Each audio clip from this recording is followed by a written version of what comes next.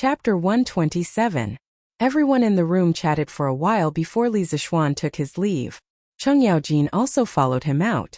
Li Zixuan and Cheng Yaojin walked side by side on the main road. He suddenly remembered that the Cheng family was also one of the shareholders of the winery. He didn't even ask for the Cheng family's permission to cooperate with Wang Renbiao in the morning. Thinking of this, Li Zixuan said somewhat embarrassedly, "Uncle Cheng, there's something I forgot to tell you today. I'll tell you now, but you can't be angry." Cheng Yaojin waved his hand carelessly and laughed. "Haha, you gave this old man a jar of strong wine just now. This old man won't be angry with you." Li Zixuan was speechless, but he also knew that Cheng Yaojin was making fun of him. After thinking for a moment, he told Cheng Yaojin about his cooperation with Wang Renbiao to open up the market of immortal drunken wine in Gentle Village and other regions. After hearing this, Cheng Yaojin became serious for once. He pondered for a long time and looked around. After confirming that there was no one around, he said to Li Zixuan, "Little Xian, this old man actually doesn't want you to get involved in the affairs of the aristocratic families. In today's world, apart from the imperial family, the 6 aristocratic families have tens of thousands of direct descendants. There are also countless officials, scholars, and Jianghu wanderers who rely on the aristocratic families. This has already formed a huge force that is enough to threaten the stability of the Tang Empire. His Majesty is already thinking of weakening the aristocratic families. If you get too involved with the aristocratic families, I'm afraid it will be detrimental to your future." After hearing this, Li Zixuan was startled. He cupped his hands and said to Cheng Yaojin, "Thank you for your reminder, Uncle Cheng. After this cooperation, this little one will try not to interact with the aristocratic families." Cheng Yaojin nodded and continued, "But little Xian, the person you're cooperating with this time is not bad. Wang Renbiao is from the Wang family of Taiyuan in Qi County. Wang Renbiao's father, Wang Yu, is now the governor of Sui Province. Wang Renbiao's mother is the younger sister of the retired emperor, Princess Tong'an. His Majesty dotes on their family, and Wang Yu is also a supporter of His Majesty. Even if His Majesty really wants to clean up the aristocratic families in the future, Wang Yu's bloodline will definitely be fine. It won't be a big problem for you to cooperate with his son." Wang Yu's father, Wang Bing, was also a powerful person. He was once the Grand Minister of the Sui dynasty, a rank 1 official. Wang Yu's wife, Princess Tong'an, was conferred the title of Grand Princess after the founding of the Great Tang. Li Er had always been especially respectful to this aunt of his. After she married Wang Yu, he visited her house many times and rewarded her with many gifts. There was once a time when Princess Tong'an was ill. Li Er personally visited her and bestowed upon her 500 maidens and maids. According to historical records, Wang Yu also had a beautiful and docile grandniece. Princess Tong'an mentioned to Li Er that Li Ji took her as his princess consort. She was Empress Wang, who was later killed by Wu Zetian. Wang Yu's grandson, Wang Fangyi, was also a famous general during the Gaozong era. From this, it could be seen that Wang Yu's family was a true aristocratic family in the Tang dynasty. Under the background of the emperor's efforts to weaken the aristocratic families, the aristocratic families were all excluded from the center of the imperial court. Very few of them were able to reach rank 4 and above. As for the branch of the Wang family of Taiyuan in Qi County, Wang Yu relied on the emperor's favor to first become a secondary 3rd-grade provincial governor. Finally, he was promoted to a secondary 1st-grade provincial governor.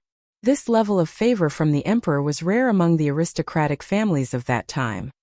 The next day, Li Zixuan, Qin Shubao, and Cheng Yaojin met up and rushed to the Han Manor. "Uncle Qin, is your body okay riding a horse? Why don't we hire a carriage for you?" Li Zixuan looked at Qin Qiong's sallow face and asked worriedly. Qin Qiong laughed and waved his hand. He said in a clear voice, "This old man is not that fragile. After taking Dr. Sun's medicine yesterday and drinking your medicine, this old man feels much better today." Cheng Yaojin said excitedly, "Then in a few months, second brother Qin will be as lively as a dragon and as lively as a tiger. When that time comes, we 2 brothers will be able to fight side by side on the battlefield. Haha, great, great." Oh! When the 3 of them arrived at the Han Manor, it was already close to noon. Li Zixuan planned to bring them directly to the Han Manor's small courtyard. Along the way, many villagers saw Li Zixuan and greeted him enthusiastically. "Oh Lord Zhu, you're here? Can you come to my house for lunch? My husband's cooking is very good." "Nonsense, old man Wang, can your husband's cooking be eaten? Lord Zhu, you should come to my house. I hunted 2 wild rabbits on the mountain yesterday and stewed them today. I hunted 2 pheasants and a rabbit this morning. Lord Zhu, come to my house for lunch. Come to my house. Come to my house." Li Zixuan hurriedly dismounted from his horse and comforted these people. Only then did they reluctantly open up a path for him. Qin Xiong and Chang Yaojin stroked their beards and stood quietly at the side. They nodded at this scene. "Xiao Xian, I didn't expect you to be so popular in the Han Manor," Qin Xiong said with a casual smile as they walked on the path in the manor. Li Zixuan said humbly, "Uncle Qin, you must be joking. This is just the love of the villagers. Actually, I didn't do much for them." Qin Xiong shook his head and smiled without saying anything. Cheng Yajin chuckled and said, "You brat, you're learning from those rotten scholars. Aren't your words sour? If second brother Qin and I praise you, you have to accept it. You're dawdling like a woman." Li Zixuan was speechless. He was just being modest out of habit. This Chang Yaojin really didn't know how to say personal things. In the Han Manor's small courtyard. "Yushi, I'm going to Plum Village in the afternoon to see how the chicken farm is doing. You're alone at home, so be careful," Han Lijing said to his daughter as he tidied up a pile of firewood in the courtyard. "Yes, father. Don't worry. I'll be fine," Han Yushi agreed. "Uncle Han, look who's here to see you." The courtyard door was only ajar and not locked. Li Zixuan directly pushed open the courtyard door and shouted at Han Lijing. When Han Yushi heard Li Zixuan's voice, she quickly turned around and looked at Li Zixuan with her big, watery eyes. Han Lijing also looked over when he heard this. He saw Li Zixuan and was about to greet him, but then he saw Qin Shubao and Chang Yaojin behind Li Zixuan. Han Lijing was about to greet them, but he couldn't say anything. His mouth was wide open as he stood rooted to the ground. "Father." Han Yushi saw that her father was rooted to the ground for a while, so she reminded him in confusion. Han Lijing immediately came back to his senses. He hurriedly got up and limped over to greet them. He first greeted Li Zixuan, then looked at Qin Shubao. His lips kept trembling, and he was so excited that he didn't know what to say. In the end, he knelt on one knee and made a military salute. He said loudly, "I'm sorry. Deserter Han Tianhu greets General Qin and General Chang." Unlike those ordinary villagers, Han Lijing had been in the army for many years, so of course he knew Chang Yaojin. When Qin Shubao came in earlier, he saw the dilapidated courtyard and the father and daughter who depended on each other. He felt a little suffocated. When he heard Han Lijing call himself a deserter, Qin Shubao couldn't hold it in anymore. He pulled Han Lijing up from the ground and shouted, "Han Tianhu, you're not a deserter. Who dares to say that you're a deserter? I, Qin Xiong, would rather give up the title of duke and make him kneel down and apologize to you. I, Qin Xiong, have never had weak soldiers, let alone deserters. Yes, who dares to say that you, Han Tianhu, are a deserter? I, Chang Yaojin, will be the first to disagree." Chang Yaojin immediately jumped out and echoed loudly. Han Lijing couldn't hold it in anymore. He knelt on the ground and cried, "General." Back then, he was seriously injured, and one of his legs was disabled. In order not to drag down the army, he left the camp without permission. Although it was with good intentions, it was still not allowed by military law. All these years, the imperial court didn't convict him of desertion, and the government never issued a warrant for him. Han Tianhu knew that it was Qin Shubao who mediated for him and helped him get off the hook. Every night when he woke up, his ears would ring with endless shouts of killing. Although he left the army, his heart was always on the battlefield. But he was still a deserter. He didn't dare to meet his fellow soldiers, and even more so, he didn't dare to meet Qin Shubao. He was afraid that he would embarrass Qin Shubao. Now that Qin Shubao had personally cleared his name and said that he wasn't a deserter, the demon that had been lingering in his heart for many years had finally dissipated. How could he not be emotional? Qin Shubao's eyes were also wet. He squatted down and pressed on Han Lijing's shoulder, comforting him. "Tianhu, you have suffered all these years." Han Lijing choked and said, "I didn't suffer. As long as the general doesn't think that I am a deserter, I am satisfied and can die without regrets. These incomparably sad words deeply touched Chang Yaojin and Qin Shubao, who had been on the battlefield for a long time. The two of them couldn't help but cry. The three men hugged each other and cried bitterly, reminiscing about the years of killing each other. Li Zixuan stood at the side and saw this scene. He was also very touched. At this time he really wanted to sing Lu Tianwang's "It's Not a Crime for a Man to Cry." But after all, he had never been on the battlefield. He couldn't empathize with these veterans like Qin Shubao and Chang Yaojin. He sighed for a while and left the three old men hugging and crying. He went to talk to Han Yushi, who was not far away. Chapter 128. In the small courtyard of the Han family. Yushi, how have you been recently? Standing side by side with Han Yushi under the parasol tree in the courtyard, Li Zixuan had a lot of things he wanted to say, but he could not bring himself to say them. In the end, he stammered for a while before squeezing out such a meaningless sentence. When Han Yushi saw Li Zixuan walking straight towards her, she was very shy and happy. Now that she heard this meaningless sentence, she could not help but secretly roll her eyes. She cursed Li Zixuan's slow EQ in her heart. She felt that she had already made it very obvious, but Li Zixuan just could not understand her feelings. She had also suspected that Li Zixuan already had someone he liked. However, later on, she saw that Li Zixuan had always been alone and liked to stick to her. This proved that Li Zixuan did not like anyone and did not hate her. After thinking about it, Han Yushi could only attribute it to Li Zixuan's slow EQ. I've been doing well recently. It's just that I kind of miss. Han Yushi was not careful and almost blurted out her true thoughts. Fortunately, she sobered up and stopped in time. Miss what? Miss what? Li Zixuan was overjoyed and quickly asked with anticipation in his eyes. I miss the iron egg. Han Yushi secretly glanced at Li Zixuan's handsome face and understood the anticipation in his eyes. Although she was happy in her heart, she swallowed the words that were about to come out of her mouth. How could a girl take the initiative to admit such a thing? Therefore, her mind raced and she quickly thought of this excuse to smooth things over. Oh, you missed the iron egg. Li Zixuan was overjoyed by this sudden turn of events and scratched his head in disappointment. Yushi, go and prepare some food and wine. General Qin, General Cheng, and young master are all having lunch at our house. After the three old men in the courtyard finished crying, Han Lijing walked over and said to Han Yushi, Yes, father. Your daughter will go now. Han Yushi responded and glanced at Li Zixuan before walking to the kitchen. Today was also the first time she had seen her father cry. She secretly thought of making something delicious for lunch so that her father wouldn't be so sad anymore. Young master, General Qin, General Cheng, let's go inside and sit. Uncle Han, please accompany Uncle Qin and Uncle Cheng in and have a seat first. I brought some pastries, wine, and dishes. I'll bring them to the kitchen and let Yushi heat them up. After Li Zixuan finished speaking, he slipped out of the courtyard like a wisp of smoke and took the bundle from the horse. Han Lijing could only take Chang Yaojin and Qin Shubao into the house to rest. Before Chang Yaojin entered, he looked at Li Zixuan suspiciously. Yushi, you don't have to cook other dishes. I brought a lot of dishes over. You can just heat them up and eat them. Li Zixuan walked into the kitchen with a big food box and said. He came today not only to bring 2 pots of wine for Chang Yaojin, but he also asked the cook at home in advance to make a few dishes that could only be eaten by the Li family and brought them over.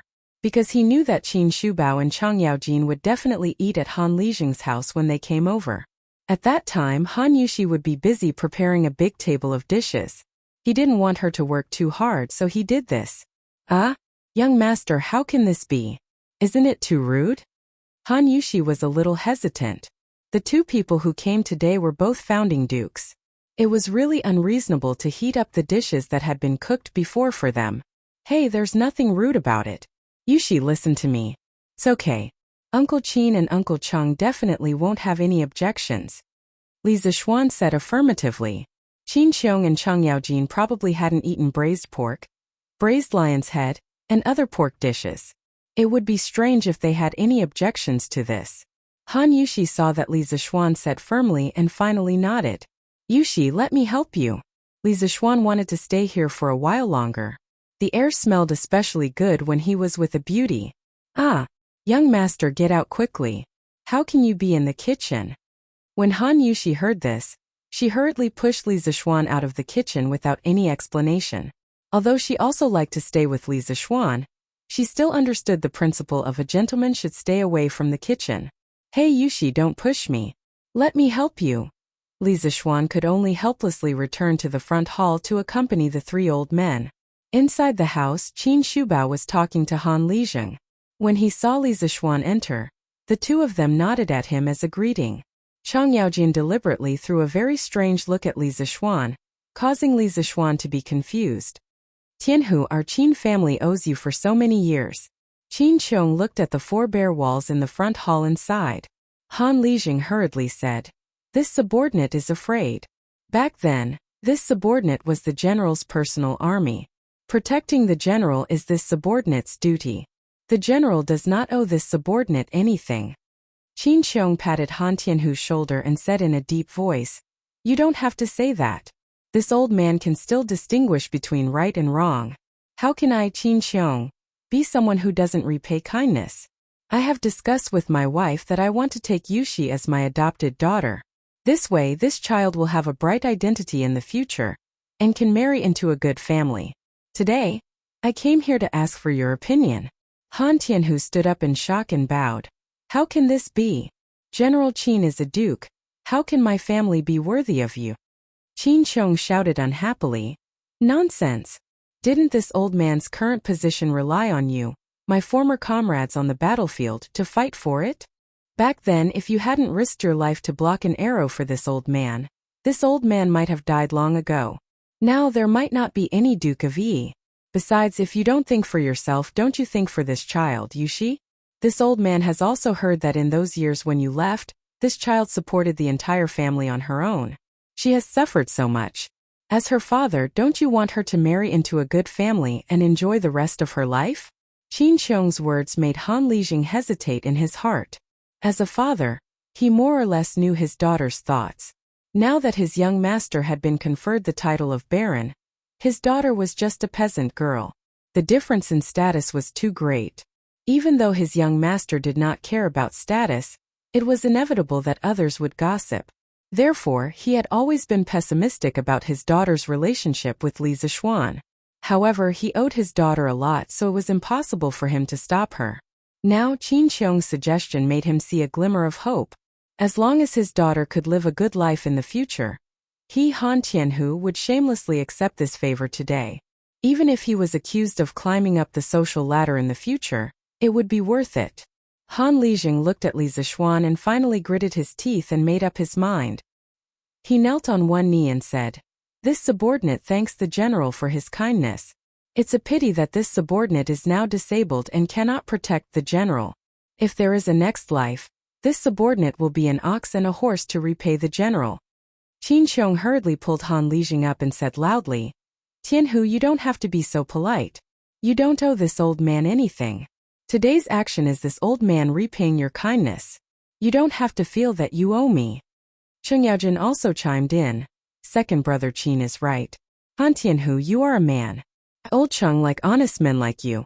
Later, you must accompany me for a few drinks. Han Tianhu smiled and cupped his hands. I dare not disobey.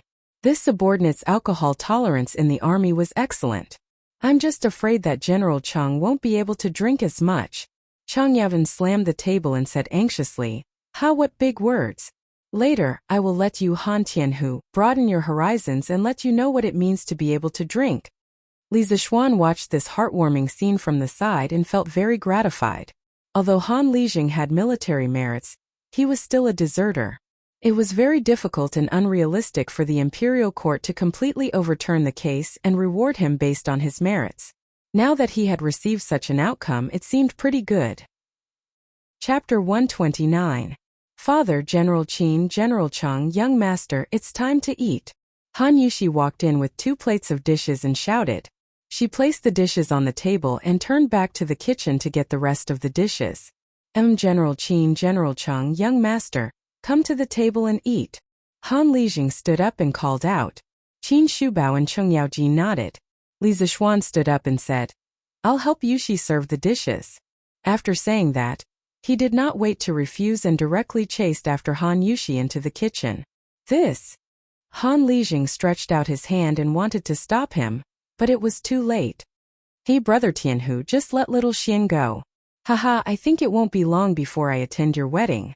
I wonder if old Han's family has a daughter, Red? Cheng Yaojin winked and laughed mischievously. After Qin Xiong heard this, he suddenly understood. He smiled and looked at the direction Li Zixuan disappeared in thoughtfulness. Ah, young master, why are you in the kitchen again? Han Yushi had just entered the kitchen when she heard footsteps coming from behind. She turned around and realized that it was Li Zixuan. She was shocked. Yushi, let me tell you a secret. In order to avoid being chased out again, Li Zixuan pretended to be mysterious and said, "What secret?" Han Yushi's curiosity was piqued as she asked doubtfully. "Come closer, I'll tell you." Li Zixuan hooked his finger and pretended to be careful as he said. Han Yushi hesitated. If she really leaned over, it would be too ambiguous. However, she saw Li Zixuan's mysterious face, as if he really had something important to tell her. She thought for a long time, but in the end she could not hold back the curiosity in her heart. She leaned her ear over and said shyly, "Young master, tell me quickly. My father and the others are still waiting to eat." Li Zixuan was about to speak when he smelled a charming fragrance. He thought to himself that there was no shower gel or shampoo in ancient times. He did not know where the fragrance on Han Yushi's body came from. He caught a glimpse of Han Yushi's tender and fair neck and sparkling earlobes. For a moment, he could not help but feel a little moved. He really wanted to kiss her neck and earlobes. Han Yushi was tickled by Li Zixuan's hot breath beside her ear, but she waited for a long time and did not hear Li Zixuan speak. She thought that Li Zixuan was deliberately teasing her, and she could not help but feel a little embarrassed. When Li Zixuan saw that Han Yushi was about to turn her head, he hurriedly swallowed the saliva in his mouth. He forcefully suppressed the thoughts in his heart and said in a low voice, "Yushi, in a moment Dookie wants to recognize you as his adopted daughter. You have to be mentally prepared." "Ah, what?" When Han Yushi heard this, she did not care about the shyness in her heart and asked in disbelief. Li Zixuan smiled and said, "What I said is true. Let's take the dishes out quickly." After saying that, he did not care about Han Yushi, who was still in a daze at the side. He carried 2 plates of dishes and went out. "Sigh." Han Yushi reacted and was about to ask Li Zixuan to put down the dishes, but Li Zixuan had already walked far away. She stomped her feet in anger, but she felt a little sweet in her heart. When the dishes were served, Han Lijing said to Han Yushi, "Yushi, father wants to tell you something." "Tianhu, let me say it." Qin Xiong waved his hand and interrupted. Then he looked at Han Yushi and asked, "Yushi, my wife and I want to take you in as our adopted daughter. We just discussed it with your father and he agreed. What do you think?" Although Han Yushi had just heard Li Zixuan mention this in the kitchen, she still could not hide her surprise when she heard Qin Shubao say it himself. She looked at her father hesitantly, hoping to get some pointers from him. Seeing Han Lijing gently nod his head, Han Yushi bowed and said, "Yushi greets foster father." "Haha, good child, quickly get up." Qin Xiong laughed heartily, but it was not appropriate for him to pull her up. He could only tell Han Yushi to get up quickly. Han Yushi stood up and poured a cup of tea for Qin Xiong. She raised it with both hands and bowed as she said, "Foster father, please have some tea." Qin Xiong was grinning from ear to ear. He took the teacup, took a sip and put it down. He said, "Good child, go to the Qin manor to visit your foster mother another day. She likes a sensible daughter like you very much." "Yes, foster father," Qin Xiong said with a smile. "All right, you will be my daughter from now on. If anyone dares to bully you, just tell me. I will definitely uphold justice for you." Han Yushi's heart warmed as she thanked him sincerely. "Thank you, foster father." "Haha, second brother Qin, you have taken in an adopted daughter today. This is a joyous occasion. We must drink to our heart's content. Brother Tianhu, don't you think so?" "Haha." Cheng Yaojin laughed heartily. He looked at the delicious food on the table and thought of the wine Li Zixuan brought. He could not help but want to eat. General Cheng is right. I must toast to the 2 generals today. Han Lijing smiled. Cheng Yaojin could not wait and said, "Haha, Xiao Xian, quickly take out the good wine you brought." Li Zixuan smiled as he went to take 2 pots of wine and put them on the table. He said to Qin Shubao, "Bad wine will hurt your stomach. Uncle Qin, your old injury has not healed yet. You should not drink this kind of strong wine. You should drink the fruit wine." Qin Shubao opened his mouth and looked depressed. However, in his opinion, Li Zixuan was equivalent to half a doctor. He could not refute and could only nod helplessly. Chang Yaojin glared and said, "Xiao Xian, the medicinal wine you took before, second brother Qin was fine after drinking it. Why can't he drink it now?" Qin Shubao's eyes lit up when he heard this. He looked at Li Zixuan. Li Zixuan still shook his head and said, "Uncle Cheng, these are 2 different things. The wine in the medicinal wine is just a catalyst. The main body is still medicine. Uncle Qin's old injury is very bad for his recovery if he drinks this kind of strong wine. Yushi, go and get some fruit wine. I will drink with Uncle Qin." Han Yushi responded and went to the inner room to get the fruit wine. Chang Yaojin could only say gloomily, "Forget it. Brother Tianhu, let's drink a few cups today." "Haha, I dare not to." After the meal, Chang Yaojin and Han Lijing were both drunk. After all, the immortal drunk was too strong.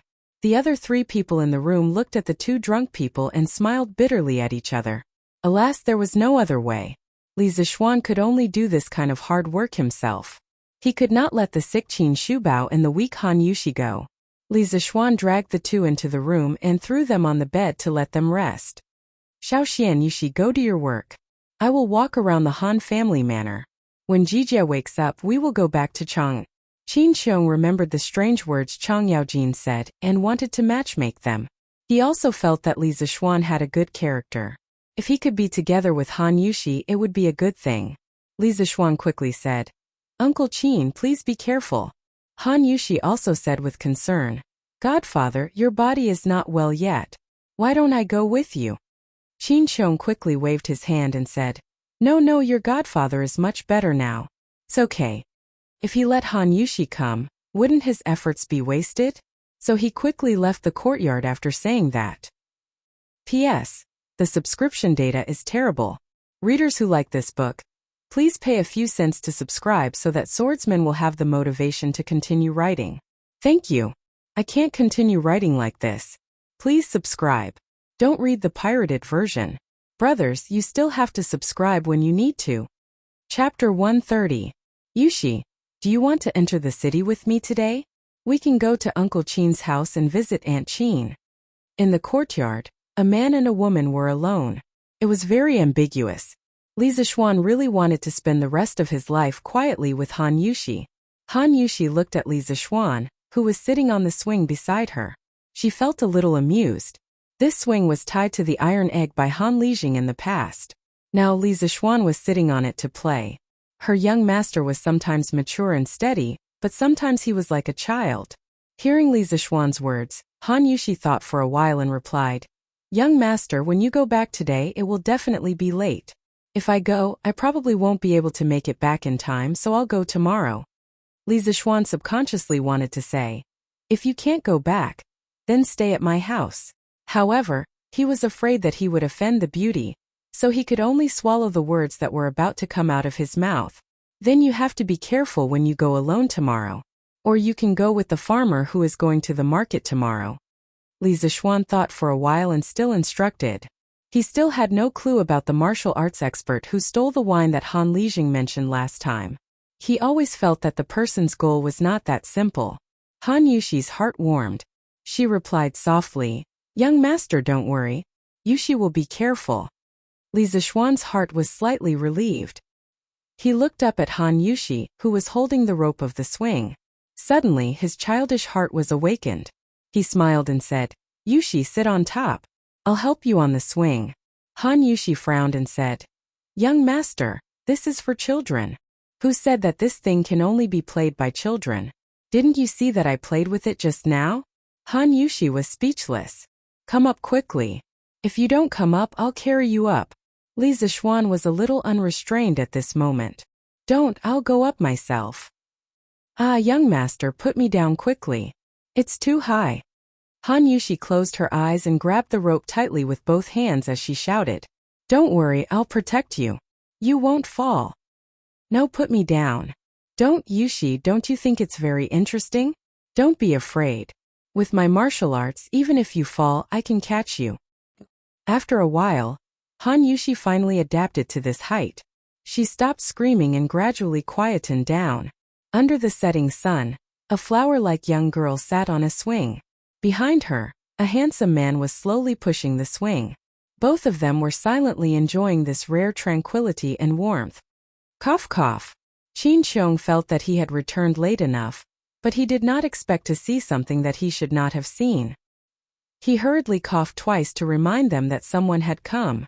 Han Yushi was like a frightened rabbit. She hurriedly grabbed Li Zixuan's hand and signaled him to stop pushing. Then Han Yushi got off the swing. Li Zixuan only felt a burst of warmth and smoothness in his hand, and he couldn't help but stop. Then the wonderful touch disappeared, and he couldn't help but feel a sense of loss. Godfather, you're back. Han Yushi clenched her hands and greeted Qin Xiong like a child who had done something wrong. Yes, I'm back. Qin Xiong naturally pretended that he didn't see anything and replied, Uncle Qin, how was your tour of the manor? Li Zixuan spoke to hide his awkwardness. When Qin Xiong heard this, he stroked his beard and said half-jokingly, this old man discovered that the villagers of this Han manor are clearly much wealthier than the people in other manors. Xiao Xian, you're a good landlord. Li Zixuan chuckled and said, you're flattering me. Qin Xiong wanted to say something but hesitated. In the end he said, Little Xian, come out with me. I have something to ask you. With that, he walked out of the courtyard, leaving Li Zixuan with his back. Li Zixuan looked at Han Yushi and said, Yushi, I'm going out for a while. Go and see if Uncle Han and Uncle Chang are awake. Han Yushi nodded. At the same time, she was a little nervous. She didn't know what her godfather wanted to say to Li Zixuan. Could it be that he and she... please don't be like that. Han Yushi blushed at the thought of this and hurried into the house. Outside the courtyard, Qin Xiong stood under a tree with his hands behind his back, waiting for Li Zixuan to come over. Uncle Qin, why are you looking for me? Qin Xiong turned around and looked at Li Zixuan. He asked with a serious face, Little Xian, tell me the truth. Why are you raising so many chickens? Li Zixuan said curiously, Uncle Qin, didn't I already say it at the morning court? You were there too. Qin Xiong shook his head and said, I believed you before, but I went to the chicken farm in the back mountain of the Han Manor today. I don't believe your excuses now. Tell me the truth. Li Zixuan asked curiously. Why? Qin Xiong sneered. Humph, you're still lying to me. I just went up the mountain to take a look. Every chicken farm on the mountain has a person training the chickens. If it's just because of the two reasons you mentioned before, why do you have to do this? What are you hiding? Can you tell me? Li Zixuan suddenly understood. So this was the problem. However, he really couldn't tell anyone about the locust plague. Otherwise, there would be trouble. He was in a dilemma. Uncle Qin, you're right. This matter is indeed not that simple. However, please forgive me for not being able to tell you the real reason. Li Zixuan gritted his teeth. Qin Xiong heard this and quickly stepped forward. He grabbed Li Zixuan's arm and said anxiously, What can't you tell me? I'm not a talkative person. Don't you trust me? Li Zixuan hurriedly waved his hand and explained, It's not like that. Uncle Qin, don't misunderstand. I definitely don't mean that. It's just that I really can't tell anyone about this. Uncle, please don't make things difficult for me. Qin Xiong released his hand and turned around. He looked at the setting sun and sighed. Forget it, I won't force you. However, I feel that something big is going to happen behind this. This old man joined the army when he was young, and after many twists and turns, he finally joined the Great Tang. After hundreds of battles, the world was finally at peace. Even if this old man fell ill, this old man has no regrets, because the Han people can finally settle down and recuperate. Little Xian, you're the disciple of an immortal. You may not know the suffering of the human world. A few years ago, the world was in chaos and the Central Plains was empty. People's lives were worse than dogs. I really can't bear to see the people suffer. Because the people's suffering is the shame of us Tang Empire soldiers. We didn't protect them well. Qin Xiong turned around and stared into Li Zixuan's eyes. He said seriously, I've heard that spiritual master Ling Su is one of the immortals. He has great wisdom and ability. As his disciple, you must know many things. I don't care what you're hiding, but I hope that before you do anything, you can consider the people's lives. The people have suffered enough. Chapter 131. Under the tree outside the Han family's courtyard. The old man and the young man were silent. Finally, Qin Xiong broke the silence. He looked up at the sky and said, "It's getting late. Call Jijie.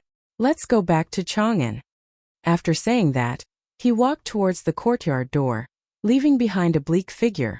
Li Zixuan looked at the old man who had fought for the country all his life. He couldn't bear it. Seeing that Qin Xiong was about to reach the door, he said, "Uncle Qin, please wait. I'll tell you the truth." Qin Xiong stomped his feet, turned around and then walked over. He looked at Li Zixuan and nodded with gratification. After saying "good child," he quietly stood to the side and listened to Li Zixuan continue. Li Zixuan thought for a moment and said, "Uncle Qin, the reason I have so many chickens is because of a prophecy my master left behind. My master said that in June next year, there will be an unprecedented plague of locusts in the Tang Empire." As Li Zixuan spoke, Qin Xiong's face grew more and more serious. After Li Zixuan finished telling his father the story he had told that night, Qin Xiong couldn't help but point at Li Zixuan and scold him. "You bastard! Why didn't you tell His Majesty about this earlier? Can you bear to watch the people of the other provinces starve to death when the plague of locusts comes? I only realized today that you, Li Zixuan, have such a heart of stone. What good will it do you to let the people starve to death? Could it be that you, the son of an immortal, really want to become an immortal?" Qin Xiong's words pierced Li Zixuan's heart, and Li Zixuan was instantly covered in wounds. He thought of all the hard work he had done in the past few months, only to be criticized by Qin Xiong as selfish. The grievance and anger in his heart immediately gushed out. He could no longer hold it in and roared angrily. "Do you think I want to hide it? If I told His Majesty the truth, would His Majesty believe me? They might even punish my family and implicate my nephew's parents. Moreover, once this matter spreads out, it will surely cause panic among the common people. At that time, countless people will madly fight for food, and it will surely cause the price of food to soar. How can this nephew bear such a crime?" Qin Xiong was stunned. Li Zixuan took a deep breath and continued. "The plague of locusts is only my master's prophecy. If the plague of locusts doesn't come when the time comes, wouldn't the people of the world have worried for nothing? When that time comes, I will definitely be condemned by everyone and be cursed for eternity. I'll be fine. At worst, I'll be like my master back then, living in seclusion and living a carefree life. But what about my father, mother, and sister? They still had to continue living on the land of the Great Tang. Moreover, do you really think this nephew can bear to watch the common people suffer? If that was really the case, then why did that brat bother to raise 150,000 chickens in the Han village and Plum village? Do you think this kid has a heart of stone? Like you, this nephew loves the land of the Great Tang and deeply loves the people of the Great Tang. This nephew also wants to save them very much." After Li Zixuan finished speaking, he let out a long sigh and leaned against the tree trunk dejectedly. He closed his eyes and said no more. If one looked carefully, one could see that there were tears in his eyes. Qin Xiong stood there with a complicated expression. His expression changed for a while before he finally sighed. He walked over and patted Li Zixuan's shoulder lightly. "Little Xian, this old man misunderstood you just now. Please don't take it to heart." Li Zixuan hurriedly said, "Uncle Qin, what are you saying? I know that you truly care about the country and the people, and your heart is for the common people. This nephew's tone just now was very offensive. Please don't take it to heart." He had suppressed the matter of the locust plague in his heart for a long time. He knew that what he was doing now could only save a portion of the common people. When the time came, there would still be tens of thousands of common people who would suffer. He felt very uncomfortable, but he had no other choice. Call him selfish or cold-blooded, but he had to consider his family before doing anything. Today he finally found someone to vent his feelings, but he was criticized. The negative emotions that he had suppressed for a long time finally erupted. Although he felt much better now, he also realized that his tone just now was too harsh. Qin Xiong shook his head and said, "It's normal for young people to be angry. This old man will not blame you. But little Xian, is there really no other way? Li Zixuan thought for a while and replied, since ancient times, haven't the kings of the past been helpless in the face of the locust plague? I also want to save more common people, but this nephew's ability is limited. There really is no other way. Qin Xiong was silent for a long time. Then he sighed deeply. At this moment he seemed to have aged 10 years. He angrily punched the tree trunk and said unwillingly, this old man will go back today and draft a secret report. Tomorrow, I will present it to His Majesty. If His Majesty has any blame, this old man will bear it. Li Zixuan was shocked. He waved his hand to stop him and said, absolutely not. The locust plague is only a prophecy. There is no conclusive evidence. Uncle Qin, please think twice. Don't be rash. Qin Xiong shook his head and said, little Xian, it's better to believe in this kind of thing than not. Otherwise, when the locust plague really comes, all we can do is wait for death. Moreover, the weather this year is so abnormal. It's just May and it's already so hot. This old man estimates that there will be a drought this year. As the saying goes, after a drought there will be locusts. Your master's prophecy is not without reason. Your strength is limited. If you want to save all the common people of the Tang Empire, you have to rely on the power of the imperial court. But Li Zixuan wanted to continue dissuading him, but Qin Xiong waved his hand and stopped him. Little Xian, you don't have to persuade me anymore. This old man has been on the battlefield all my life. It's not easy to see the world at peace and the common people living and working in peace. I will not watch them starve to death because of the locust plague. My hands are already stained with the blood of countless people. I should have been taken away by the heavens long ago and fallen into the cycle of reincarnation. Now, I can still use this broken body to do something for the common people. Even if I am condemned by His Majesty or condemned by everyone, this old man will have no regrets. Li Zixuan was moved by the old man's sad words. He felt that he was so small compared to Qin Xiong.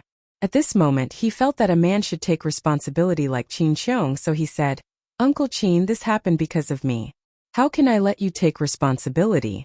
Uncle Qin, please report to His Majesty. If His Majesty wants to punish you, I will take responsibility with you. Qin Xiong said in surprise. How can I do that? Little Xian, you are still young and have a long way to go. Don't let your emotions affect your decisions.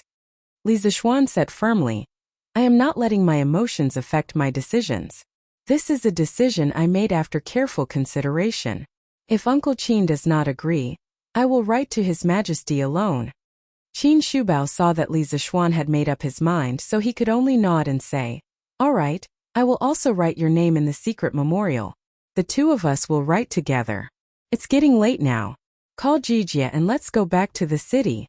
Li Zixuan returned to the small courtyard and found Han Yushi waiting for him in the courtyard. He smiled at her, indicating that he was fine. Chang Yaojin sat in the courtyard with his eyes slightly closed. He probably hadn't completely recovered yet. He didn't see Han Lijing. He was probably still drunk. Li Zixuan went over to say a few words to Han Yushi, and reminded her again to be careful when she entered the city tomorrow. Then he pulled Chang Yaojin, who was slightly sober, and called Hu Jing and his brother over. Anyway, they were just 2 children and weren't heavy. Each of them could sit on one more. Just like that, the 5 of them rode 3 horses and left the Han family village. Under the setting sun, they rushed towards Chang'an City. Oh! Chapter 132. In the evening, the 5 of them finally returned to Chang'an. After parting with Chang Yaojin and Qin Xiong at Yanqing Gate, Li Zixuan dismounted from his horse and walked home with Hu Jing and his brother. He had the servants settle the siblings in 2 rooms on the west side of Mingyue Pavilion. At this time Wang Zhong came to find him. Young master, this is the account book that shopkeeper Lu sent over today. He said he wants you to take a look. Wang Zhong handed over a small booklet and said respectfully. Li Zixuan nodded and took the booklet curiously. He was shocked when he opened it. It turned out that it was the profits of the Drunken Immortal restaurant for the past few days. The day before the launch of the Drunken Immortal restaurant, the Drunken Immortal restaurant earned a total of 352 strings of cash. On the day of the launch of the Drunken Immortal restaurant, the Drunken Immortal restaurant earned a total of 672 strings of cash. On the second day, they earned 956 strings of cash. On the third day, they earned 1,167 strings of cash. Today they earned 1,450 strings of cash.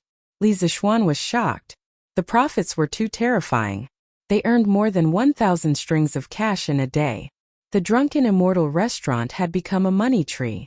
It seemed that he only needed to lie at home and count money in the future. Li Zixuan thought happily. Haha, not bad, not bad. Uncle Wang, tell shopkeeper Lu to do well. Li Zixuan chuckled as he handed the account book back to Wang Zhong.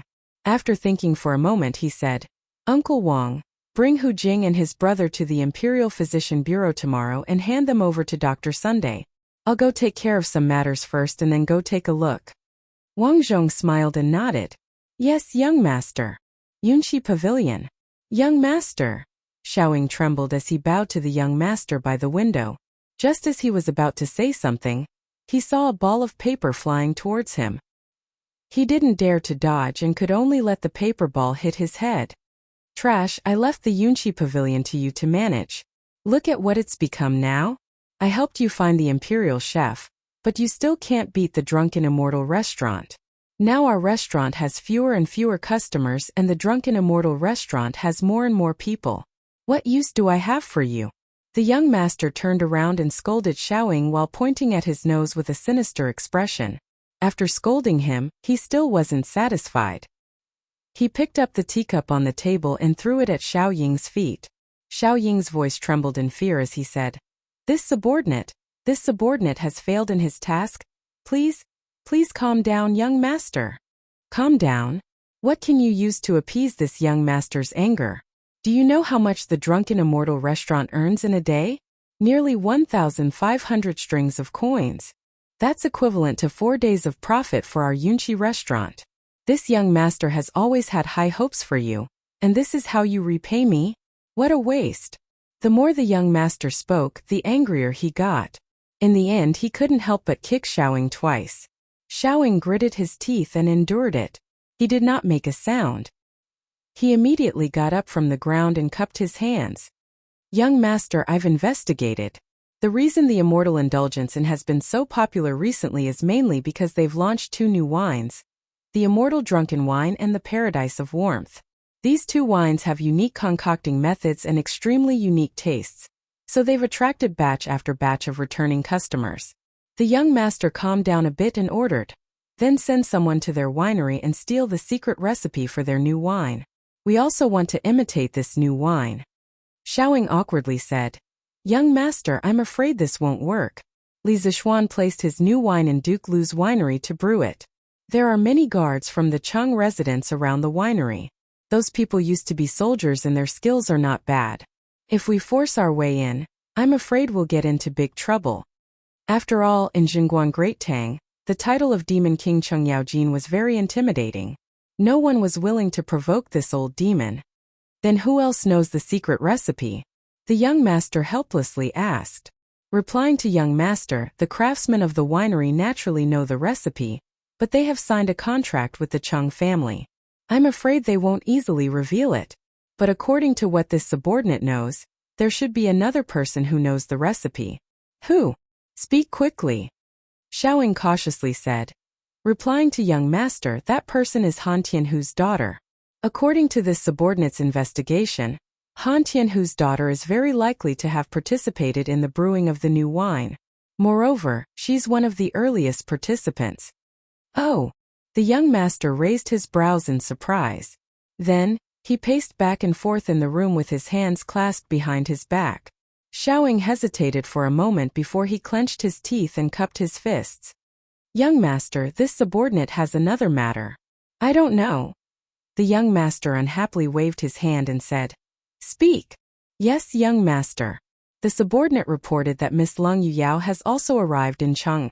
Yesterday, she and eldest young master went to Li Zixuan's residence and stayed there for a total of 2 hours. As for what they discussed, this subordinate doesn't know. The young master halted his steps upon hearing this. His expression changed before he finally scolded with a cold expression. It's this little bitch again. Send someone to investigate what my big brother discussed with Li Zixuan yesterday. This young master feels that this matter isn't simple. Xiaoying cupped his fists and replied, "Yes. This subordinate will arrange it now." "Wait," the young master muttered. "There's no need to investigate. According to my big brother's usual style, I reckon that he most likely went to find Li Zixuan to cooperate. It's too late to investigate now. The immortal drunken wine's profits are huge. No matter what agreement they reached, it's extremely disadvantageous to us. We must find a way to turn the situation around as soon as possible. Otherwise, this young master will definitely lose this clan's trial." Xiaoying softly said, "I'll follow young master's instructions." The young master thought for a moment before saying to Xiaoying, "Come closer." Xiaoying hurriedly did as he was told. The young master whispered a few words in his ear before returning to his normal voice. "Do you understand?" Xiaoying replied, "This subordinate understands. Young master, please rest assured that nothing will go wrong." The young master coldly said, "If there are any more mishaps, you don't need to live anymore." Xiaoying's body trembled as he cupped his fists and said, "Yes." The young master continued, "This immortal drunken wine's profits are so huge. We're definitely not the only ones keeping an eye on it. You have to move quickly and pay attention to propriety. Don't kill anyone. If this matter gets out of hand, this young master won't be able to explain. Do you understand?" Xiaoying nodded and said, "This subordinate understands." The young master nodded with satisfaction and instructed, "To ensure that nothing goes wrong, you'll go this time as well. But if this matter is exposed, you must not reveal your identity. This time all of you should avoid Han Tianhu as much as possible. Don't cause any trouble." "This subordinate understands." The young master waved his hand and said, "Go. The faster the better." Xiaoying slowly retreated. In the room after a long time, the young master's muttering voice could be heard. "Since young you've always been better than me in everything. Everyone looked down on me. This time I definitely won't lose to you again." However, no one noticed that a black-clothed man on the roof lightly flew away. Chapter 133. Azure Dragon District, Wang Renbiao's residence. "Young lord, that's all Yu Yao heard. As for what second young lord said to Xiaoying, Yu Yao doesn't know." Leng Yuyao softly reported to Wang Renbiao in an exquisitely decorated room. Wang Renbiao stood up, closed his fan, and gently tapped his left hand. He slowly walked to a row of bookshelves, pondered for a moment and sighed. "Alas, Yaoer, even if you didn't hear those words, this young lord can guess most of it. It seems that this younger brother of mine is going to do something foolish." Leng Yuyao was curious, but she didn't ask. This was also her nature. In her mind, if the young lord was willing to tell her, he would tell her even if she didn't ask. Wang Renbiao hesitated for a moment, then finally made up his mind. No, Li Zixuan is no longer the same as before. If second brother is allowed to do as he pleases, it will definitely bring disaster to the Wang family. Besides, I just started working with Li Zixuan. How can I let him ruin it? Yaoer, leave immediately and secretly follow Xiaoying. If he does anything unusual, immediately send a message to me. Leng Yuyao nodded. Yes, young lord. With that, she picked up her sword and was about to leave. Wait. Wang Renbiao called out to stop her. Leng Yuyao turned back and asked, Young lord, do you have any other orders? Wang Renbiao took a deep look at Leng Yuyao's beautiful eyes and said in a deep voice, Be careful in everything you do. Don't try to be brave. If you're discovered, remember to withdraw in time. Nothing is more important than your life. A trace of gentleness flashed across Leng Yuyao's frosty face. She said softly, Don't worry, young master. Yuyao's divine breathing technique is a secret technique of my sect. Even a grandmaster-level expert would find it hard to detect it. Wang Renbiao nodded. Leng Yuyao pushed open the door and left the courtyard, disappearing without a trace in a flash. The next day, in Taiji Palace, the morning court had reached its end. Your Majesty, the 30,000 curved plows manufactured by the Ministry of Works have all been distributed to the county offices near Chang'an. They will be rented or sold to the farmers. Yin Lai bowed. Li Er nodded in satisfaction. That's great. Minister Yin, you've worked hard. Although it's a little late for spring plowing now, we can still recover some of the losses for the people. Your Majesty is wise. After saying that, Yen Lide returned to his original position. Is there anything else you would like to report? Li Er secretly rubbed his old waist and asked the officials. In his heart, he thought that he seemed to have overworked himself last night. He should get the imperial chef to make some tiger penis soup to replenish his energy. The ministers looked at each other and then lowered their heads. Seeing this, Li Er announced the end of the court session. Not long after, the officials dispersed. Only Qin Xiong walked out and quietly turned back. After Li Er left the court, he went to the back hall of Taiji Palace.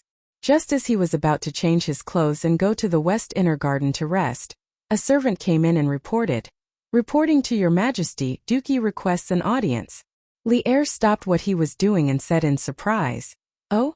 What business does Xu Bao have? Hurry up and announce it." "Yes." The attendant cupped his hands in acknowledgement and slowly retreated. A moment later, Qin Xiong walked in shakily and bowed to Li Er. "Greetings, your majesty." Li Er hurriedly said. "Xu Bao, quickly dispense with the formalities. Men, give me a seat." The attendant brought over a stool.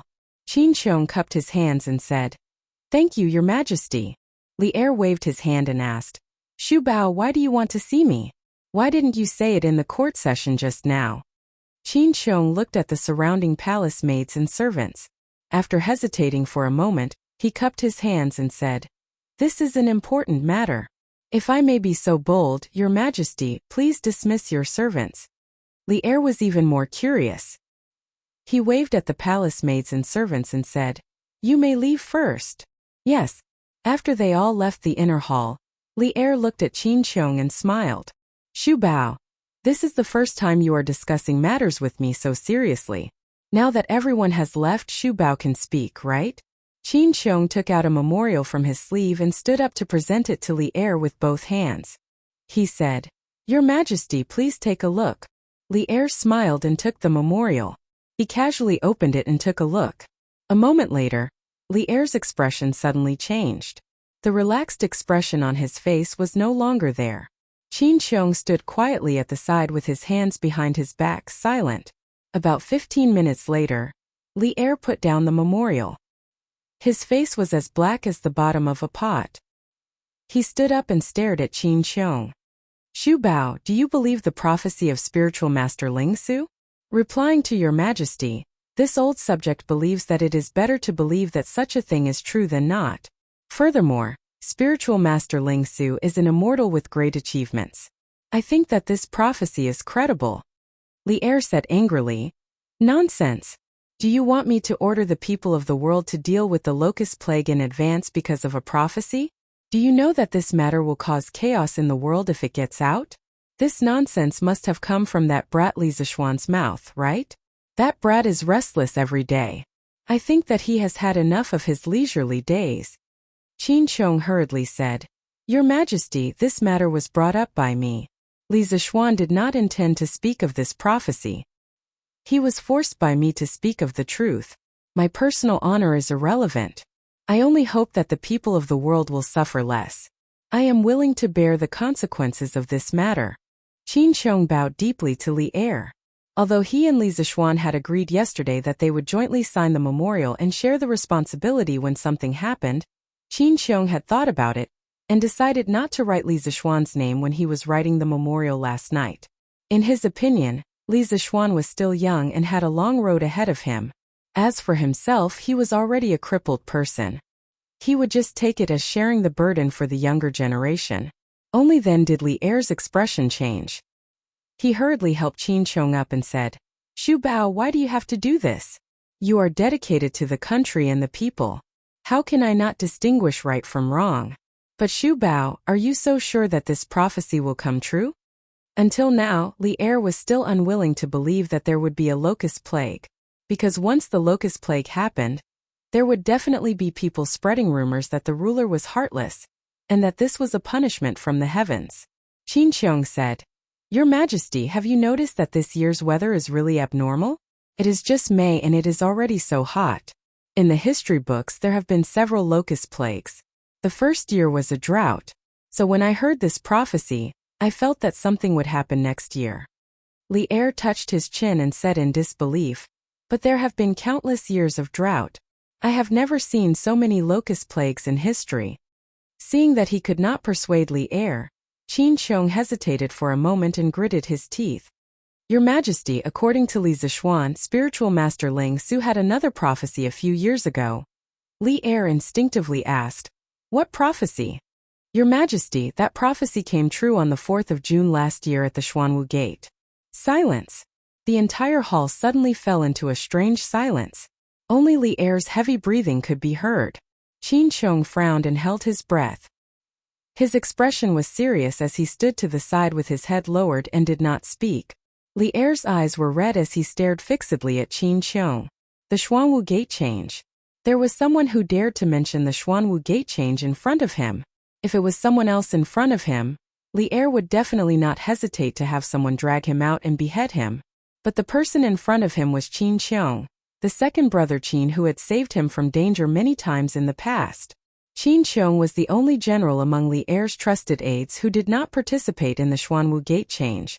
Later, the court officials all thought that Li Er would completely ignore Qin Xiong because of this. But they did not know that Qin Xiong's position in Li Er's heart had never been shaken. After a long time, Li Er flicked his sleeves and turned around. He shouted coldly, Come, summon Li Zishuan into the palace. Yes. Chapter 134.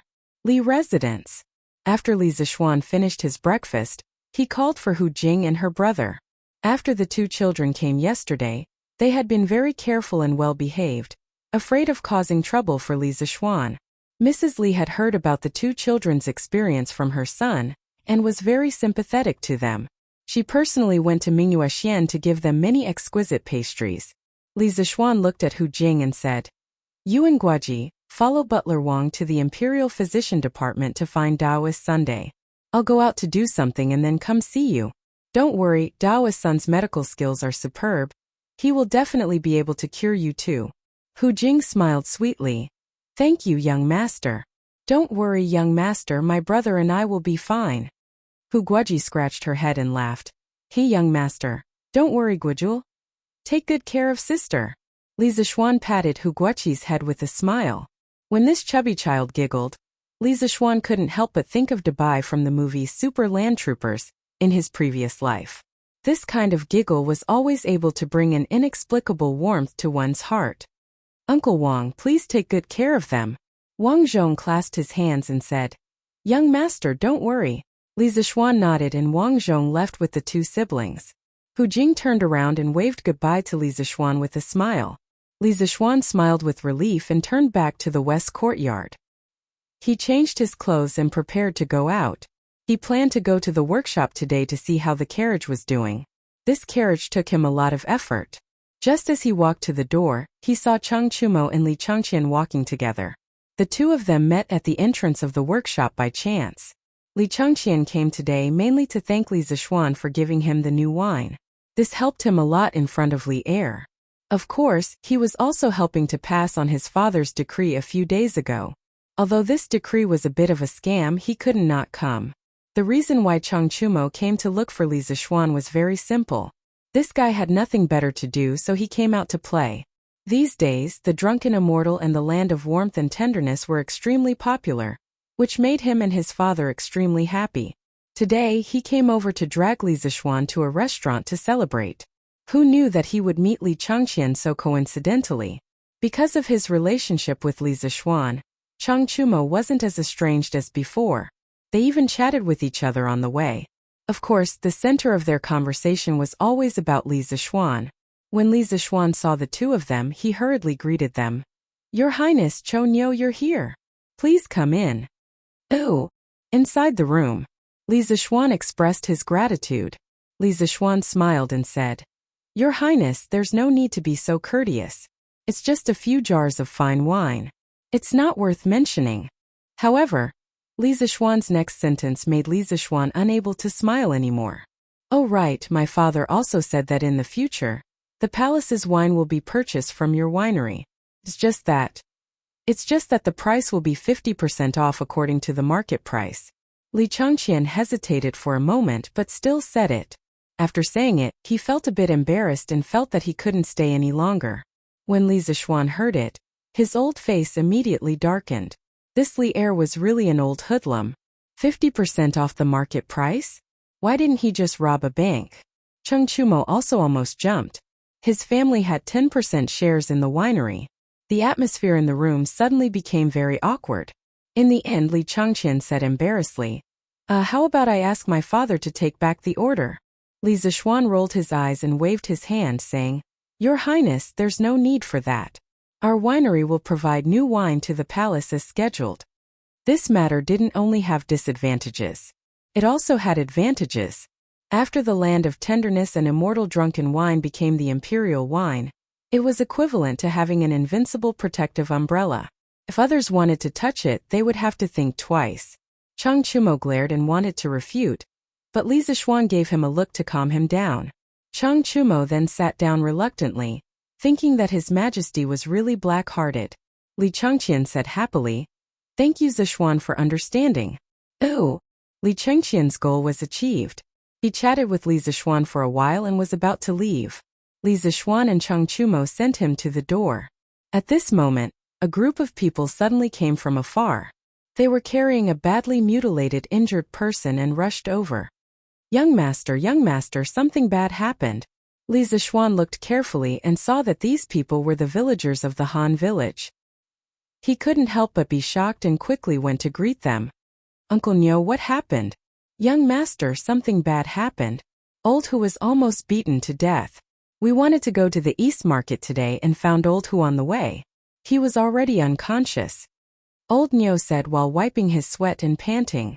Li Zishuan then noticed Old Hu was being carried by a few people behind him. He saw that Old Hu was covered in blood, as if he had walked out of a blood pool. Li Zishuan was shocked. He quickly squatted down and patted Old Hu's face and shouted, Uncle Hu, wake up, wake up. After shouting for a long time, Li Zishuan tried to pinch Old Hu's philtrum. Old Hu groaned and opened his eyes with a painful expression.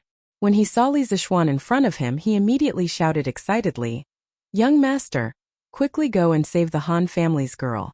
She was taken away. Boom! Like a bolt from the blue, Li Zishuan was immediately shocked by this news and was stunned on the spot. Little Xian, what's wrong? Chung Chumo walked over and saw Li Zishuan as if he had lost his soul. He quickly shook his arm and asked with concern. Li Changqian also looked at him with a worried face. Li Zishuan immediately reacted. Now was not the time for him to be sad. He looked at Old Hu and asked anxiously, Uncle Hu, quickly tell me where Yushi was taken, who took her, and where did they take her? Old Hu held his breath, afraid that he would faint at this critical moment. He quickly bit the tip of his tongue, and blood immediately flowed out of the corner of his mouth. He said weakly, Young master, it's four black-clothed masked men and a group of bandits. Me and Han girl at Rhinoceros Slope were blocked by them. Old Hu couldn't beat them. Han girl was taken away by them. They went to the Qinling Mountains. Young master, quickly go, save. Before Old Hu could finish speaking, he fainted again. Ridiculous, little Xian, don't worry. I'll go back now and ask my father to send someone to help you find her. Han Yushi is now Uncle Qin's adopted daughter. I believe Uncle Qin will also send someone to help you. Chung Chumo understood the whole story and immediately shouted. Li Changqian also said, These bandits are too arrogant. Zishuan, don't be impulsive. I'll go back to the palace and report to my father. I'll send the Yulin guards to help you find her. Li Zishuan's heart was in a mess. The woman he loved the most had been taken away. He only wanted to kill someone at this moment. He wanted to save her. Even if the other party had thousands of experts, he was not afraid. He still wanted to go. He couldn't even protect his own woman. What kind of man was he, Li Zishuan? Your Highness, I'll have to trouble you to send Uncle Hu to the Imperial Medical Department. I'll go save Yushi. His voice was bone-chilling without a trace of emotion. After he finished speaking, he went into the house to take the wind-chasing sword. Ignoring the dissuasion of his two good brothers behind him, he mounted his horse and was about to leave. Then he heard a sharp voice from the side. Lord Li, His Majesty summons you to the palace for an audience. Quickly follow me into the palace. Li Zishuan fiercely slapped the horse's belly. He ignored the attendant who delivered the decree and rushed out like a gust of wind, leaving only an angry roar. I don't have time. The attendant was so scared that he fell to the ground, not knowing how to return to the palace and report the decree. Li Changqian hurriedly had people carry old Hu to the Imperial Medical Department and called for the captain of his personal guards. Wu San, quickly mobilize all the Imperial guards in the Eastern Palace to assist Li Zixuan in investigating Miss Han's whereabouts. Yes. Wu San bowed in agreement. Then he quickly called for 2 personal guards and ordered them to protect the crown prince. He mounted his horse and returned to the Eastern Palace to mobilize the troops.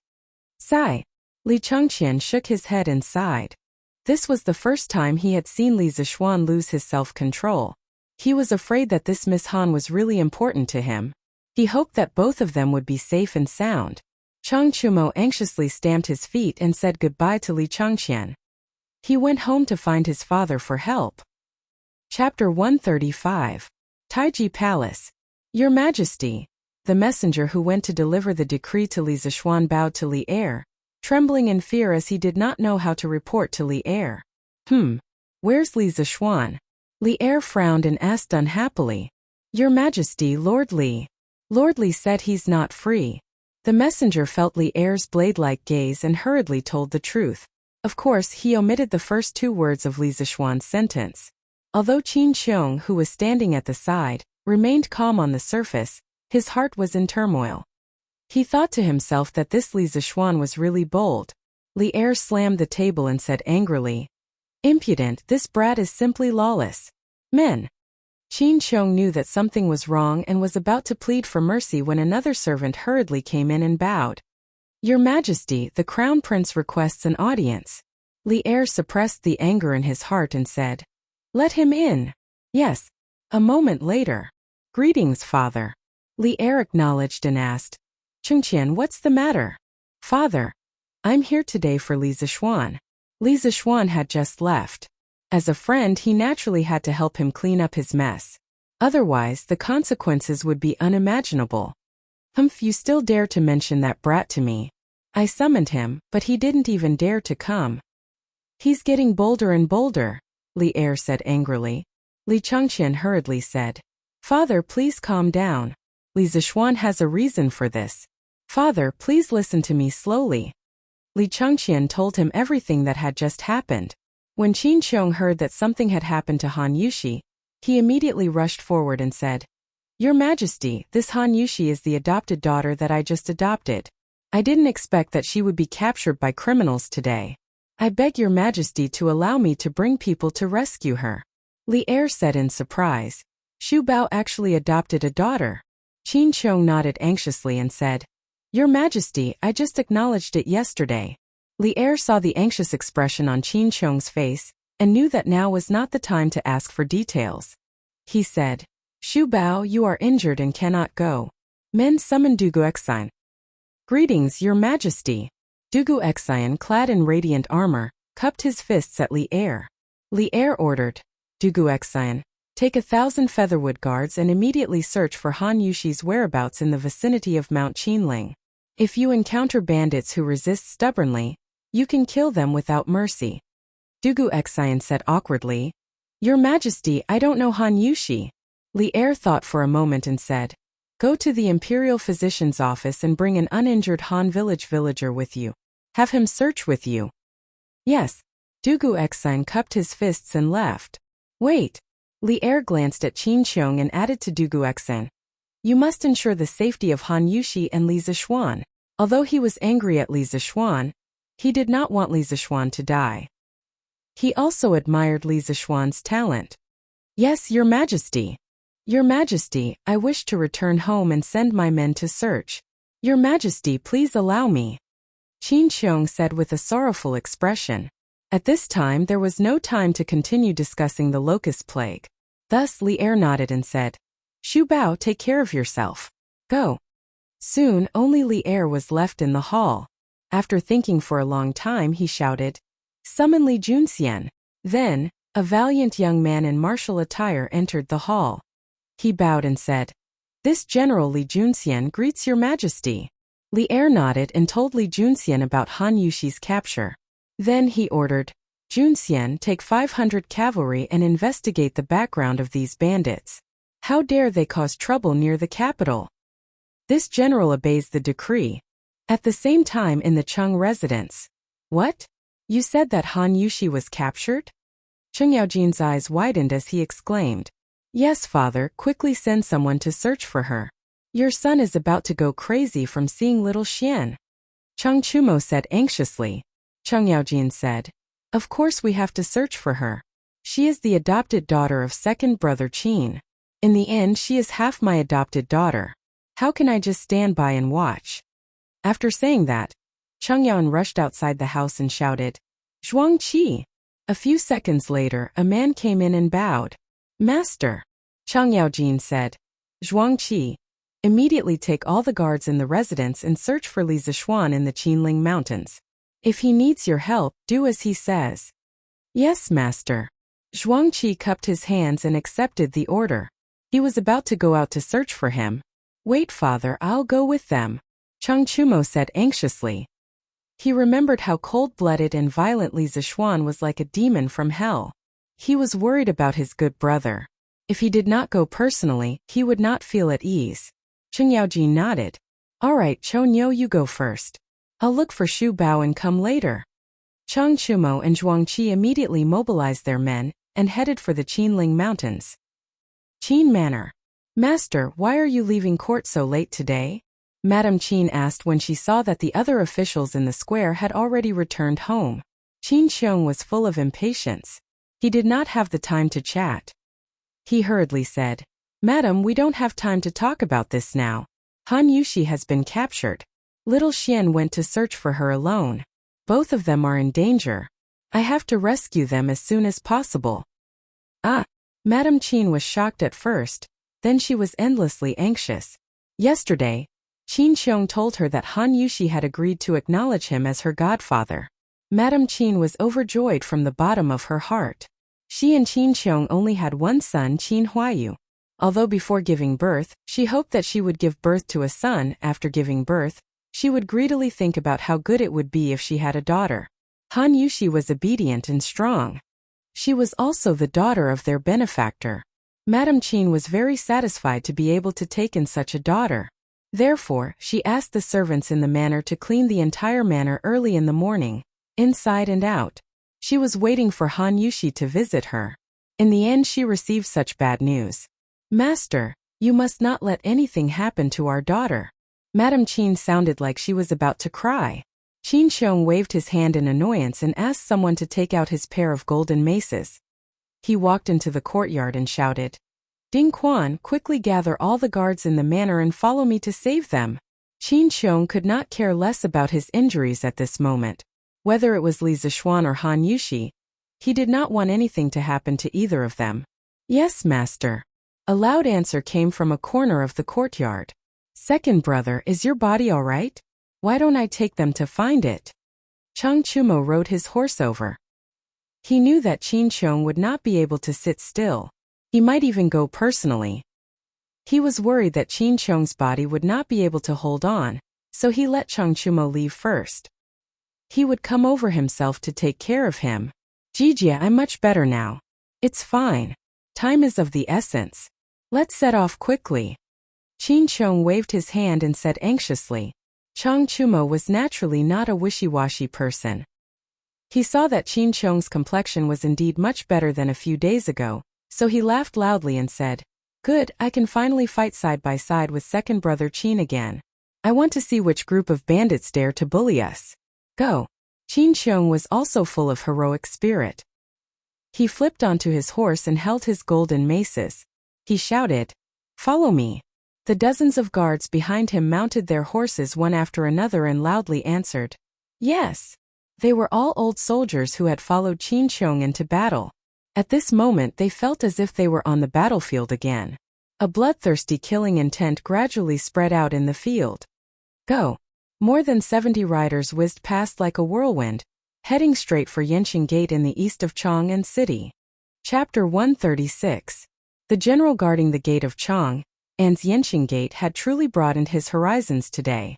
First, he saw a youth dressed in white and mounted on a white horse, charged toward the gate like an arrow. Although one could ride a horse in Chang'an, such a fast horse was not permitted unless there was an urgent report from the front line. Just as the general of the city gate was about to extend his lance to stop him, he met the young man's cold eyes. Immediately, a chill rose from the bottom of his feet. In that moment of hesitation, the young man had already rushed out of the gate and disappeared without a trace. The general immediately felt that he had lost some face. After cursing at the youth, he returned to the gate to drink tea. A little while later, he saw another group of soldiers, several hundred in number, charging toward him. Upon questioning them, he realized that they were Eastern Palace guards. Frightened, he hastily let them pass. 15 minutes later, a large group of soldiers, led by a young general, charged toward Yanqing Gate. The general took a closer look and estimated that there were around 1,000 soldiers. He couldn't help but be shocked, wondering if there was another battle going on. Why would the imperial court send so many soldiers? Only when the group entered did the general realize that the leader was a Featherwood Guard commander. After examining the token, he immediately let them pass. Once the 1,000-some soldiers had all left the city, he couldn't help but wipe away the sweat on his forehead. Just what day was it today? This lineup was truly frightening. But the following scenes left him completely numb. First, Li Junxian came with 100 of the Great Tang's most mysterious horsemen. Then, the Demon King's eldest son came with 70 to 80 powerful guards. Finally, he saw the ailing Duke of Yi ride a horse to Yanqing Gate with the Demon King of Lu Guagong. The guard at the city gate pinched his thigh hard to make sure that he was not dreaming. He could not figure out what had happened that had alarmed so many big shots in Chang'an. Chang Chumo had told Li Zixuan that Chang'an only had a few things happening throughout the year. If there was even the slightest rustle of grass in the wind, those who paid attention would definitely know. Today's Chang'an wasn't as simple as a rustle of grass in the wind. Those with a little status would immediately find out what was going on. Buzhengfang, Yuqijingda's home. Jinda, I heard that Shubao and Jijia went out of the city together. It seems they are going to search for Li Zixuan and a girl. Yuqijingda stroked his large beard and said solemnly. Niu Jinda nodded and said, I've also heard about it. Jingda, Shubao's body has yet to fully recover. How can we just watch with folded arms? Why don't we bring our family generals and lend him a helping hand? Yuqijingda laughed heartily and said, That's exactly what I was thinking. Speaking of which, us brothers haven't fought side by side for a long time. Moreover, Li Zixuan is also a pretty good young man. Who knows how many people have been saved by the curved plow he invented. Ooh, Azure Dragon District. Young Master, the army in Chang'an has been deployed everywhere. His Majesty has even sent out hundreds of riders. Li Zixuan was the first to leave the city, followed by the Eastern Palace Imperial Guards of the Crown Prince. Then Chang Yaojin, Qin Xiong, Yuqijingda, Niu Jinda, and other military generals have also led their families out of the city. In the courtyard, Lu Yun reported the unusual movements in Chang'an City to Wang Renbiao. Hearing this, Wang Renbiao's face turned ashen. He frowned in disbelief and shouted, How did this matter become so big? Han Yuxi is just a peasant girl. It's fine if Li Zixuan is crazy about her, but why are these military generals also? Lu Yun carefully said, Young Master, it said that Han Yuxi is the adopted daughter of Duke Yi yesterday. Wang Renbiao's face suddenly froze. After a long while he said in a deep voice, We can't let second brother continue to mess around like this. He's going to harm our entire Wang family. Where is Yao now? Young Master, Miss Yu Yao is following Xiaoying and the others. They are going to the Bloodwind stronghold. Wang Renbiao's face changed and muttered, Second brother is actually mixing with such desperados. This is simply ruining the family's reputation. Quickly send a message to Yaoer and ask her to do her best to assist Li Zixuan and save Han Yuxi. Yes, young master. Lu Yun responded and hurriedly left.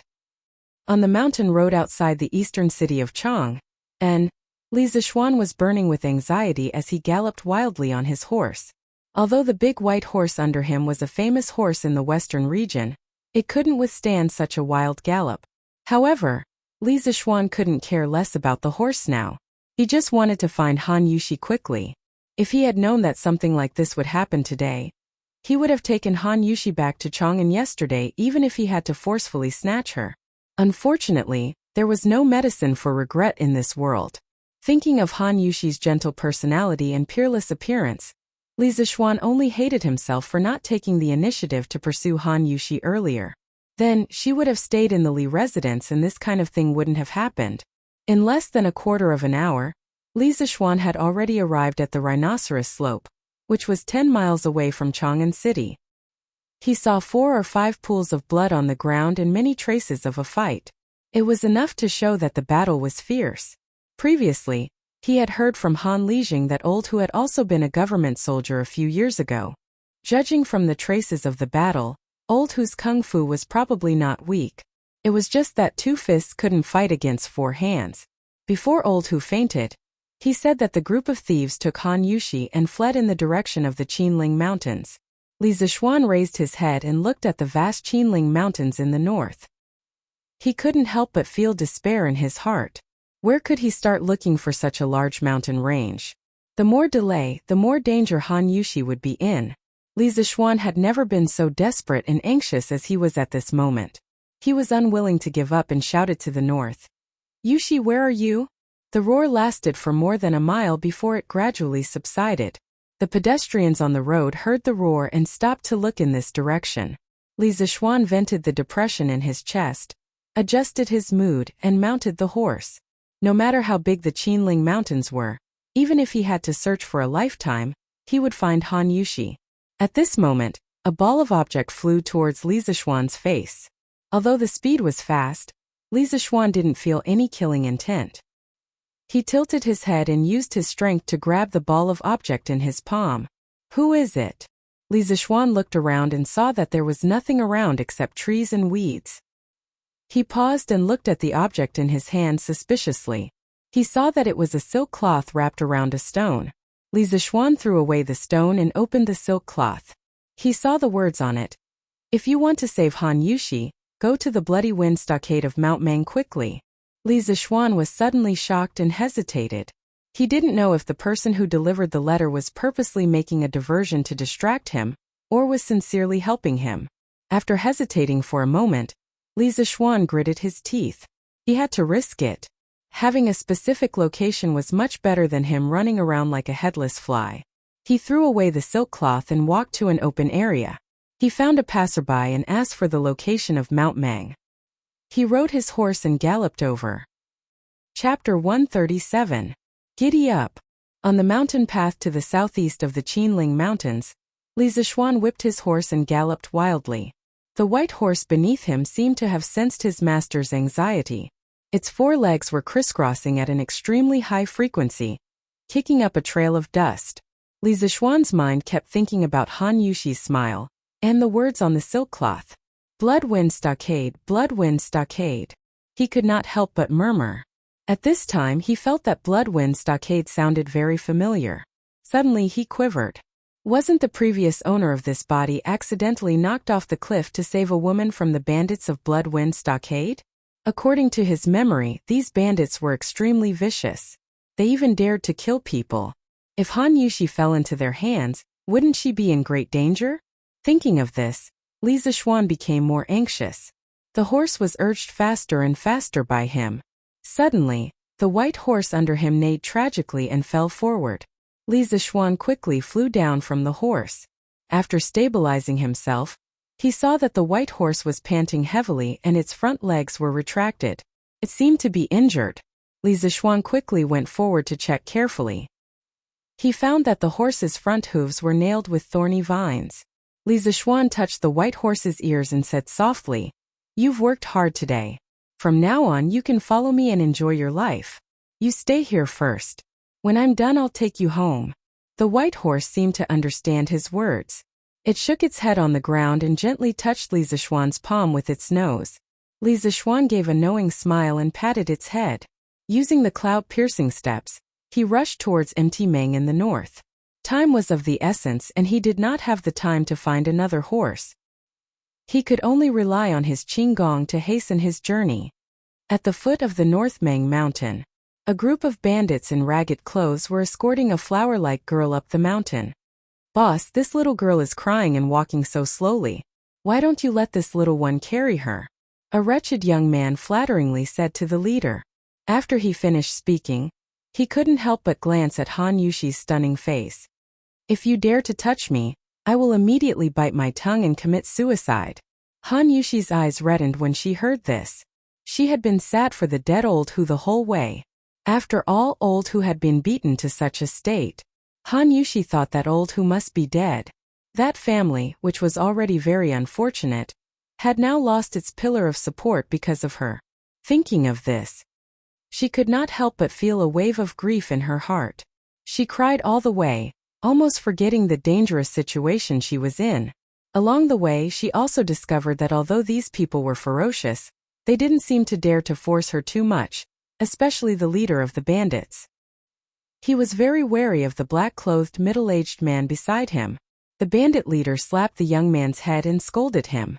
"Put away your tricks. Do you think I don't know what you're trying to do? If this juicy little girl could do it, would it be your turn? Get lost." After saying that, he kicked the wretched young man twice. The middle-aged masked man next to the bandit leader nodded when he saw this. He turned around and said in a suppressed voice, "Han Yushi, you'd better hurry up. Don't stall for time. You should get rid of your unrealistic thoughts as soon as possible. No one will come to save you in this wilderness. My patience is limited. You'd better not force me." Han Yushi's body trembled when she heard this. The reason why she walked so slowly was because she wanted to stall for time and wait for Li Zishuan to save her. She didn't expect that the other party would still see through her. Han Yushi was also worried that the masked middle-aged man would do something excessive next, so she could only reluctantly speed up. Next to the masked middle-aged man stood a very thin and weak masked man. Han Yushi couldn't tell whether he was a man or a woman along the way. At this moment, she heard that person say softly, "Io, Master Xiao. You see, I'm not interested in women. Why don't you let me carry this fair and tender little girl up the mountain?"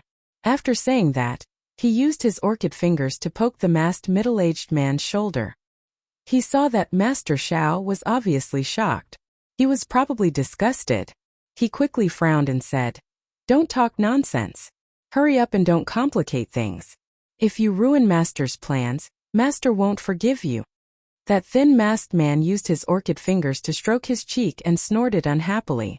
He twisted his butt and walked in front of the crowd with enchanting steps. The bandits either lowered their heads to count ants or pretended to block the sun with their hands to cover their eyes. If they had also transmigrated from the modern world like Li Zishuan, they would definitely say 3 words at this moment. "My eyes hurt." On the other side. Reporting. "General, there's a piece of silk cloth with words and horse hoof prints ahead." Dugu Xian took the silk cloth.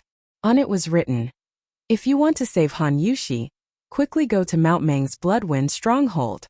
After reading it, Dugu Xian's face was dignified. He said to himself, "Bloodwind stronghold.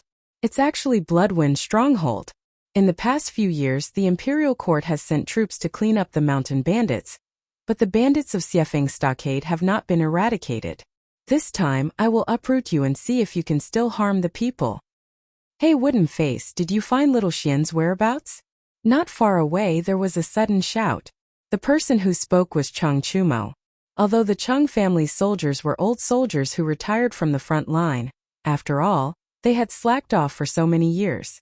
They naturally could not compare with the elite Yulin guards. Therefore, they arrived a little later than the Yulin guards. As the second-generation leader of the military, Cheng Chumo certainly knew Dugu Xian. However, this person often put on an indifferent expression that kept strangers away. Therefore, everyone privately called him Wooden Face. However, no one called him by his nickname like Cheng Chumo. When Dugu Xian heard Cheng Chumo call him Wooden Face, he immediately became angry. He threw the silk cloth into Cheng Chumo's hand and said, "See for yourself. I will lead the Yulin guards first. You send your soldiers to inform the 2 Grand Dukes behind." After saying that, he directly turned over and mounted his horse. He roared, "Yulin guards, follow me. Let's go to Mount Mang." This army of 1,000 people, upon hearing the command, immediately gathered and set out. Their movements were neat and uniform. This was a strong army. This was the true obedience of orders and prohibitions. After Chang Chumo finished reading the contents of the silk cloth, he hurriedly said, Zhuangqi, you send a few people to inform my father and Uncle Qin. Then you take the rest to Mount Mang. I will go with Wooden Face to find little Xian. Zhuangqi hurriedly said, Yes, young master. Please be careful. Chang Chumo nodded. He mounted his horse and chased after Dugu Exine. He shouted, Hey Wooden Face, wait. Old Chang will go with you. Ooh. Chapter 138. Bloodwind Stockade. The gate of the stockade was closed, and there were 2 people standing guard on the simple turrets on both sides of the gate. There were people moving in the stockade. In a dark hut on the east side. Miss Han, I won't talk nonsense with you.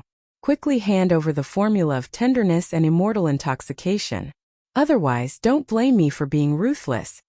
Master Xiao played with the knife in his hand, stared at Han Yushi, and threatened her. Han Yushi's hands were tied to a pillar. She was shocked when she heard that.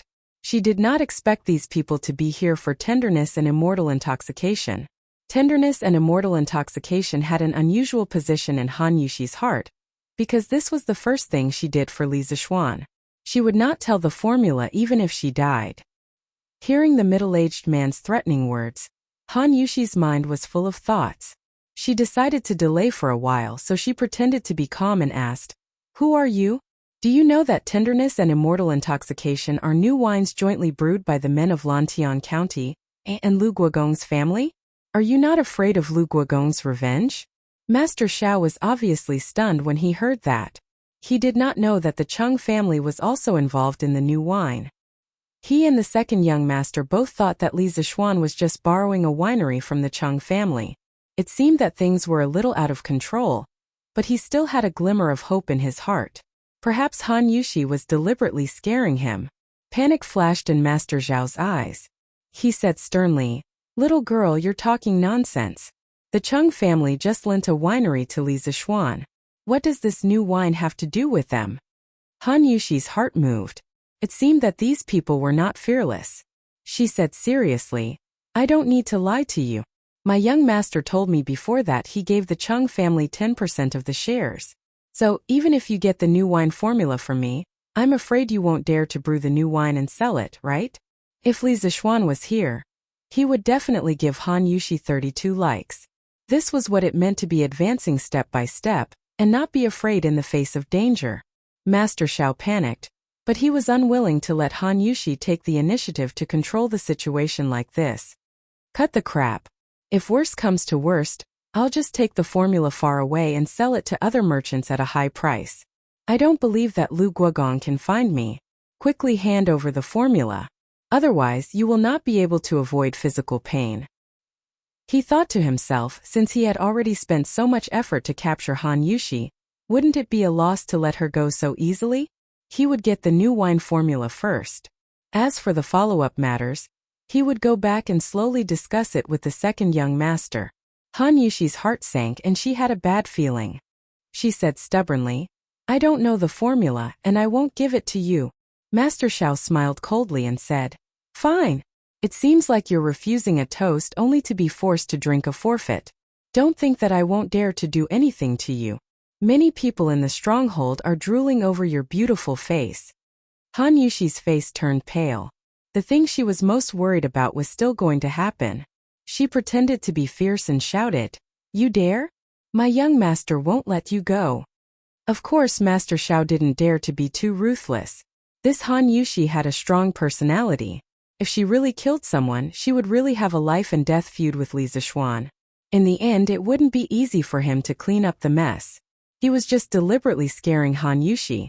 Master Xiao pretended to be indifferent and said, Why wouldn't I dare? I advise you to obediently hand over the formula. After we verify its authenticity, we will let you go down the mountain. Han Yushi's heart was suddenly filled with despair. Master Zhao's words had blocked her last path. It wasn't that she hadn't thought about it. If it really didn't work, she could just say a fake formula to fool them. What, you still don't want to say it? Then I'm going to call someone over. Master Xiao said with a fierce face. Han Yushi closed her eyes and clenched her teeth, ready to bite her tongue and commit suicide. At this moment, A scream suddenly came from outside. Ouch! Someone broke into the stronghold. Master Xiao frowned and looked at the bandit leader beside him. He asked, "What's going on?" The bandit leader shouted outside. "Men!" A small follower immediately came in from outside and hurriedly said, "Boss, there's a young man outside the stronghold. He's breaking into the stronghold. He even killed a few of our brothers." The bandit leader stared with his bell-like eyes. He stepped forward and grabbed the follower's collar. He angrily said, "You guys can't even beat a little kid?" The follower quickly said with a bitter face, "Boss, that young man's martial arts are too powerful." Master Xiao frowned and said, "Song Tandao, get someone to guard this door. Don't mess around. Let's go out and take a look." It turned out that the bandit leader was called Song Tiandao. Song Tiandao nodded. After arranging the men, he went to the stronghold gate with Master Xiao and the others. The person who was breaking into the stronghold was Li Zishuan. He ran all the way and finally came to the vicinity of Mount Mang. After spending a lot of effort, he finally found the stronghold. He saw that the stronghold was located in the middle of a lofty mountain range. It was surrounded by cliffs. Only this 30 feet wide stronghold gate could be passed through. It was easy to defend and hard to attack. Li Zishuan took a breath and no longer wasted time.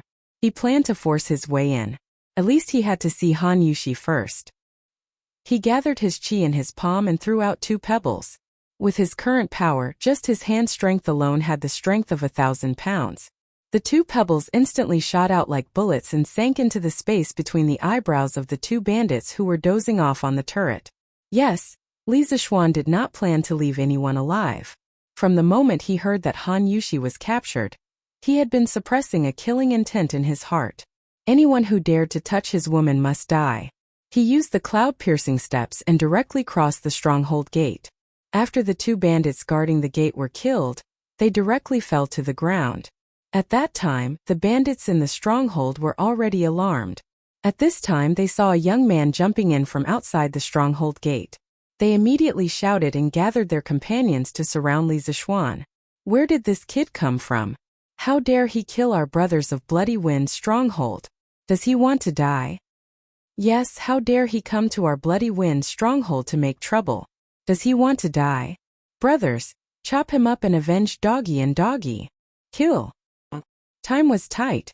Li Zishuan did not have the patience to listen to their nonsense. There were only 20 or 30 people in front of him. He was confident that he could deal with them. He directly used the 3rd move of the 9 Taishan swords, snow treading. Li Zishuan's footsteps changed cleverly. He waved his sword and attacked in all directions. The bandits only saw a blur in front of them. A moment later, they saw more than 10 bandits covering their throats and falling to the ground dead. This was the suppression of strength. Facing a group of bandits, most of whom had not even succeeded in chi drawing, Li Zishuan, a master at the peak of chi forming, was like an adult strong man bullying a newborn baby.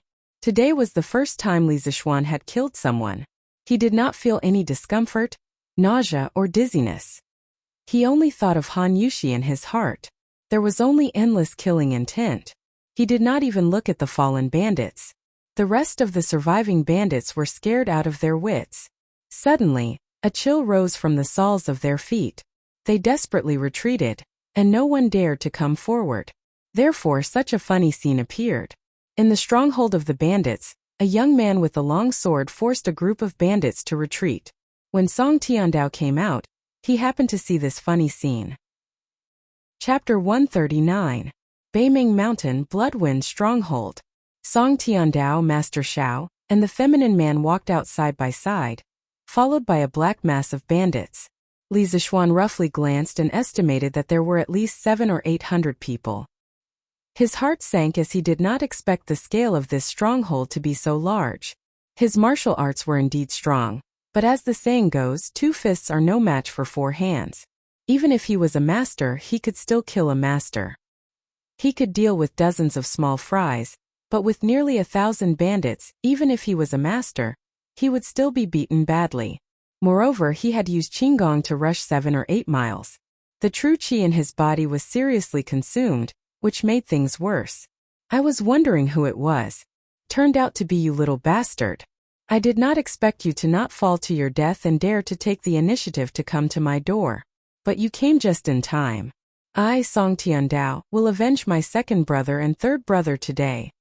It was Song Tiandao who came to the front of the crowd. When he saw Li Zishuan, he suddenly felt a little familiar. Looking carefully, wasn't this the little kid who ruined their Bloodwind Stronghold's business 2 months ago in the Zhongnan Mountains? New hatred and old hatred surged in his heart. Song Tiandao stepped out of the crowd and pointed at Li Zishuan and scolded. Master Xiao and the feminine man had not seen Li Zishuan before, but they often heard of him. At this time they looked at Song Tiandao suspiciously. They did not expect Song Tiandao to have an old grudge with the young man in front of them. Li Zishuan smiled contemptuously. Loser, how dare you be arrogant? If you know what's good for you, quickly let Han Yushi go. Otherwise, I will flatten your stronghold today. When Song Tiandao heard Li Zishuan call him a loser, his face could not help but flash a trace of anger. 2 months ago, the robbery in the Zhongnan Mountains was the shame of his life. Not only did he not get the beauty, money, and goods, but he also lost his men and was ridiculed by the Lulin people. When he heard Li Zishuan threaten to flatten the stronghold, Song Tiandao laughed angrily. Oh, I did not expect the little kid to be a lord. I don't know which Java country you are a lord. You are really a Hadontian. What a big tone. We have more than 1,000 brothers. You want to try to flatten one? Haha. Haha. Has this little brat watched too many dramas? That's right, that's right. How dare you come to our bloody wind stockade when you haven't even grown your hair? There was a burst of laughter among the bandits. Li Zishuan frowned. He exerted his strength to the tip of his foot and gently kicked the ground under his feet. Several stones shot out and flew towards Song Tiandao and the others. He had just taken the opportunity to recover his true qi. Although he had not recovered to his peak, he was almost there.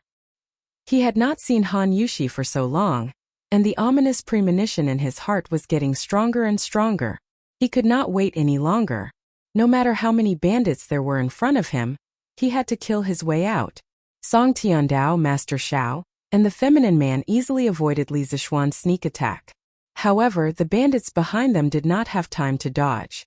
4 or 5 bandits were instantly killed and fell to the ground. When the rest of the bandits saw this, they glared at Li Zishuan, but did not dare to say a word. Of course, Li Zishuan did not expect to kill the bandit leader with just this. His goal was only to enrage him. When people were angry, they would often lose their rationality. Perhaps the bandit leader would come out and fight him one-on-one in a fit of rage. In his previous life, when he read The Legend of the Sui and Tang Heroes, he often saw that when 2 armies faced each other, they usually liked to fight the generals first. Although he was not sure if there would be such a thing in the real Tang dynasty, he still wanted to try. In a one-on-one fight, he was certainly not afraid of the defeated general. At that time, he might be able to capture him and save Han Yushi. Song Tiandao saw that Li Zishuan dared to kill his men under his nose.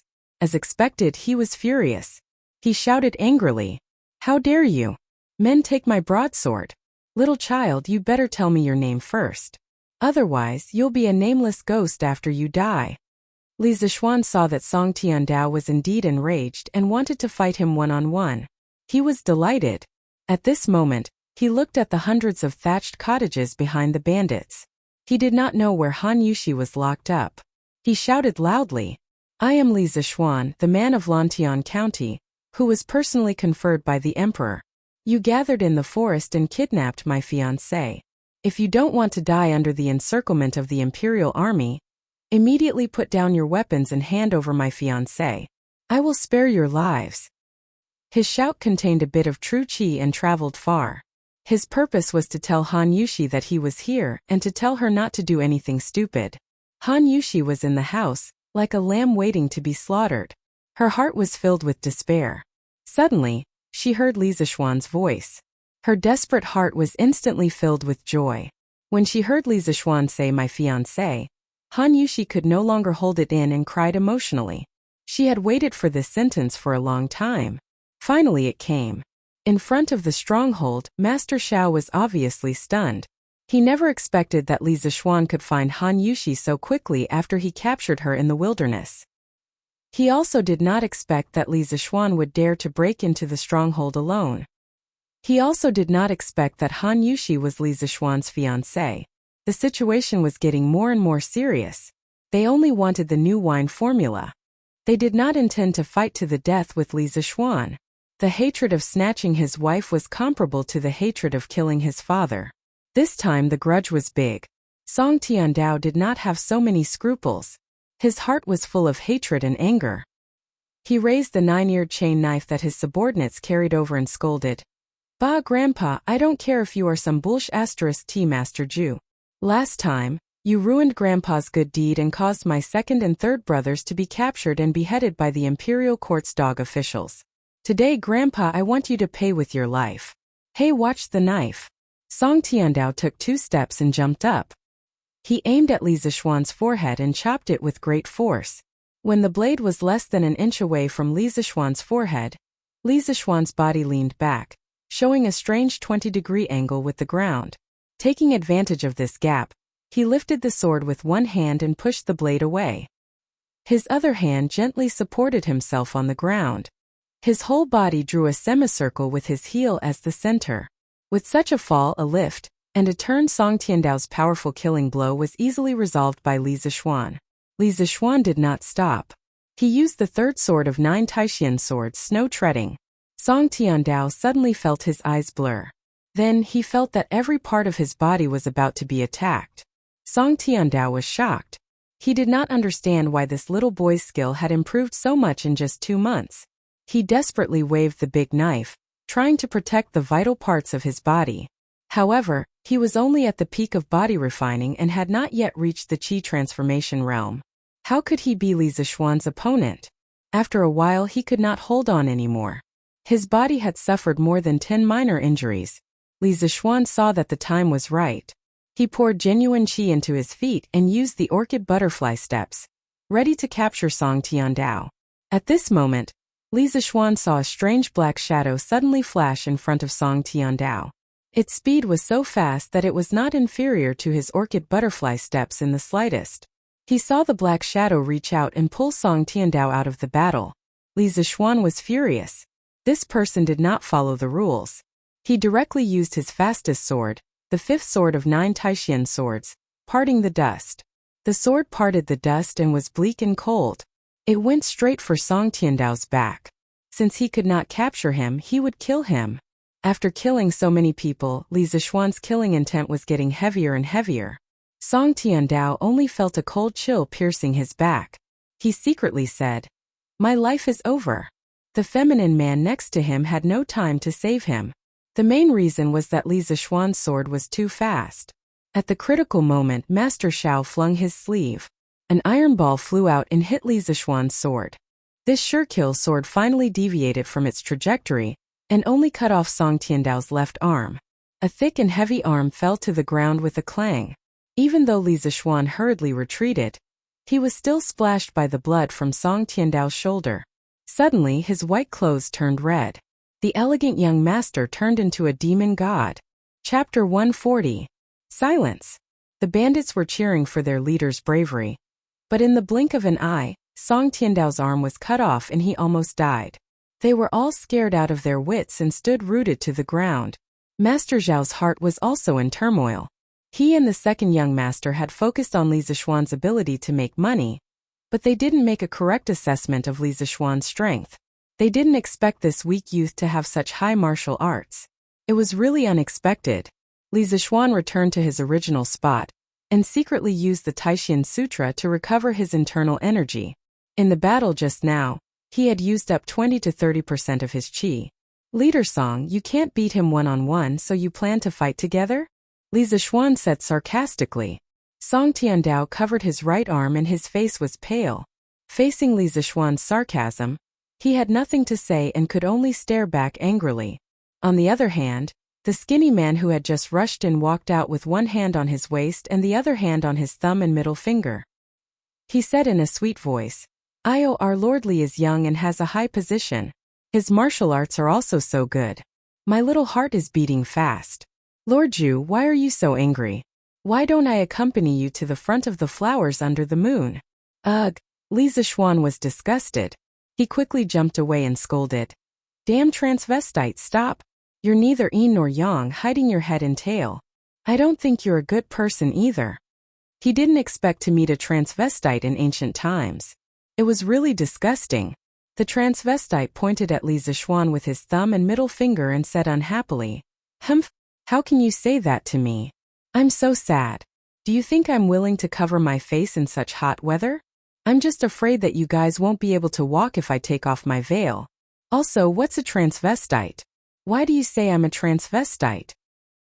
Cough cough. Master Xiao couldn't help but retch. He shouted, "Flying snake, come back. Don't mess around." Flying snake. This person was actually the flying snake who went to the Han village to steal wine last time. Flying snake waved his hand discontentedly and said, "Master Xiao, let me interact with this handsome young man." Li Zixuan was furious. He pointed his sword at the flying snake and cursed. "What bullshit, flying snake? You just disturbed my duel with Song Tiandao. Now I will turn you into a dead snake." Li Zixuan had secretly observed that this flying snake was only in the middle stage of qi transformation, but his movements were too strange. As long as Master Xiao didn't interfere, Li Zixuan was confident that he could defeat him. Yo, since you're so fierce to me, I'll play with you." After saying this, the flying snake's aura suddenly changed. He was no longer as frivolous as before. He took the initiative to move forward, and 3 arc-shaped spikes suddenly extended from his sleeves. They emitted a faint blue light, and were obviously dipped in poison. The flying snake waved his spikes and clawed fiercely at Li Zixuan's face. Li Zixuan had long been on guard against this person's ghostly speed. As soon as the flying snake moved, he had already channeled his strength to his feet. Seeing the flying snake's poisonous spikes attack, he dodged to the side, raised his sword, and slashed at the 3 poisonous spikes. The swords and spikes clashed. Metal clanged and sparks flew in all directions. Both of them were sent flying. The chasing wind sword could cut through iron like mud. Li Zixuan originally thought that this sword could cut through the spikes. Who knew that the result would be like this? It seemed that the flying snake's weapon was not ordinary. Li Zixuan adjusted his body and used the first 5 moves of the 9 Taishan swords: Riding Wind, Graceful Grace, Snow Treading, Wavebreaker, and Parting Dust. He wanted to end this battle quickly. The flying snake had previously seen Li Zixuan use Snow Treading and Parting Dust. At that time, he had been amazed by the exquisiteness of Li Zixuan's swordsmanship. However, he had never imagined that this was a complete set of swordsmanship. Furthermore, as he continuously used them, his attacks were endless. Each move was fiercer than the last. The flying snake could only rely on his ghostly body movements to barely block. However, when Li Zixuan used his final move, Parting Dust, the flying snake could clearly see that this move was exactly the same as the one that had cut off Song Tiandao's left arm. However, it was even faster than before. It was truly as fast as flowing light. This was the superposition effect of the 9 Taishan swords. Faced with this extraordinary Parting Dust sword, the flying snake had no time to dodge. Even Master Xiao, who was beside him, could not save him. Without any suspense, this sword pierced the flying snake's throat. The flying snake cried out twice. His neck tilted and he became a dead snake. Master Xiao's eyes widened. Just as he was about to attack Li Zixuan, a masked man suddenly appeared and whispered a few words into his ear. A trace of panic flashed through Master Xiao's eyes. He ignored Song Tiandao and the other bandits and led the rest of the black-clothed men to retreat. Li Zixuan felt somewhat baffled. Song Tiandao felt even more incredulous. He cried out, "Hey Master Xiao, where are you going?" However, the other party simply ignored him. Song Tiandao stomped his feet in anger. He looked at Li Zixuan and said hatefully, "Little bastard, you're really good at fighting. Then I, your grandfather, will see if you can beat over 1,000 of us. Brothers, let's go. Chop this bastard up and avenge the 2nd and 3rd masters. Whoever can cut this brat once will be rewarded with 10 strings of cash." With such a great reward, brave men were bound to emerge. Moreover, it was 1,000 people against 1 person. The bandits' fighting spirit immediately soared. They waved the weapons in their hands and rushed toward Li Zixuan. Li Zixuan's face darkened. He didn't expect Song Tiandao to be so shameless. The thing he was most worried about had happened. There was no other way. He could only fight head-on. Li Zixuan gritted his teeth and took the initiative to attack. He used his body to his advantage in the crowd. While constantly dodging attacks, he used the wind-chasing sword in his hand to harvest lives. Song Tiandao retreated far away. He looked at Li Zixuan in the crowd and sneered. He didn't believe that this brat would never run out of strength. Song Tiandao was right. After all, Li Zixuan was only at the peak of the qi refining stage. He hadn't reached the supreme power level yet. After half an hour, although he had killed 70 or 80 bandits, his genuine qi had been almost exhausted. He also had more than 10 knife wounds on his body. Li Zixuan felt a little powerless. No matter how good his kung fu was, he was still afraid of a kitchen knife. If he could get out of here alive today, he must get some high-tech weapons to defend himself. Damn it, how dare you bully my brother? Wooden face, hurry up and let your men kill them. Just when Li Zixuan was feeling desperate, he suddenly heard Chang Chumo's voice behind him. He used the last of his genuine qi, and used the orchid butterfly steps to escape the battle in an instant. He retreated to Chang Chumo's side and said angrily, "Damn it, if you had come a little later, I would have died." Chang Chumo hurriedly supported him and said heartlessly, "Didn't I come? Little Xian, hurry up and rest. These bastards dare to bully people with numbers. Old Chang will let them see what it means to have a lot of people. Wooden face, hurry up." Li Zixuan looked back and saw an old acquaintance. He smiled and said, "Thank you for your trouble, General Dugu." Dugu Xian bowed and said, "This is this general's duty." Today was different from the past. Li Zixuan was now a noble, so the necessary respect was indispensable. Dugu Xian waved his hand. 1,000 featherwood guards in bright armor entered in a line with murderous intent. It's the imperial court's officers and soldiers. It's the featherwood guards. It's over. Run. When the numerous mountain bandits saw the dense mass of soldiers swarming in from the stronghold gate, they were immediately thrown into disarray and were about to scatter and flee. They were nothing more than a motley crew. How could they dare to cross hands with the elite regular army of the Featherwood Guard? All officers and soldiers, listen to my order. Don't let anyone go. If there is resistance, kill without mercy. Yes. The bandits pushed and shoved each other in panic. The well-trained Featherwood Guards wrapped all the bandits like dumplings in a moment. There were also bandits who were unwilling to be captured and wanted to kill their way out of the encirclement. However, they were cut down by the Featherwood Guards in a few rounds. As the Imperial Army, if they couldn't even defeat the bandits, then wouldn't they, the Featherwood Guards, be laughed at by the other armies? Song Tiandao also wanted to run, but he was surrounded by people. He was seriously injured and couldn't run. A small bandit next to him said with dissatisfaction, "Boss, who did you catch in the end? How did you provoke the Featherwood Guards?" Song Tiandao said angrily, "How the hell did I know that girl's background was so big? It was Master Xiao who paid me 3,000 strings of cash to catch her. It doesn't seem like it's just the Featherwood Guards. How come there are people behind them? Hey, that seems to be Lu Guogong. I've seen him before in Chang'an City. First Master, you've put us in a lot of trouble. Why did you provoke that madman Lu Guogong?" Song Tiandao said with displeasure, "Mother Ker, you were more active than anyone else when it came to splitting the money. Now you have the face to say this? Hey, that's Yi Guogong. And Wu Guogong." It turned out to be the Eastern Palace Imperial Guards following behind the Featherwood Guards. Chang Yaojin, Qin Qiong, Yuqijingda, Niu Jinda, and the others all rushed over one after another. The bandits were scared out of their wits. They never thought that they would alarm so many important people. Now their legs were weak.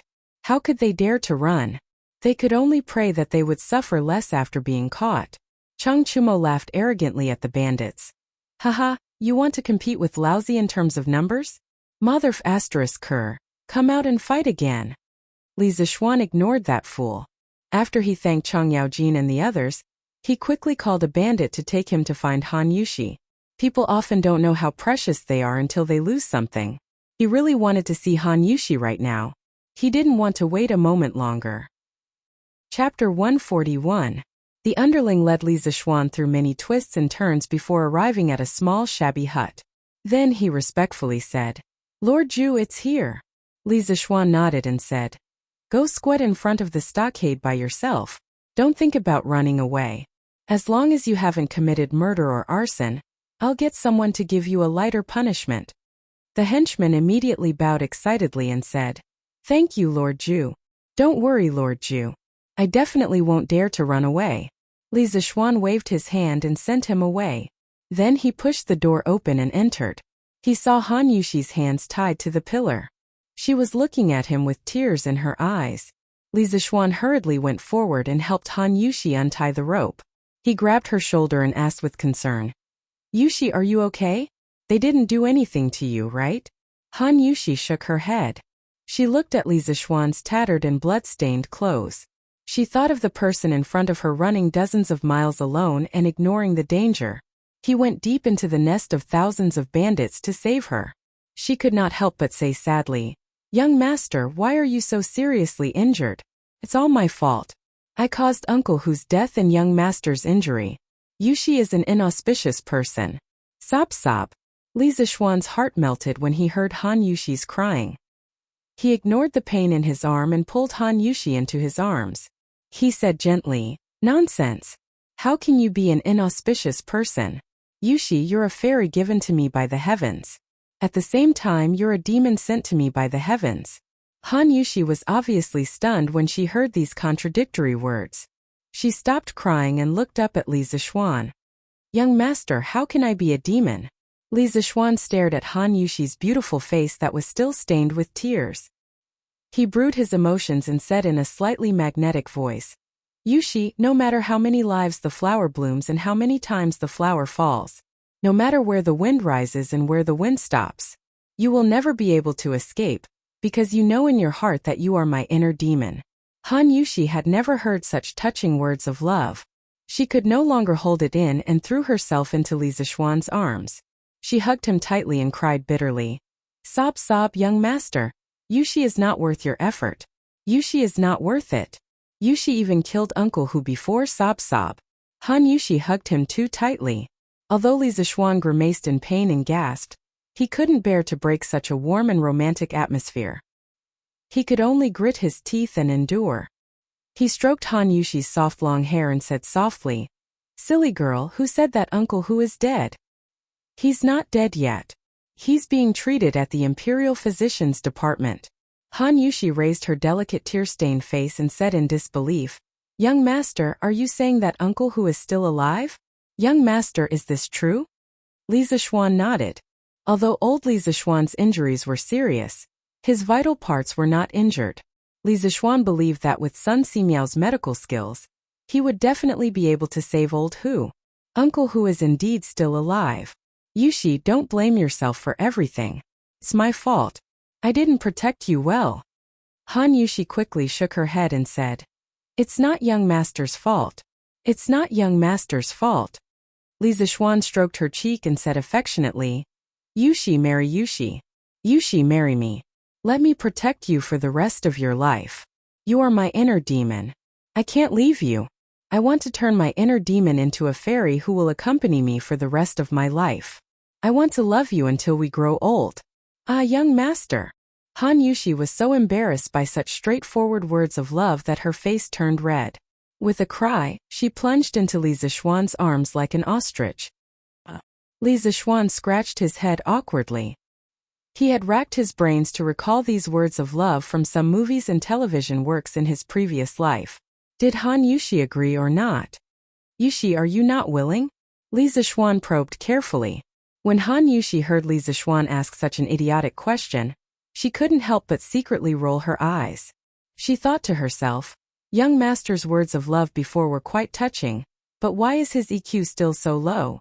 However, she was also afraid that Li Zixuan would really misunderstand, so she quickly said, Young master, Yushi is willing. Ha ha. Li Zixuan carried Han Yushi in his arms and spun around in a circle with pride and excitement. He laughed and said, Haha, that's great.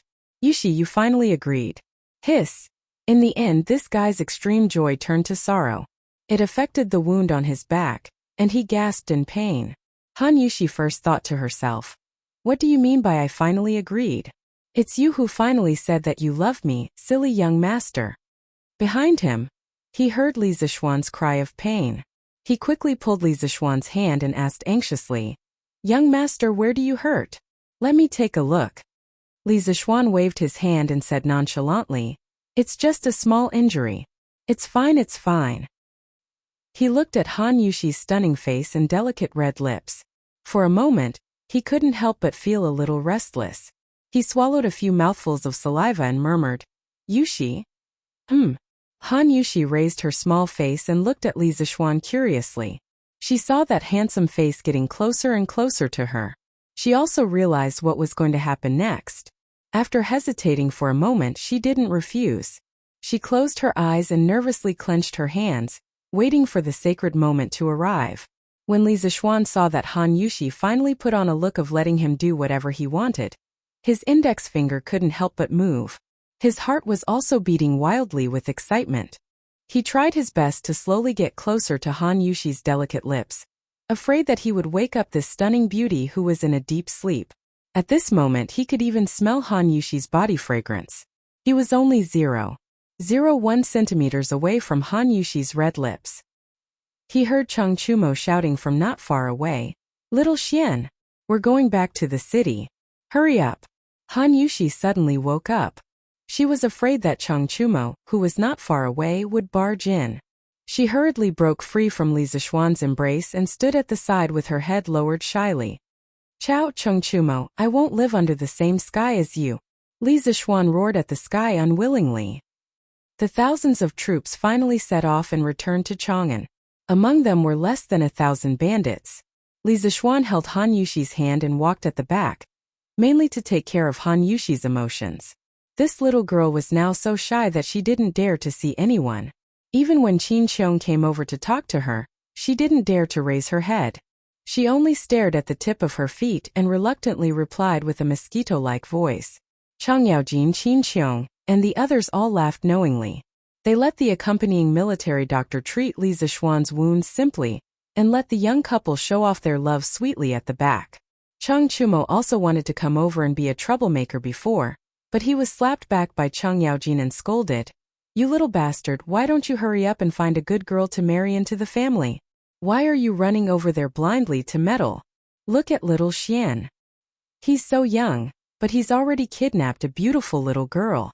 Cheng Yaojin's words were too *king heart-wrenching. Cheng Chumo's expression suddenly looked as if he had eaten a pile of shit. He secretly hated Li Zixuan for not being a good brother. He actually found a wife first, causing him, a single young man, to be scolded by his father. Chapter 142. The sun was setting in the west. This huge team of more than 2,000 people finally arrived at the east side of Chang'an City. In the team there were handsome and energetic generals, tall and heroic dukes, well-trained soldiers in bright armor, simple but powerful family generals, ragged and dispirited bandits, and even more strange was that there was a team of strong men carrying a white horse. Of course, there was also a pair of adulterous couple, who were holding hands and showing off their affection to the crowd. That's right, at least that's what Cheng Chumo thought to himself about Li Zixuan. The white horse that was being carried was the horse that was stabbed by vines on the way to Xiefeng Stockade Village by Li Zixuan. Li Zixuan spent money to hire 10 relatively young Cheng family guards to carry the horse back home.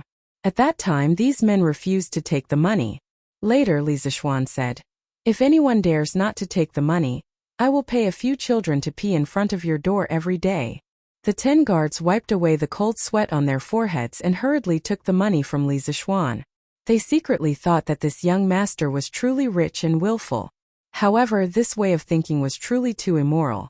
Han Yushi looked at the familiar Yanqing Gate, and felt that it was a lifetime ago. During the few hours when she was taken away, she was frightened all the way. She was afraid that the bandits would ruin her innocence, and she was prepared to die to protect her innocence. Later, when she was full of despair, Li Zixuan went deep into the village alone to save her. She really did not expect that she could be saved so quickly. After all, Xiefeng Stockade Village was in the wilderness. It was not easy to find it in such a short time. Thinking of this, Han Yushi could not help but hold his hand tighter, as if this would make her feel safer. They were about to enter the city. Han Yushi did not intend to let Li Zixuan let go of her hand. Although it was embarrassing to be pointed at by so many people, she thought that since the young master liked to hold her hand, then let him hold it. If others liked to say it, Then let them say it. She was the young master's woman for the rest of her life. Even if the young master wanted her to die now, she was willing to do so. Holding hands was a small matter, and she could just follow the young master's temperament. As for Li Zixuan, ever since this fellow held Han Yushi's smooth and soft little hand, he could not bear to part with this wonderful touch. Today, he had finally won Han Yushi's hand with great difficulty, so he could not bear to let go. If he wanted to hold her hand, he would hold her hand for a lifetime. It had to be said that after experiencing life and death, Han Yushi and Li Zixuan's attitude towards each other had changed greatly. When the citizens of the city saw such a complicated and strange team, they couldn't help but discuss among themselves. Where did so many troops come from? It's been a long time since I've seen so many troops move out together. I don't know. It looks like the Featherwood Guard. Could it be that there's a war somewhere? Hey, why did the Featherwood Guard send so many people? Do you think these people are bandits? I think they are quite similar. Hey, isn't that Duke Lu? There's also Duke Yi and Duke Wu. Heavens, where are these bandits so powerful that they can even alarm these dukes to personally suppress the bandits? Hey, who said they weren't? These bandits really don't have eyes. How can they casually provoke these people in Chang'an City? When Song Tiandao heard these people's discussion, he felt so wrong that he was about to cry.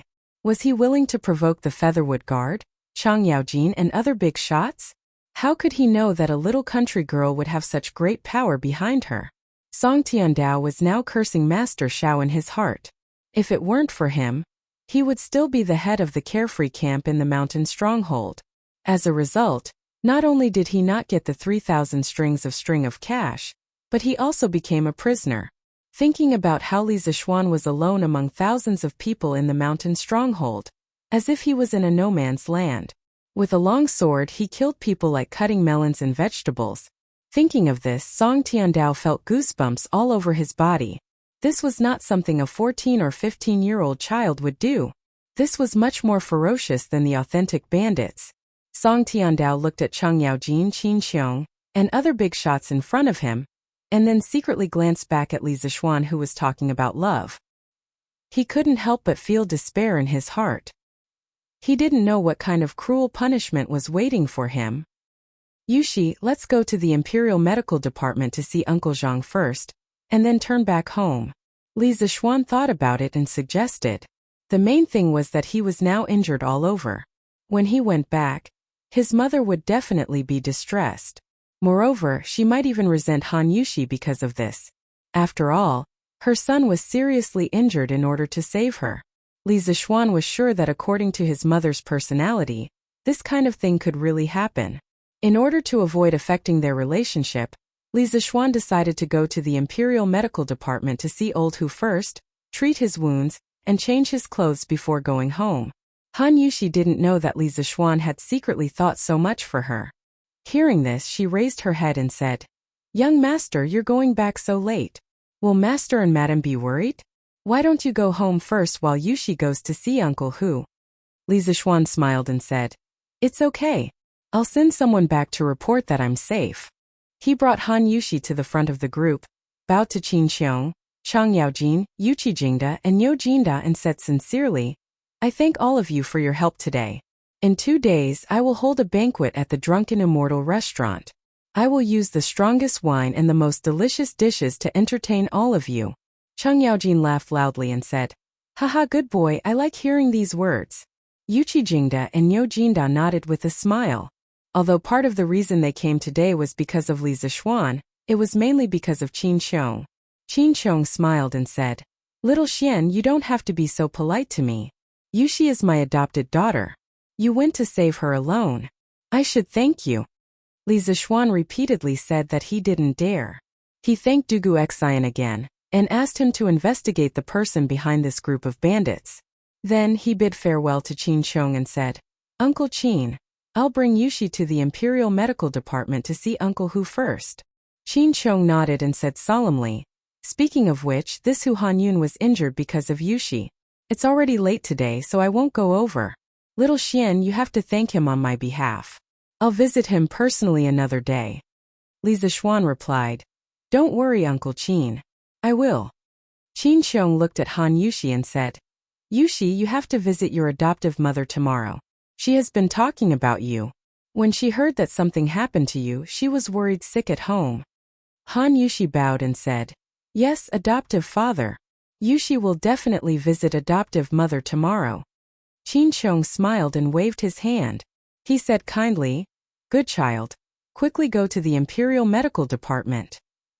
Chapter 143. Uncle Hu, are you alright? Li Zixuan and Han Yushi came to the Imperial Physician's office and asked about old Hu's room. They pushed the door open and entered. They saw that Hu was indeed serving old Hu, who was wrapped up like a dumpling medicine. He quickly walked over and asked. When old Hu saw Li Zixuan come in, he quickly pushed the medicine bowl away and smiled at Li Zixuan. Young master, you're here. I'm here today to thank you for helping Zhenjing and Zhenjing find a miracle doctor. Sai, it's great that you saved the Han family's girl so quickly. Otherwise, old Hu, would never have the face to return to the Han family village. Hearing this, Han Yushi said with red eyes, Uncle Hu, please don't say that. It's all Yushi's fault that you're so seriously injured. If anything happens to you, Yushi won't have the face to see Aunt Lu. Old Hu said indifferently, Sai, this injury is nothing.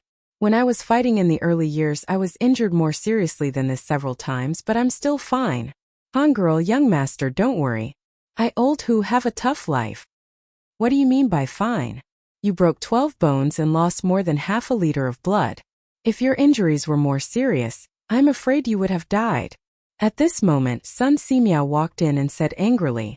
Behind him, Hu Zhen, who had a white cloth wrapped around his eyes, followed. When old Hu heard Sun Simiao scolding, he laughed embarrassedly and didn't say anything else. Patients were always in awe of doctors. Seeing Sun Simiao come in, Han Yushi bowed to him. Then she went to pull Hu Zhen to the side. Li Zixuan stood up and cupped his hands to Sun Simiao. Daoist son, is Uncle Hu's injury serious? He was shocked when he heard Sun Simiao say that it was so serious. He secretly thought that old Hu was really tough. If it were someone else with such a serious injury, they probably wouldn't have been able to hold on. Sun Simiao said with a serious expression, The injury is very serious. I'm afraid it will take at least 3 months to recover. Xiaoxian, your injury isn't light either. I'll get someone to bandage it for you first. Li Zixuan breathed a sigh of relief. As long as they were fine, everything was fine. He nodded and said, Thank you. Daoist Sunday. Sun Simiao summoned 2 doctors from the Imperial Physician Department. He planned to clean and bandage Li Zixuan in this room. Han Yushi quickly brought Hu out of the door. Daoist son, how is your illness? Inside the room, Li Zixuan gritted his teeth as he endured the doctor's bandaging, while looking at Sun Simiao, who was examining old Hu's injuries. If it weren't for what happened today, he would have come to see Sun Simiao treat Hu Jing and his younger brother in the morning. In the end, he didn't come. Instead, he sent old Hu over.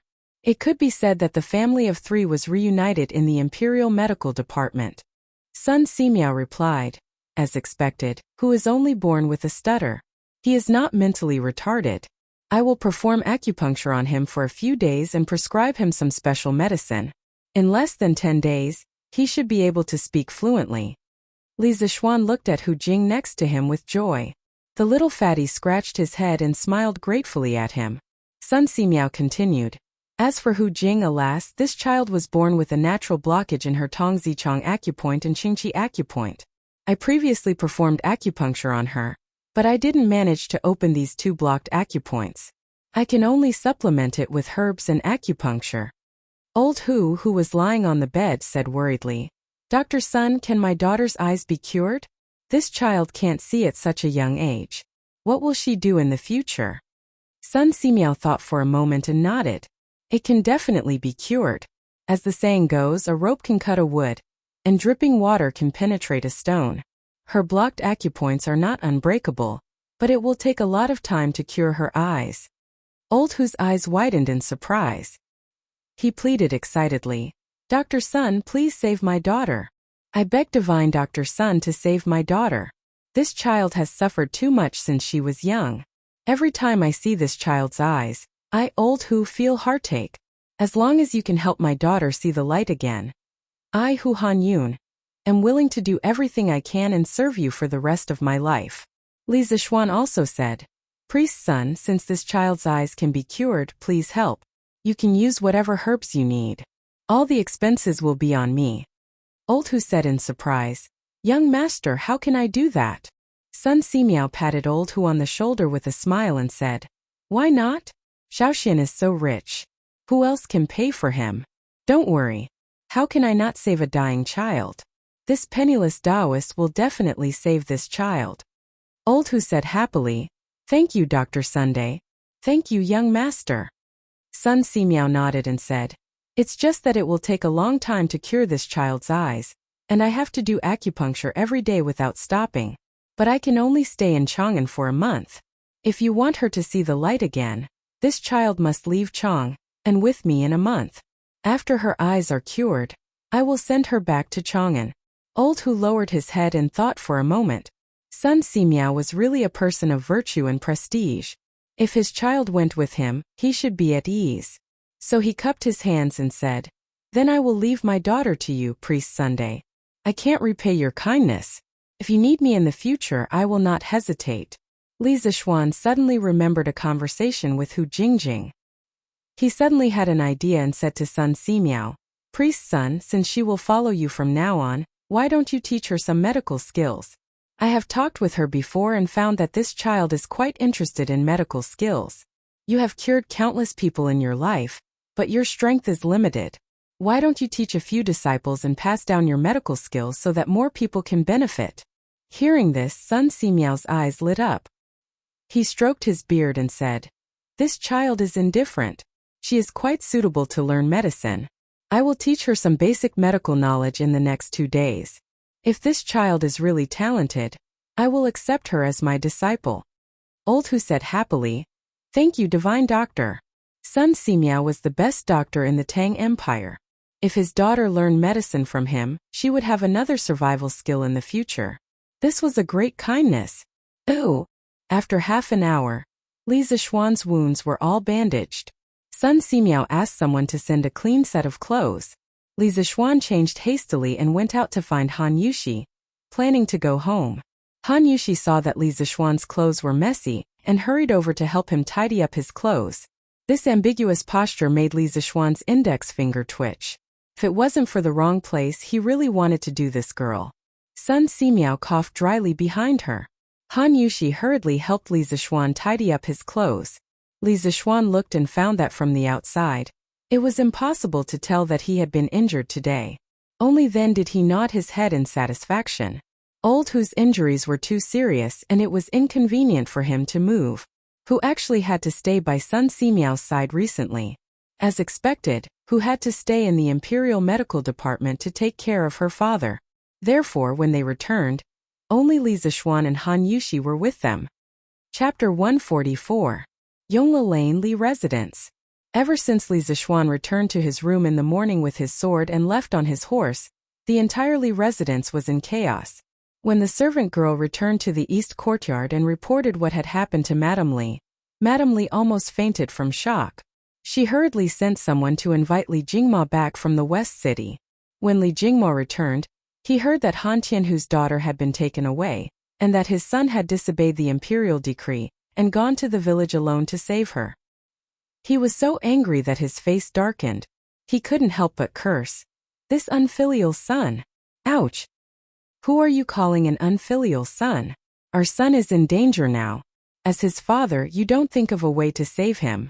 Instead, you're making sarcastic remarks. Are you Xian'er's father or not? Mrs. Li was already anxious. Now that she heard her husband scold her precious son as an unfilial son, how could she hold herself back? She used the 9-in white bone claw to viciously vent her anger on Li Jingma's waist. When Li Jingma heard the second half of his wife's words, his already dark face became as dark as the bottom of a pot. However, due to his wife's many years of power, he didn't dare to say anything. He could only wave his hand and say, "Madam, calm down. Your husband will think of a way right now." Humph. Madame Li released her hand hatefully. Li Jingma rubbed his waist as his mind raced to think of a way. His unfilial son's words were of course words spoken in anger. His concern for his son was no less than his wife's. "Madam, don't be anxious. Your husband will personally go to Duke Lu's residence to ask for help. Duke Lu treats Xianer like a nephew. He is also a veteran who has led troops for many years. He will definitely be able to save Xianer. Li Jingma thought about it and felt that this was the only way at present. Madame Li said anxiously, "Then go quickly, master." Li Jingma nodded and spurred his horse out the door. An hour later, Li Jingma returned. "Master, how is it? Is Duke Lu willing to save Xianer?" Madame Li asked as soon as Li Jingma entered. Li Jingma handed the reins to the servant and said to his wife, "Madam, I just went to the house of Duke and didn't run into Duke Lu. The servants in their house said that Duke Lu and Duke Yi brought their family to save Han Yuxi and Xian." Madame Li said in pleasant surprise, "That's great. Master, with Duke Lu and Duke Yi taking action, our Xianer won't be in any danger, right?" When Li Jingma saw his wife looking at him expectantly, he hurriedly nodded affirmatively and comforted her. Of course, High Duke Lu and High Duke Yi were both great generals who could fight against 100 men on their own back in the day. The two High Dukes didn't even take a few bandits seriously. On the way back, I heard that His Majesty had sent 1,000 Yulin guards to assist Xianer in exterminating the bandits. "Madam, don't worry. Xianer will definitely be fine." Madame Li was slightly relieved. When she heard the second half of Li Jingma's words, she said in disbelief, "Master, Xianer defied the imperial edict and didn't answer the summons. Not only did His Majesty not punish him, he even sent troops to help Xianer. What's the reason for this?" Li Jingma was also somewhat bewildered. He shook his head and said, "I don't know. Let's just wait for Xianer to return safely." Ooh. The couple waited for half a day. During this time, Lana and Iron Egg also heard about this matter. Although the two little ones were anxious, this was an adult matter and they couldn't help much. Thus, the two children stayed in the front hall and waited with Li Jingma and his wife. The servants in the house also noticed that the atmosphere in the house wasn't right today. Every one of them was extremely careful, afraid that they would make a mistake. In the evening, Sanbao rushed in and said excitedly, "Master, Madam, the Yulin guards have already entered the city. Young Master and young Miss Yushi are inside and will probably be back soon." Madame Li stood up excitedly and looked at Li Jingma. She said in a trembling voice, "Master, Xianer is back. Xianer is back." As she spoke, she couldn't help but cry. Although Li Jingma comforted her that her son would be fine, she had waited for so long without seeing her son. God knew how much suffering she had experienced as a mother. Now that she finally heard the news of her son's safe return, her suspended heart finally settled.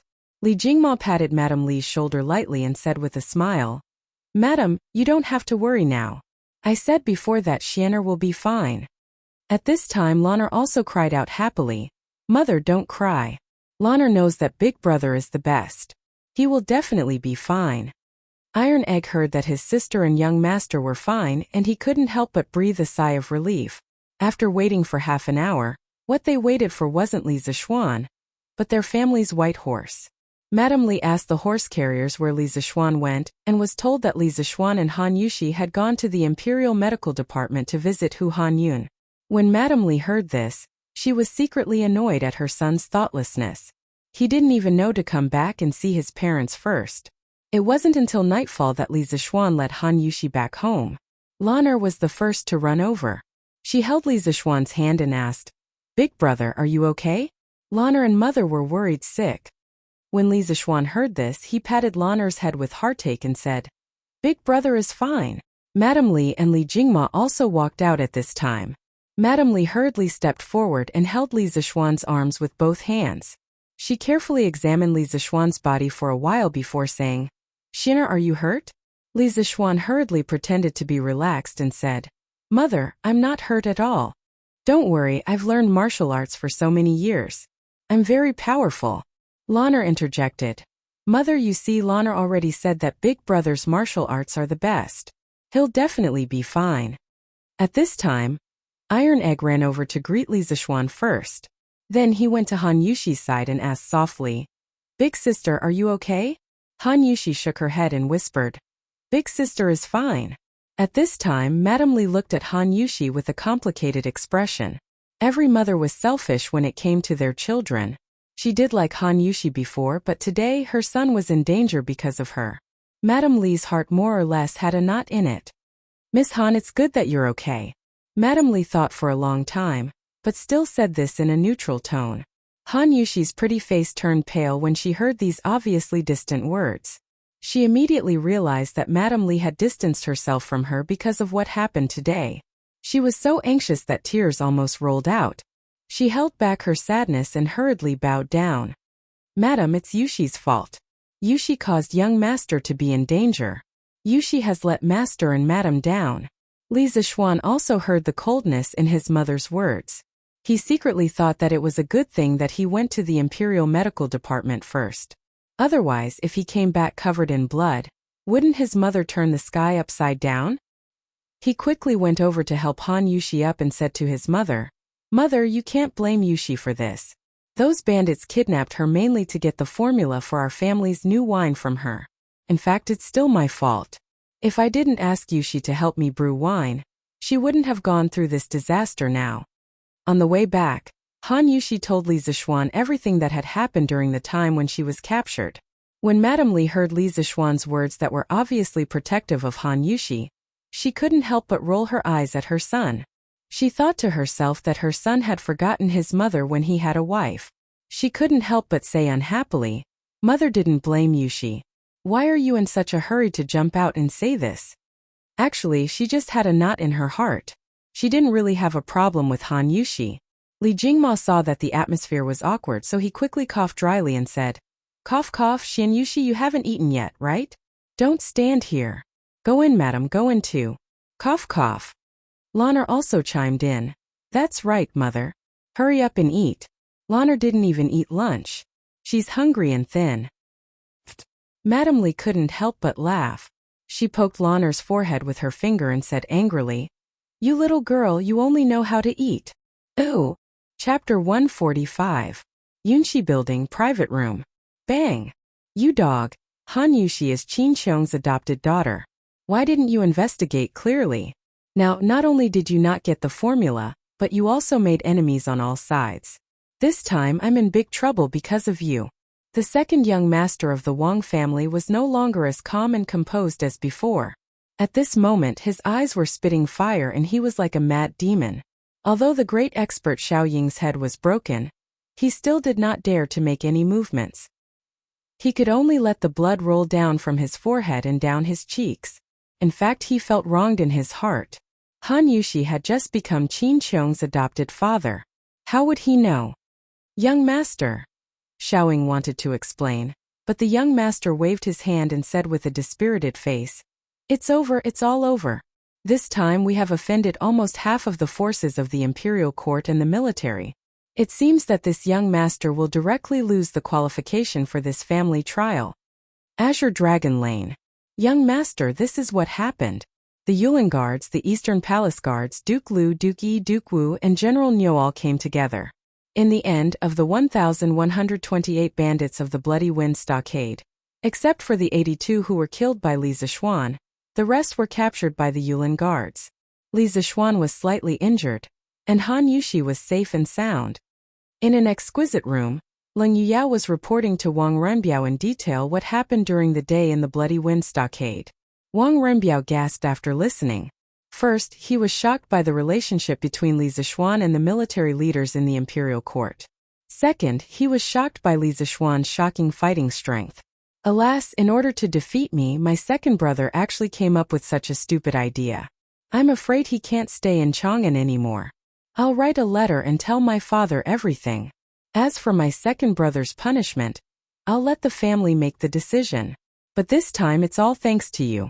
If you hadn't told Li Zixuan Han Yushi's location, I'm afraid that Han Yushi would have already met with misfortune. If that happened, it wouldn't be easy to deal with this matter. Our Wang family would also have offended too many powers because of this. Although the Wang clan was one of the 5 clans and 7 watch clans and had a deep foundation, if they were to directly go against these high-ranking military bigwigs, the Wang clan would not be able to withstand it. At this time, the 5 families did not have an absolute advantage in the imperial court. The first reason was that the Guanlong military group was still very powerful at that time. The second reason was that the emperor wanted to suppress it. The third reason was that the imperial examination system was vigorously implemented, which led to the appearance of many concubine court officials. Their only advantage at this time was the public opinion of the world, and their unparalleled right to speak as a landowning household. Leng Yuyao shook her head and continued. The Jianghu expert second young master recruited, Flying Snake, was also killed by Li Zixuan with a single sword strike. Li Zixuan's combat strength is infinitely close to the grandmaster level. If young master wants to be his enemy in the future, you must be careful. Xiaoying heard the news before the imperial court's army arrived and fled in advance. Wang Renbiao said in surprise. Li Zixuan is actually that formidable? This young master really did not expect it. But Yao why do you always think that I will become enemies with Li Zixuan? I am currently working with him, so you shouldn't always look at things based on your personal grudges. Leng Yuyao was still expressionless. She said coldly, Young master, Yuyao is not saying this because she hates Li Zixuan. Yuyao is just relying on her intuition that young master and Li Zixuan will become enemies in the end. Wang Renbiao asked curiously, Oh? Why is that? Leng Yuyao replied, Because young master and Li Zixuan are both equally outstanding people. Wang Renbiao. After a while Leng Yuyao broke the silence. Young master, Li Junxian personally led a group of 100 cavalry out of the city today. Yuyao guesses that it is very likely to be to investigate second young master's kidnapping of Han Yushi. Wang Renbiao's expression became unprecedentedly grave. He stood up and said, It seems like second brother, the mastermind behind the scenes, will be exposed soon. This won't do. If I want to save second brother's life, I'm afraid that I'll have to have my father personally make a trip to Chang'an. Yao grind the ink. I'll write a letter right now. Leng Yuyao frowned unwillingly. Second young master was against young master before. Why are you still helping him now? Wang Renbiao scratched Leng Yuyao's nose in amusement and sighed. Although he doesn't treat me as an older brother, I have always treated him as a younger brother. Leng Yuyao's face turned slightly red. She still said unhappily, Young master is so magnanimous, but second young master will definitely not remember your kindness. Wang Renbiao smiled and shook his head, not replying. Oh, Taiji Palace. It was still brightly lit. Paying respects to your majesty. Li Junxian bowed. Li Er nodded and asked, Junxian, have you found out who ordered these bandits? Replying to your majesty, according to this general's investigation, the person who contacted the bandit leader Song Tiandao is called Xiaoying, the shopkeeper of Yunxi Pavilion. He intended to kidnap Han Yushi to obtain the recipe for immortal intoxication and gentle softness. The owner of immortal intoxication is Wang Rani, the bastard son of Sui Province's governor Wang Yu. His birth mother is Cui Qinfang of the Cui family of Qinghe.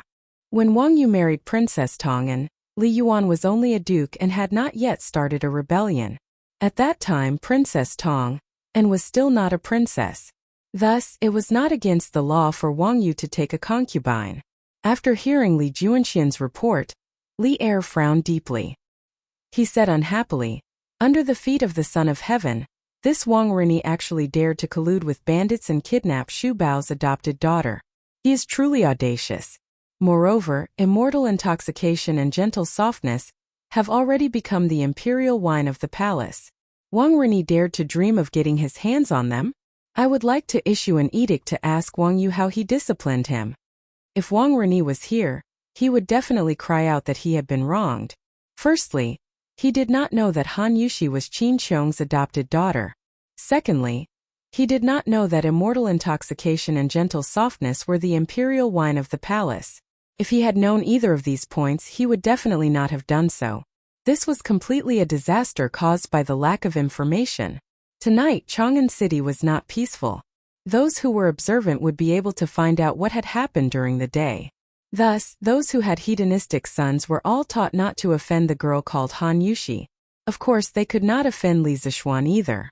The military forces supporting them were simply too powerful. Yongla Lane Li Mansion. This place was filled with laughter. Li Zixuan did not even have time to eat lunch. Later on, he had used up so much energy that he was so hungry that his chest was sticking to his back. Now that he saw a table full of delicious food, how could he endure it? Not long later, he was full to the point of groaning. Just as he was about to go outside for some fresh air and digestion, he heard Li Jingma say, "Xin'er, sleep early tonight. You still have to attend the morning court tomorrow." Li Zixuan opened his eyes wide in disbelief. "Father, why do I have to attend the morning court?" If he attended the morning court, he would not be able to sleep in. He did not want to attend the morning court. Li Jingma said angrily. His Majesty sent someone to pass on a message this afternoon. He wants you to attend the morning court tomorrow. You have to go this time. You disobeyed the edict today. Later on, you will have to write a memorial to ask for forgiveness. Go and ask for forgiveness tomorrow. Ah! Li Zixuan was dumbfounded. Chapter 146. Li Residence Study. "Xin'er, why are you looking for me? Why are you being so secretive?"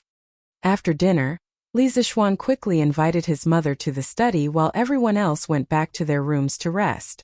Li Zixuan smiled as he poured a cup of tea and handed it to Mrs. Li. "Mother, have some tea." Mrs. Li looked at her son suspiciously but still took the teacup. She took a sip and asked, "Xin, why are you looking for me? Tell me." Li Zixuan laughed dryly. "Hee, mother, look at what you're saying. Can't I chat with you if I have nothing to do?" Mrs. Li rolled her eyes and said in disbelief, "TSK, do you think I don't know you? You've been back for so long, and when have you ever chatted with me? If you have something to say it quickly." Li Zixuan was embarrassed.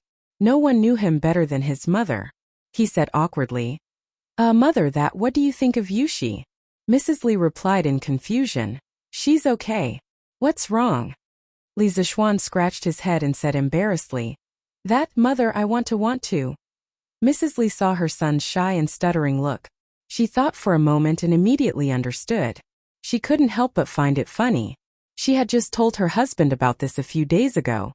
She had already been looking for a matchmaker to arrange this matter.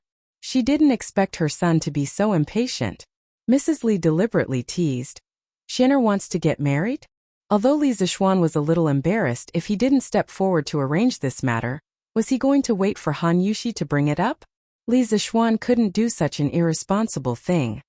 Mother, I want to marry Yushi. What do you think?" Mrs. Li was relieved. This blockhead of a son was finally enlightened. Mother has already arranged this matter for you. In a few days, a matchmaker will go to Han Tianhu's house to propose marriage. Mrs. Li smiled. Li Zixuan opened his mouth in surprise. Mother, how did you know?" Mrs. Li said unhappily. "Mother carried you for 10 months and gave birth to you. How could Mother not know what you're thinking? You just have to stay at home and wait for your bride to come in."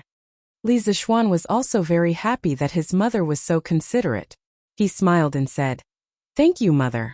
Thinking that her son was about to have a family and start a career, Mrs. Li was truly happy. She got up and said with a smile, "Well, look at how proud you are. Go back and rest. You still have to go to the morning court tomorrow." After Madame Li finished speaking, she went out with a smile. The next day, after the bell and drum of Chang and city had been struck 4 times, the lights in the Li mansion began to be lit one by one. The maids and servants were busy lighting the fire and boiling water, preparing to wash their masters and make breakfast. The groom washed the horse clean. Li Jingma and Madame Li hurried back and forth, not daring to be careless in the slightest. Today was their son's first official appearance in court.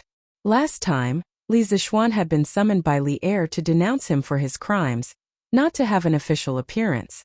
Li Zixuan was still asleep when he was pulled up. Mrs. Li gave Xiaohe a strict order. The little girl ignored Li Zixuan's muddle-headed complaints and wiped his face and brushed his teeth. The bitterness of the willow branches didn't drive away Li Zixuan's sleepiness. He put on the official uniform and the golden crown. He was underage, so he couldn't wear the official hat. He changed into thin deerskin boots and fastened the ceremonial sword to his belt. He came to the front hall and ate a big bowl of porridge hastily. He felt a little less sleepy, so he checked his equipment again. Under the gaze of the whole family, he got on the horse and went out. It was about 4 o'clock in the morning, and it was not yet time to open the doors. The entire market was quiet, and a cold crescent moon was hanging in the sky. Shouldn't they be lying on their beds and sleeping comfortably at this time? Li Zixuan couldn't help but criticize the inhumane morning court again. After a long time, the gate was finally opened.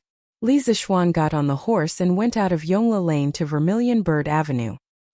He saw soldiers patrolling the streets, but no other officials passed by. After checking his identity, the soldiers of the warden's office saluted in unison, leaving two carrying huge lanterns to lead the way. Taiji Palace was in the north of the city. It was built against the mountain, facing the south with its back to the north. This was the privilege of the imperial family. Of course, it wasn't a big deal for ordinary people to live in the north. Li Er didn't have to care about this. He arrived at the imperial city. From a distance, he saw the brightly lit gate and a crowd of people. They cupped their hands in greeting and chatted amiably, but whether they were smiling sincerely or hiding a knife in their smile, he couldn't tell. Li Zixuan saw the civil and military officials were divided into two groups, clearly separated. He was in a dilemma. He didn't know whether he was a civil official or a military general. Cheng Yaojin came over to solve the problem. He patted Li Zixuan's shoulder vigorously and said in a rough voice, "You brat, why aren't you coming with me? What are you waiting for? Don't tell me you want to join that group of scholars?" Cheng Yaojin ignored the angry glares of Fang Xianling, Zhang Sunwuji and the other civil officials. He slowly pulled Li Zixuan into the military general group. Li Zixuan argued fiercely in the imperial court last time. He fought with Yuan Wendao and Wei Zheng, and was finally conferred the title of Baron Lantian. All the military generals knew him. Besides, after the big commotion in Chang'an yesterday, everyone had a direct understanding of Li Zixuan's connections in the military. They knew that this young man shouldn't be offended, so they all nodded kindly to Li Zixuan.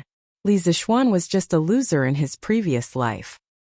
He had never been an official and wasn't good at socializing, but he adhered to the principle that people shouldn't be offended by too much courtesy. He bowed respectfully to all the big shots. After one round, his face muscles were stiff from smiling and his neck was sore from nodding. Then he returned to Cheng Yaojin, Qin Qiong and the others. Li Zixuan went to Qin Qiong and whispered, "Uncle Qin, I didn't answer the summons yesterday. Will His Majesty punish me today?" He heard that Han Yushi was in trouble yesterday and his heart was in a mess. He didn't have time to care about Li Er's summons. Later, when he returned home, he felt a lingering fear. In his previous life, he had seen many historical dramas. In them it was said that disobeying an imperial decree was a serious crime. So he was very uneasy now. Qin Qiong stroked his beard and smiled. "It should be fine. Yesterday, His Majesty heard that you disobeyed an imperial decree and was indeed very angry. But later, His Highness the Crown Prince and I mediated between them. His Majesty then calmed down. Today he shouldn't punish you too much. In fact, disobeying an imperial decree depended on the situation. There was no such thing as disobeying an imperial decree in the laws of previous dynasties. This was a general term for such crimes. 9 familial exterminations wouldn't be used easily. Even the most violent monarchs would use it carefully. If disobeying an imperial decree was disobeying an imperial decree, then there wouldn't be an immortal poet who said that he was a wine immortal. After hearing Qin Qiong's words, Li Zixuan heaved a huge sigh of relief in his heart. He secretly praised Li Changqian, this brother, and Qin Qiong, this elder, for being too reliable. He bowed deeply to Qin Qiong and thanked him. "Many thanks, Uncle Qin." Qin Qiong waved his hand and didn't care. At this time a servant came forward and shouted, "Go to court." The officials immediately quieted down and lowered their heads. They carried the imperial decree and slowly entered Taiji Palace. Chapter 147. Following the crowd, Li Zixuan entered the Taiji Palace. It was his first time attending the court, so he didn't know where he should stand.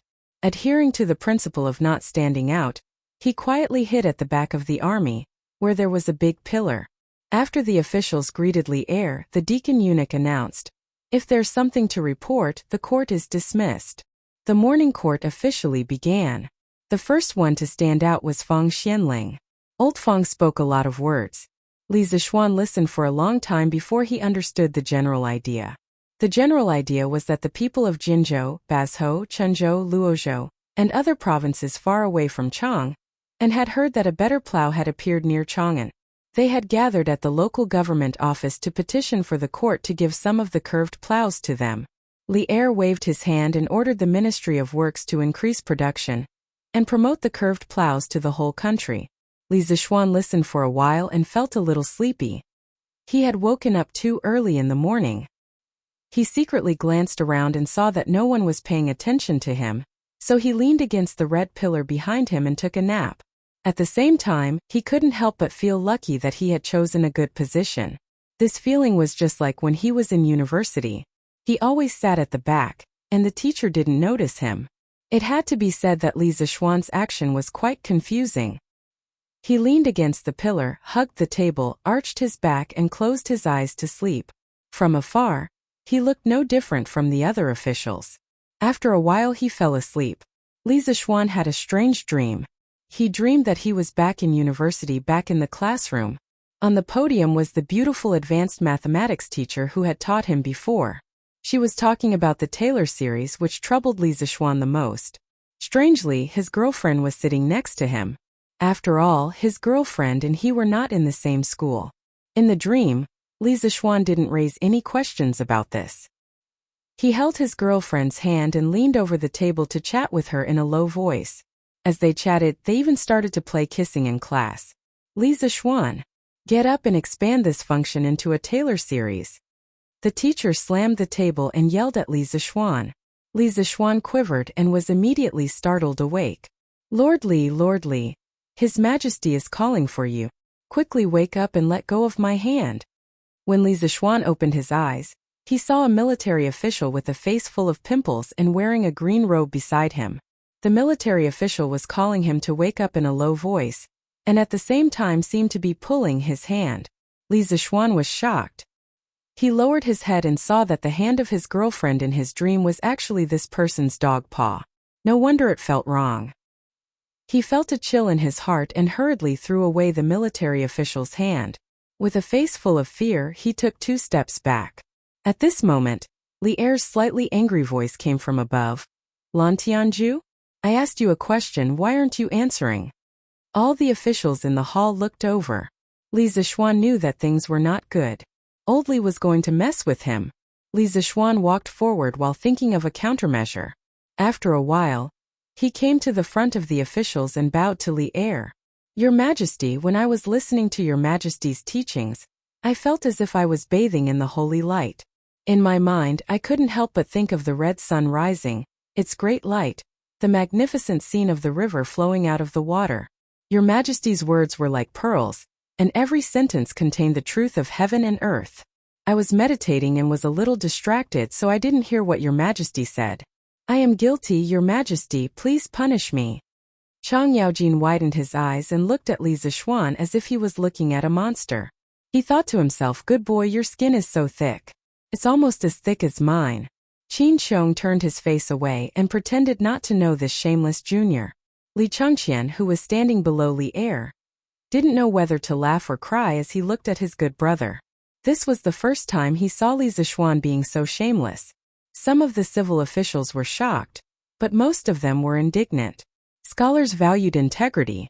As a baron of the Great Tang, Li Zixuan actually flattered Li Er in such a blatant manner to cover up his crime. This was too shameless. He could be called a treacherous traitor. Li Er's face darkened. He had clearly seen the little movements of Li Zixuan and that military official from his seat above. He had not expected that Li Zixuan would come up with such blatant lies, his mouth full of nonsense. Moreover, he could make the matter of sleeping in court sound so fresh, refined, and reasonable. In the entire Great Tang, perhaps only this brat could do such a thing? Shut up. Li Er angrily slapped the dragon table and pointed at Li Zixuan. He was burning with anger, but he didn't know how to reprimand Li Zixuan. Li Er took a few deep breaths and calmed himself down. Then he said again, I just said, Lord Lantian, you disobeyed the imperial decree yesterday. What should be your punishment? Qin Qiong had already told him about this matter. Li Zixuan already had an idea in his heart. Li Er was probably trying to scare him. Li Zixuan pretended to be terrified and bowed down. Your Majesty, I am young and inexperienced. I didn't know the severity of the matter and was confused for a moment. I made a big mistake. Your Majesty, please punish me. All right, I'm only 14 years old. I'm young and don't know any better. You are the emperor, you can't be so calculative with a kid, right? Moreover, as to why I disobeyed the imperial decree, I'm sure you know the reason better than anyone. Li Zixuan thought to himself. This was the advantage of being young. Li Er choked on Li Zixuan's words. It was rare for someone to be conferred a title at the age of 14. After experiencing so many things, Li Er had almost forgotten Li Zixuan's true age. The matter of disobeying the imperial decree, there is a reason for it. I can temporarily not pursue it. Li Zixuan quickly thanked him. Thank you, Your Majesty, for your kindness. Li Er said in annoyance. Don't be in a hurry to thank me. I haven't finished speaking. A few days ago, I heard that you made immortal drunken wine in Gentle Village, as well as red braised meat, red braised lion's head, and other dishes. When Li Er said this, some of the officials in the hall couldn't help but swallow their saliva. It was obvious that these people had eaten the new dishes and drunk the new wine of the Drunken Immortal restaurant. When Li Er mentioned this, although his mouth was a little greedy, he still continued to speak with a serious face. As a baron of a country, you don't do proper work. Instead, you spend all your time studying, eating, and drinking. What a scandal! A few days ago, the Imperial College's mathematics doctor, Lu Qingshan, retired. I originally planned to let Su Hongji teach on his behalf, but Mr. Su wrote a letter saying that your mathematics ability was above his and recommended you to teach. After much consideration, I have decided to appoint you as the Imperial College's mathematics doctor. You will take up the post tomorrow. Li Zixuan was immediately dumbfounded. Letting him teach a group of hedonistic brats, wasn't this a scam? How could this be more comfortable than being an otaku at home and hugging his goddess? Old Li couldn't bear to see him idle. Your Majesty, this official's talent is shallow. I'm afraid I can't take on this heavy responsibility. Li Zixuan weakly protested. Li Er waved his sleeves and said decisively, Stop talking nonsense. If I tell you to go, then go. Do you still want to disobey the imperial decree? After he finished speaking, he stared at Li Zixuan with a murderous gaze. Li Zixuan felt Li Er's deep malice and full of threat. He secretly scolded Li Er for not talking about human rights and democracy, and for forcing women into prostitution. This official obeys the imperial decree. All right, the arm can't win against the thigh. Li Zixuan could only admit defeat. Only then did Li Er nod his head in satisfaction. He looked at the group of civil officials and said, Chancellor Kong, from now on, Li Zixuan will be supervised by you at the Imperial College. If this person is lazy, late, or leaves early, inform me. I will deal with him. An elegant white-haired old man walked out and bowed. This old official obeys the imperial decree. Li Zixuan secretly wiped the cold sweat from his forehead. Not only did old Li give him work, he even sent an old man to be his supervisor. The imperial court schemes are deep. I have to go back to the countryside. I can't live like this anymore. Chapter 148. Imperial Palace, Taiji Palace. Li Zixuan, who felt that there was no more joy in life, wanted to return to his original position, but was interrupted by a cold snort from Li Er. He obediently walked to the position that Li Er pointed to, which was the 6th row of the civil officials. In front of him stood Chancellor Kong, who had previously stepped forward to answer. Li Zixuan guessed that this Chancellor Kong should be Kong Ingda. This little old man was quite famous in the Tang dynasty. Li Zixuan had heard of him in the future. The morning court session was still going on. Li Zixuan stood there listlessly with his head drooped as he listened to the various big shots tear each other apart.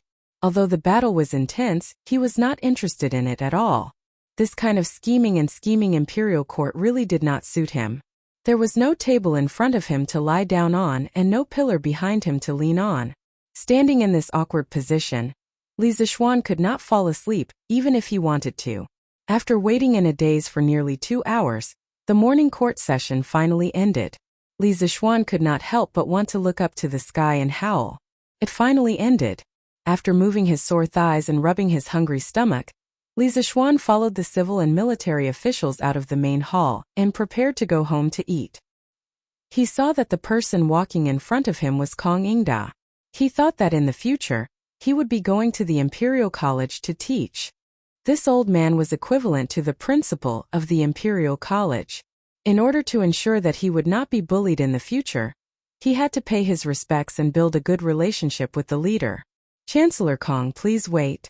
When Kong Yingda heard someone calling him, he slowed down his footsteps. Li Zixuan quickly walked forward and cupped his hands. This little one greets Mr. Kong. Mr. Kong has abandoned the regional prejudice of the southern and northern schools. Mr. Kong is a famous scholar of the present age. This little one has admired Mr. Kong for a long time. This little one feels extremely honored to be able to work under Mr. Kong in the future. As the saying goes, flattery never fails. Li Zixuan came up and started to flatter Kong Yingda. However, Kong Yingda had experienced the vicissitudes of life and was indifferent to fame and fortune. Li Zixuan's flattery had no effect on him. He looked at Li Zixuan with his wise eyes and said with a smile that was not a smile, "If this old man remembers correctly, Lan Tianjue should belong to the Taoist lineage, right? Why would he admire our Confucian culture?" Li Zixuan almost choked to death in an instant. He secretly thought that this old man was not an easy character to get along with. He laughed dryly and said, "Master, I'm afraid that you are mistaken. So what if it's Confucianism or Taoism?" Back then, Kongshi eliminated the views of the Confucian school of scripture and the Taoist school of thought and selected the best school of thought from the various schools of thought. Thus, he brought an end to the various disputes that had existed since the Western Han Dynasty. Later on, he abandoned the prejudice of the northern and southern schools of thought and embraced the various schools of thought. He merged the northern and southern schools of thought together and preserved the results of the Western Han Dynasty. This way, the teachings of the predecessors would not disappear and the scholars of the future generations would be able to look up to him. Since Kongshi was able to embrace different schools of thought within the Confucian school, why couldn't he jump out of the Confucian school and look at the other schools of thought with a tolerant attitude? Since ancient times, the existence of the two schools of thought is reasonable. Confucianism and Taoism have existed for thousands of years, and there are many similarities between the two schools of thought. Why can't they learn from each other's strengths and make up for their weaknesses? Li Zixuan was just speaking casually. However, as he spoke, he couldn't help but reveal some of his understanding of Confucianism and Taoism from the depths of his mind. In the memories that he inherited, he had an extremely deep impression of the Taoist school of thought. Kong Yingda had previously seen Li Zixuan flatteringly Erda without a shred of integrity in the imperial court, so he had some contempt for Li Zixuan. Hearing Li Zixuan's words now, he couldn't help but praise in his heart that this kid really had some real talent. He couldn't help but clap his hands and laugh. What a good existence is reasonable. What a good learn from each other's strengths to make up for their weaknesses. Your understanding of the Confucian and Taoist schools of thought is truly insightful. Not bad, not bad. Child, since you have such talent, why did you try to flatter the emperor in the royal court? How can a scholar not have strength of character? Seeing that Li Zixuan was a talent that could be molded, Kong Yingda couldn't help but offer a few more words of advice, hoping that Li Zixuan would realize his mistake and mend his ways. Li Zixuan sweated inwardly. It turned out that his performance in the royal court had left these civil officials with a bad impression of flattery. He couldn't help but curse these civil officials. They could have strength of character, admonishing the emperor, and leaving their name for generations to come. However, he didn't want these empty titles. He only wanted to hug his wife and live happily for the rest of his life. What did the strength of a scholar have to do with him? Master Kong, this child has just entered the royal court and isn't clear about the matters of the royal court. Today, when I was reprimanded by His Majesty, this child recalled the time when I was young and was scolded by my master for doing something wrong. This is why this child spoke without thinking. Master Kong, please don't take offense. Li Zixuan racked his brains and came up with an excuse that wasn't an excuse. Right now I'm still a child. You big shots have the nerve to talk to me about the strength of a scholar? What kind of person was Kong Yingda? He immediately understood the meaning behind Li Zixuan's words. Only now did he remember Li Zixuan's age and couldn't help but feel a little embarrassed. He stroked his beard to alleviate the awkwardness. Cough, this old man naturally won't blame you. I just hope that when you take up a post in the Imperial College in the future, you will do your best to educate people. This old man believes that a person who can create a curved plow and bring prosperity to the people naturally has an excellent character. He finally managed to settle this new superior. It wasn't easy at all. Li Zixuan secretly let out a sigh of relief. He clasped his hands and said, "This child will remember Master Kong's teachings." Kong Yingda smiled and waved his hand, saying, "All right then. This old man will wait for Lan Tianju to take up his post at the Imperial College tomorrow." The two of them chatted for a while before parting ways. Li Zixuan wanted to chase after Qin Qiong and the others. Han Yushi was going to visit Madame Qin in the morning so he could bring Han Yushi home while he was at it. Ever since he and Han Yushi revealed their feelings for each other, Li Zixuan always wanted to be by Han Yushi's side. Even if he didn't do anything, just looking at Han Yushi's beautiful face and feeling Han Yushi's gentle personality was also very good. However, Li Zixuan didn't allow him to be idle and always caused trouble for him. Thinking about how he was going to work at the Imperial College tomorrow, Li Zixuan couldn't help but let out a deep sigh. Just as he was about to leave the gate of heaven influence, he heard someone shout from behind, "Sir Li, please wait. His Majesty has something to say." Li Zixuan's face darkened. This was too much. This was too much. What was old Li trying to do? Could he still let him go home to eat? Li Zixuan silently drew countless small circles in his heart, cursing Li Zixuan for not being able to get it up at night. Then he calmed himself down and turned around. When the servant ran over, Li Zixuan's expression had returned to normal. He asked, "May I ask why His Majesty is looking for me?" The servant took a few deep breaths and said, "Sir, I don't know. Please move, His Majesty is waiting." All right. Damned feudalism. Evil imperial power is supreme. Then let's go. Chapter 149. Greetings, Your Majesty. Li Zixuan followed the eunuch to the inner hall behind Taiji Palace. He saw Li Er eating and drinking at a few tables above. Li Zixuan couldn't help but curse inwardly. "If you want to eat, just eat. Why did you call me over? Do you want me to watch you eat?" Li Er swallowed the food in his mouth and nodded at Li Zixuan. "No need for formalities. I asked you to come because I want to show you something. You will definitely be very interested in it." With that, he asked the eunuch beside him to deliver a booklet to Li Zixuan. Li Zixuan received it with both hands and curiously flipped it open. He saw rows of densely packed words without even punctuation marks. Li Zixuan forced himself to endure the discomfort and read on word by word. After reading half of it, Li Zixuan finally understood that what was written on it was actually the investigation report of the kidnapping of Han Yushi yesterday. Li Er was right. Li Zixuan was really interested in this. Yesterday's matter wasn't over yet. The mastermind behind the bandits still hadn't been caught. He perked up and finished reading the entire booklet. Then, he returned the booklet to the eunuch. He was extremely shocked. Yunxi Restaurant hired bandits to kidnap Han Yushi in order to obtain the new wine formula. This was within Li Zixuan's expectations. It was just a matter of interest. What he really didn't expect was that Yunxi Restaurant's owner was Wang Renyi from the Wang family of Taiyuan. Although the booklet didn't mention the relationship between Wang Renyi and Wang Renbiao, Li Zixuan could roughly guess it. The last time Wang Renbiao came to seek cooperation, he said that the reason he came out to do business was because of a trial for his family's disciples. Then the relationship between Wang Renyi and Wang Renbiao was obvious. Even if they weren't brothers, they were probably close family members. Li Zixuan's expression was uncertain. He had a good impression of Wang Renbiao before, which was why he cooperated with him. However, he didn't know what role Wang Renbiao played in this matter. "Are you done reading? Is there anything you want to say?"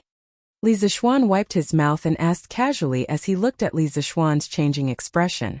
Li Zixuan bowed and said, "Your Majesty, I would like to know how Your Majesty intends to deal with these bandits and the person behind them." Li Er said indifferently, "Han Yushi is Xu Bao's adopted daughter. These lawbreakers should be severely punished.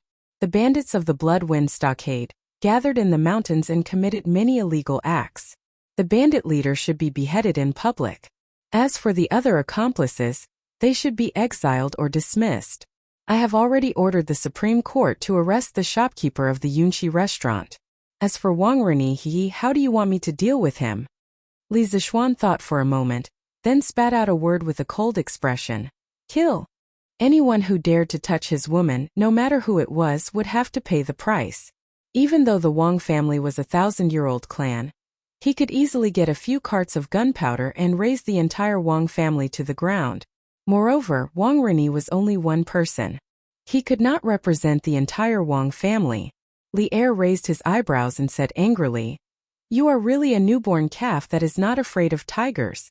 The Wang family is a rich and powerful clan. Wang Rini's birth mother is from the Cui family in Qinghe. If I kill Wang Rini because of this, won't the Wang family and the Cui family fall out with me? Won't all the noble families in the world be in danger because of this?" Li Zishuan was not convinced and said, "Your Majesty, you are the ruler of a country.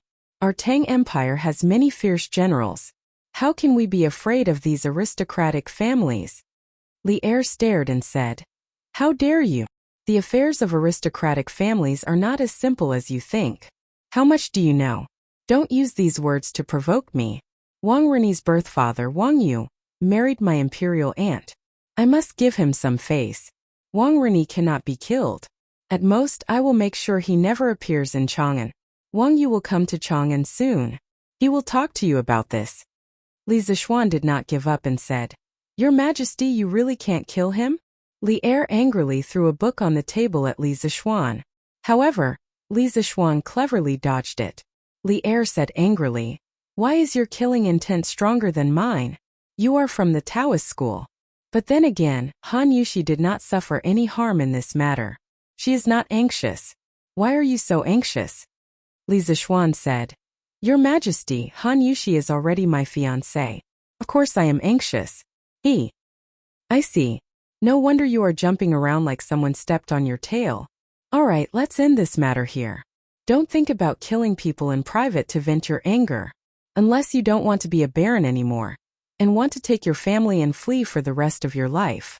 Li Er made the final decision and drew an imperfect end to this matter. Li Zishuan was helpless. He really wanted to wait for Wang Rini to leave Chang, and to kill him. He did not expect to be blocked by Li Er's last sentence, which was slightly threatening. "Your Majesty, if Wang Rini threatens my family again in the future, even if your Majesty does not kill him, I will definitely do it. Even if the Wang family and the Cui family join forces to seek revenge, I am willing to bear it alone. At most, I will perish together with tens of thousands of people from the two families. I definitely have the ability to do so.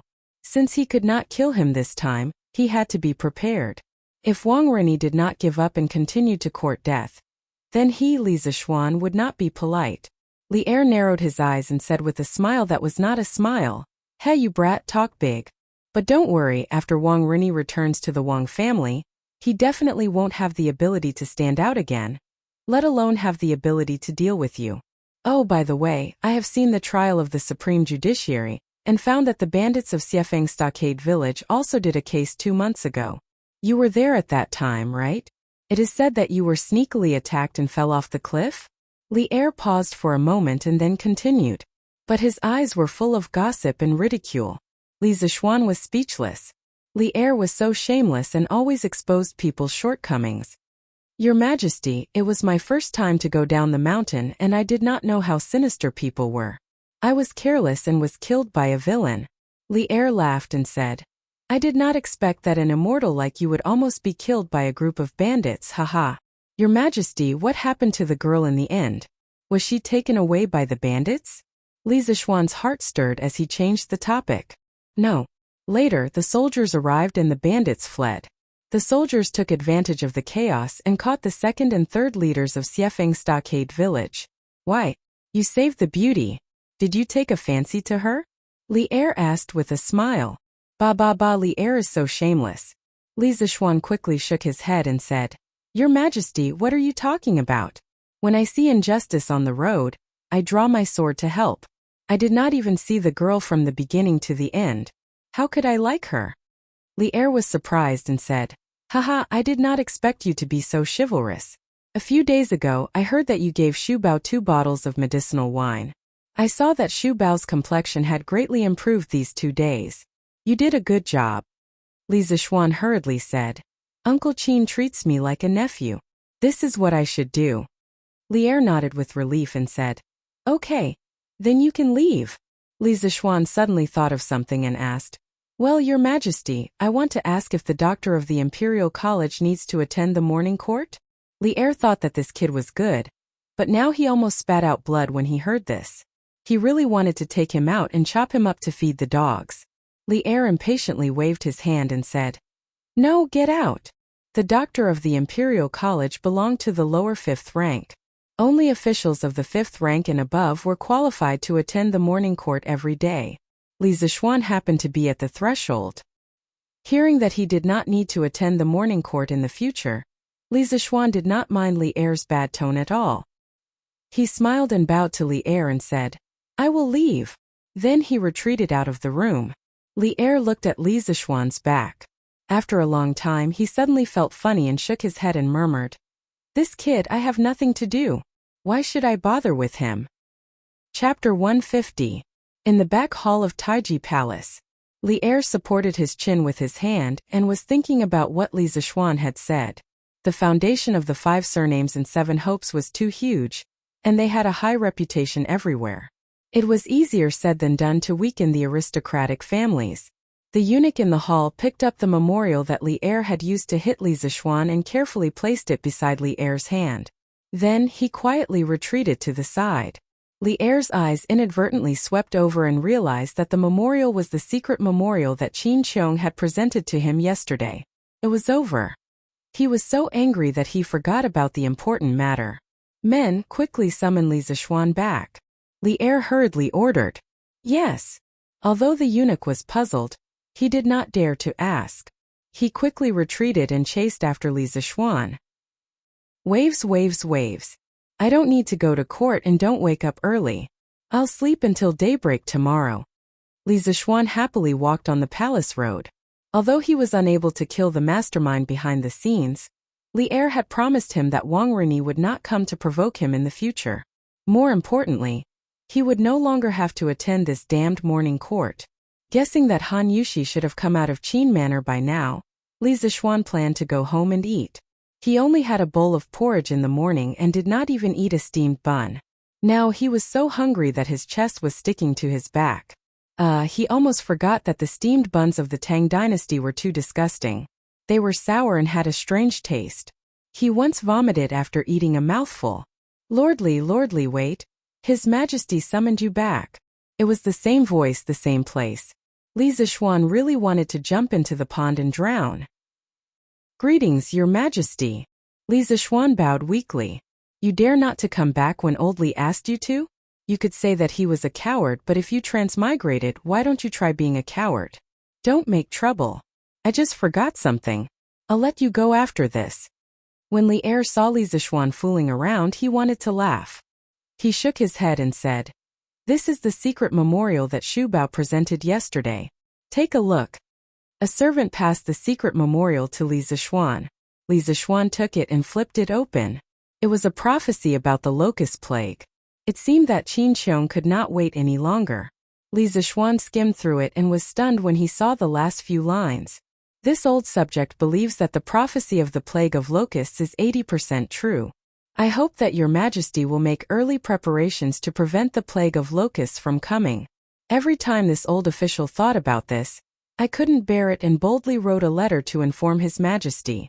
If the plague of locusts does not arrive next year, I am willing to relinquish my title of Duke and hand over all of my family's assets to the National Treasury to make up for the losses suffered by the Imperial Court. Li Zishuan was deeply touched. At the time he had agreed with Qin Qiong to write a joint letter and share the responsibility if something happened. However, he did not expect Qin Qiong to go back on his word and take all of the responsibility. Li Zishuan was both angry and touched. This was an old man worthy of his lifetime of respect. Is the prophecy of the plague of locusts true? Li Er saw Li Zishuan finish reading and asked in a low voice. Li Zishuan sorted out his emotions and said seriously, "Your Majesty, my master did say that in June next year, there would be a plague of locusts on the Guanzhong plains. I have never doubted my master's word since I was young, and am willing to vouch for it. If the plague of locusts does not arrive next year, I am willing to relinquish my title and hand over all of my family's assets to make up for my sins." However, Your Majesty, for the sake of the millions of people in the world, please believe in this prophecy and make early preparations. Since Qin Xiong had bet all of his assets on this prophecy, Li Zixuan had nothing to be afraid of. He had time traveled to the Tang dynasty. Although he had invented some new things, they were not enough to change the course of history, let alone the timing of a natural disaster like the plague of locusts. The plague of locusts next year would definitely arrive as scheduled. When Li Er heard this, he was slightly surprised. He did not expect Li Zixuan, a person who did not want to suffer losses, to say such words that were obviously harmful to him. This made him take this prophecy even more seriously. Since Xu Bao and you are so sure, then I will believe in this prophecy. However, even if I know that there will be a plague of locusts next year, what can I do?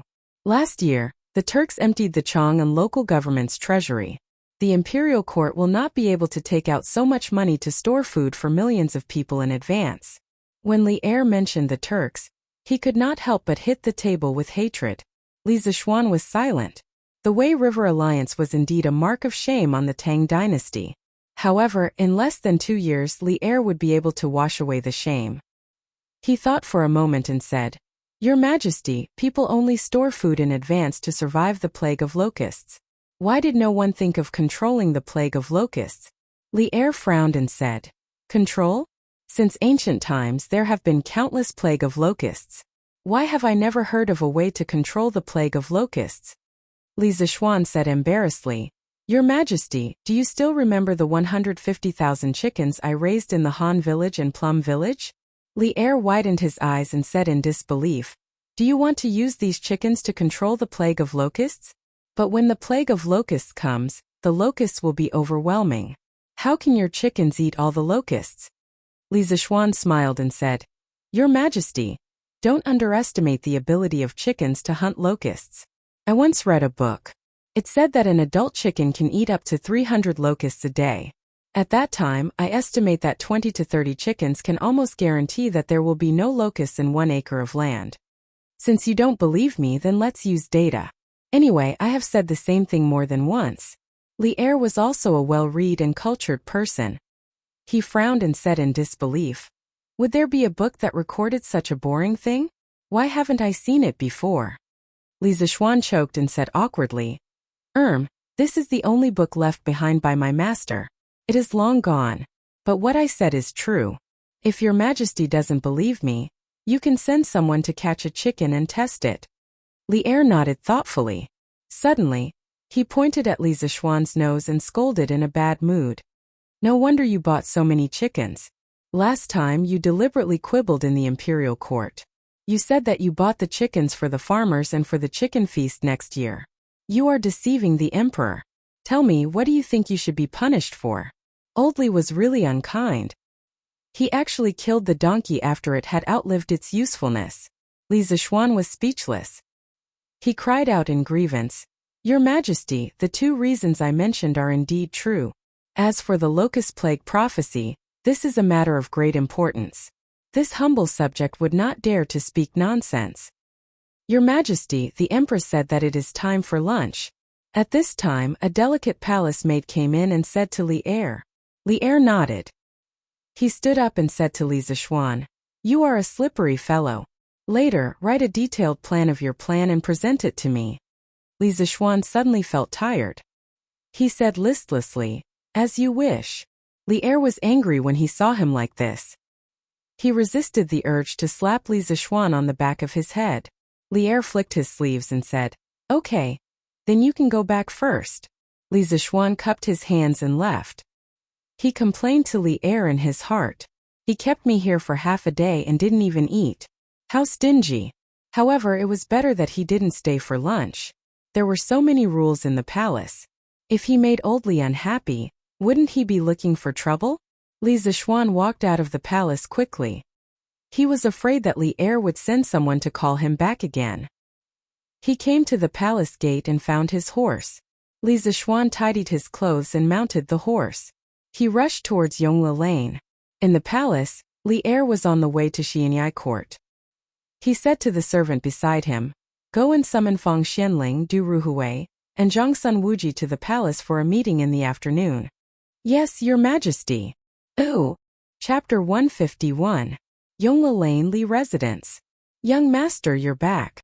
Sanbao, who was guarding the door, quickly ran over to take the reins from Li Zixuan's hands. Li Zixuan nodded and walked in.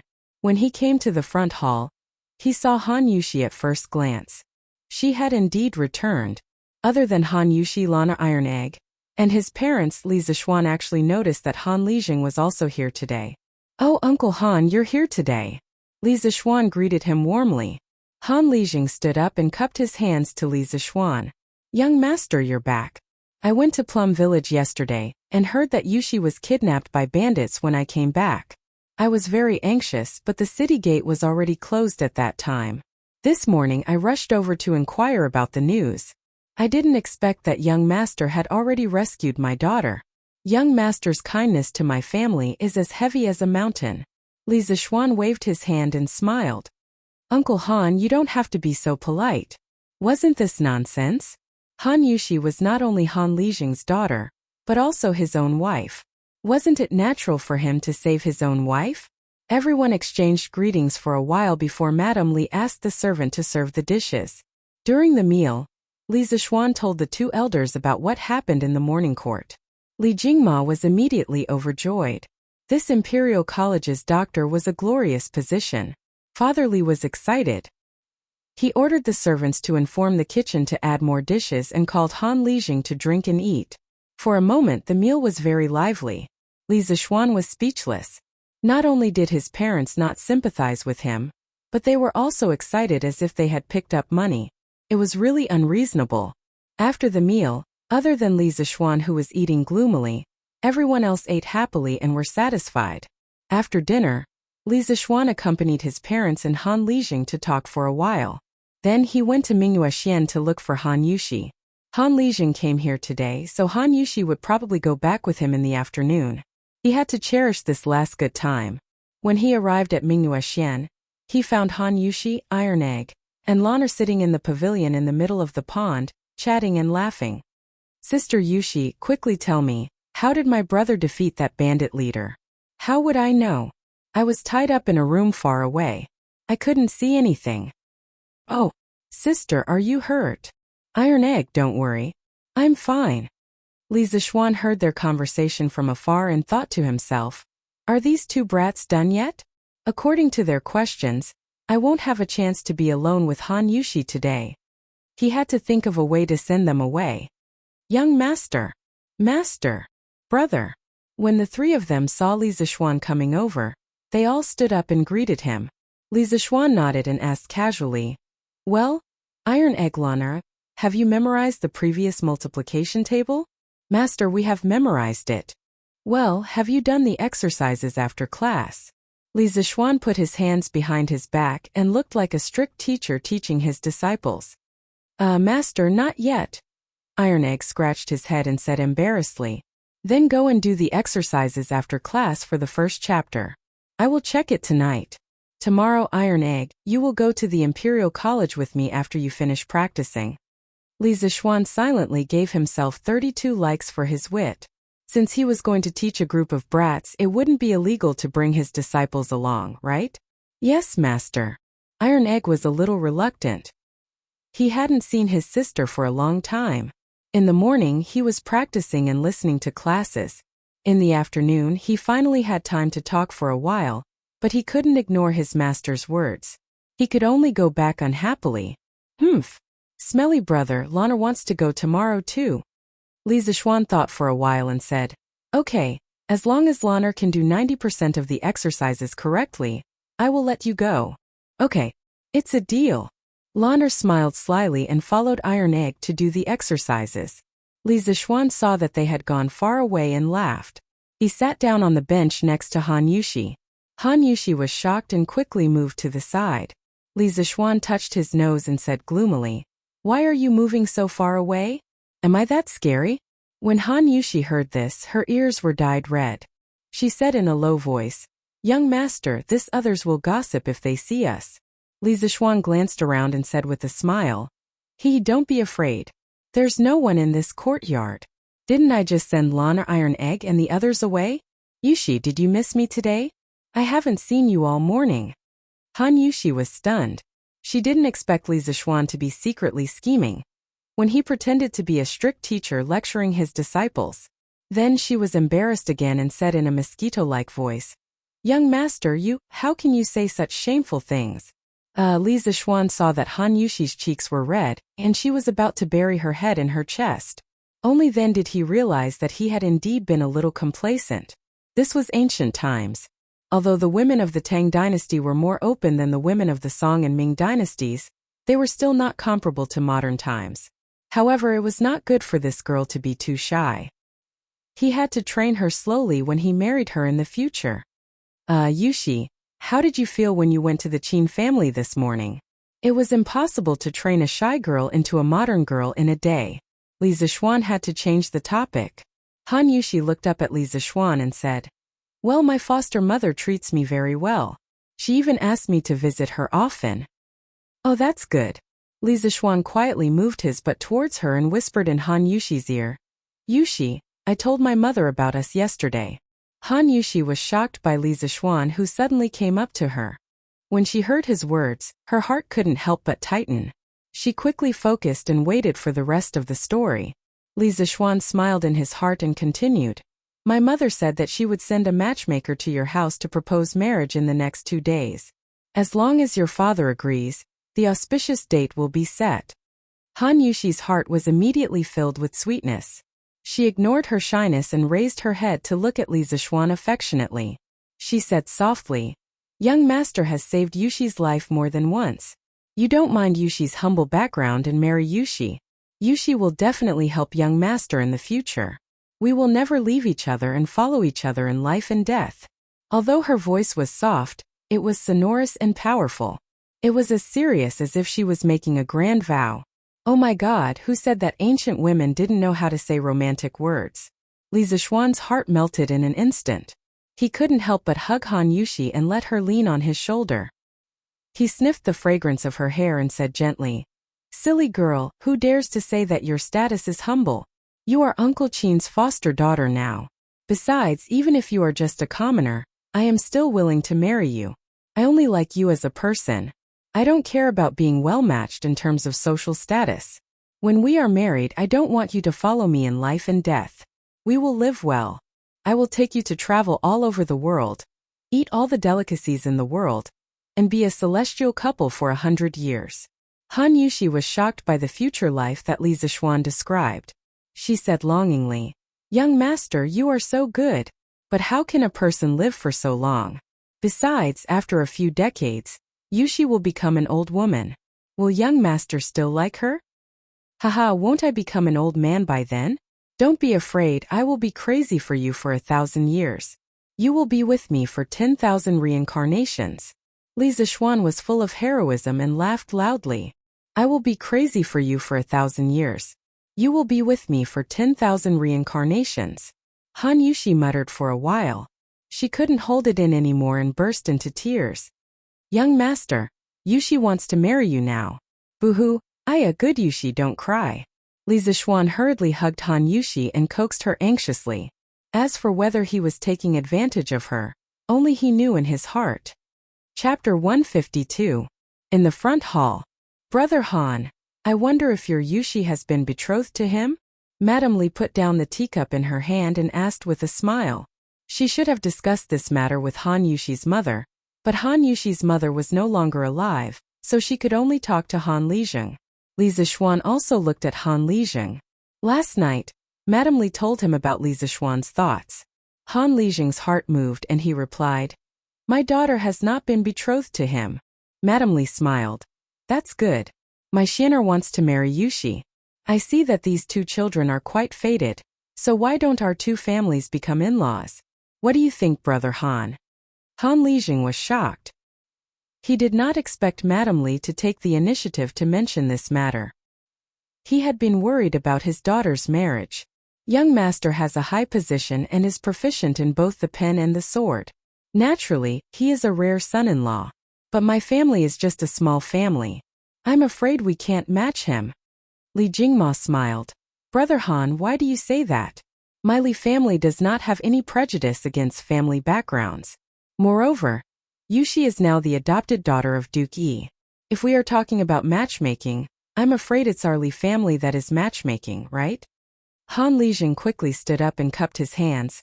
What are you saying, old master? Our Han family is just a country family. What matchmaking? Since old master and madam do not mind, and my daughter and young master hit it off, then I have no reason to object. Madam Li slapped the table. That's good. 2 days later, I will send the best matchmaker in Chang, and to brother Han's house to propose marriage. Han Lijing was relieved. He cupped his hands and said, I will definitely wait at home. What should go must go. After all, Han Yushi was not his wife yet. Around 3 p.m., Han Lijing brought Han Yushi and left the Li family. Li Zixuan looked at Han Yushi's beautiful back and felt lost. Shaking his head, he returned to his courtyard and called San Bao over.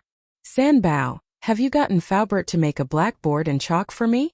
That day, when he taught Iron Egg and Lanner for the first time, he realized that he was not used to not having chalk and a blackboard. Thus, he wrote down the method of using chalk and blackboard and asked Sanbao to send it to the workshop. He asked Faubert to make a batch first. Sanbao replied, Young master, it's all done. Yesterday, Manager Fu sent someone to send it over. At that time, I saw that young master was busy, so I put the blackboard and chalk in the storeroom. In the primitive society, China had discovered the lacquer tree and knew how to use the sap of the lacquer tree to make paint. During the 5 dynasties, Zhu Zundu wrote the Lacquer Classic, which was the world's earliest lacquer monograph. The Tang dynasty also had various colors of lacquer, so it was not difficult to make a blackboard. The key was the chalk. Took Faubert a lot of effort. He did not know how many times he scolded Li Zixuan in his heart for being a prodigal and making useless things. Li Zixuan nodded and went to the storeroom in the south alone. He pushed the door and entered. There were a few blackboards that were about 2 to 3 square meters in size and a few boxes of chalk. There were hundreds of boxes in each box. Other than white, there were also red, yellow, and blue chalk. Li Zixuan stepped forward and took out a piece of chalk. He casually drew a few strokes on the blackboard in front of him and couldn't help but nod in satisfaction. Although the chalk wasn't as fine as the modern ones, the words written were still clear and barely enough. That's right. Li Zixuan planned to bring the blackboard and chalk with him when he went to the Imperial College tomorrow. As for the cost of the materials, he did not ask Li Er for it. For the time being, he would take it as his contribution to the Tang dynasty's education industry. After looking at the blackboard and chalk, Li Zixuan called Xiaoxi over, and they went to the study room together. Xiaoxi sensibly helped him grind the ink. Li Zixuan held his chin and pondered for a moment. He then picked up the brush and started to write a lesson plan. Since the fate of being a teacher was unavoidable, then he would be the most awesome teacher. This was Li Zixuan's style of doing things in his previous life. Either he did not do it or he did it well. Teaching mathematics in the Imperial College would definitely not be the same as teaching Iron Egg. He could not guarantee that the students in the Imperial College would be as obedient as Iron Egg. Many people felt that mathematics was very difficult and boring. However, they did not know that this class could also be very interesting. At this moment, he could not help but think of his elementary school mathematics teacher in his previous life, Lu Wenjia. His mathematics classes were really lively and interesting. It was not like the mathematics teachers in junior high school, and university who just read from the books and were not interesting at all. Li Zixuan recorded down some very interesting basic mathematics questions. He planned to keep them for tomorrow. It was the first class, so he had to pique the interest of the naughty children. Otherwise, no one would listen to the rest of the class. Actually, Li Zixuan was thinking too much. In this era, the concept of respecting one's teachers was very important. As the saying goes, a teacher for a day, a father for life. In order to learn, one had to respect one's teacher. Basically, whatever the teacher told you to do, you had to do it. Otherwise, you would be labeled as a traitor and your reputation would be completely ruined. On the other hand, it was different from before the Sui dynasty where the government schools were exclusive to the children of the nobles. The Tang dynasty Imperial College would also make an exception and recruit a group of children from poor families. These children from poor families had a very strong thirst for knowledge. They did not care if what you said was interesting or not. As long as they could learn something from it, They would be willing to listen even if it was as plain as water. After half an hour, Li Zixuan finished writing all the interesting jokes that he could think of. He stood up and rubbed his sore wrist. Xiaoxi quickly poured a cup of water for him and passed it to him. "Young master, you have been tired for half a day. Drink some water." Li Zixuan smiled. He was really thirsty. He took the cup and drank a few mouthfuls before letting out a long breath. "Okay, I'm done. Xiaoxi, thank you for your hard work." Xiaoxi had been grinding beside him for as long as he had been writing. Grinding ink was also a very tiring job. After a long time, it was not as easy as writing. Xiaoxi smiled and said, "Young master is the one who has worked hard." Xiaoxi has not seen young master so serious in a long time. Li Zixuan sweated.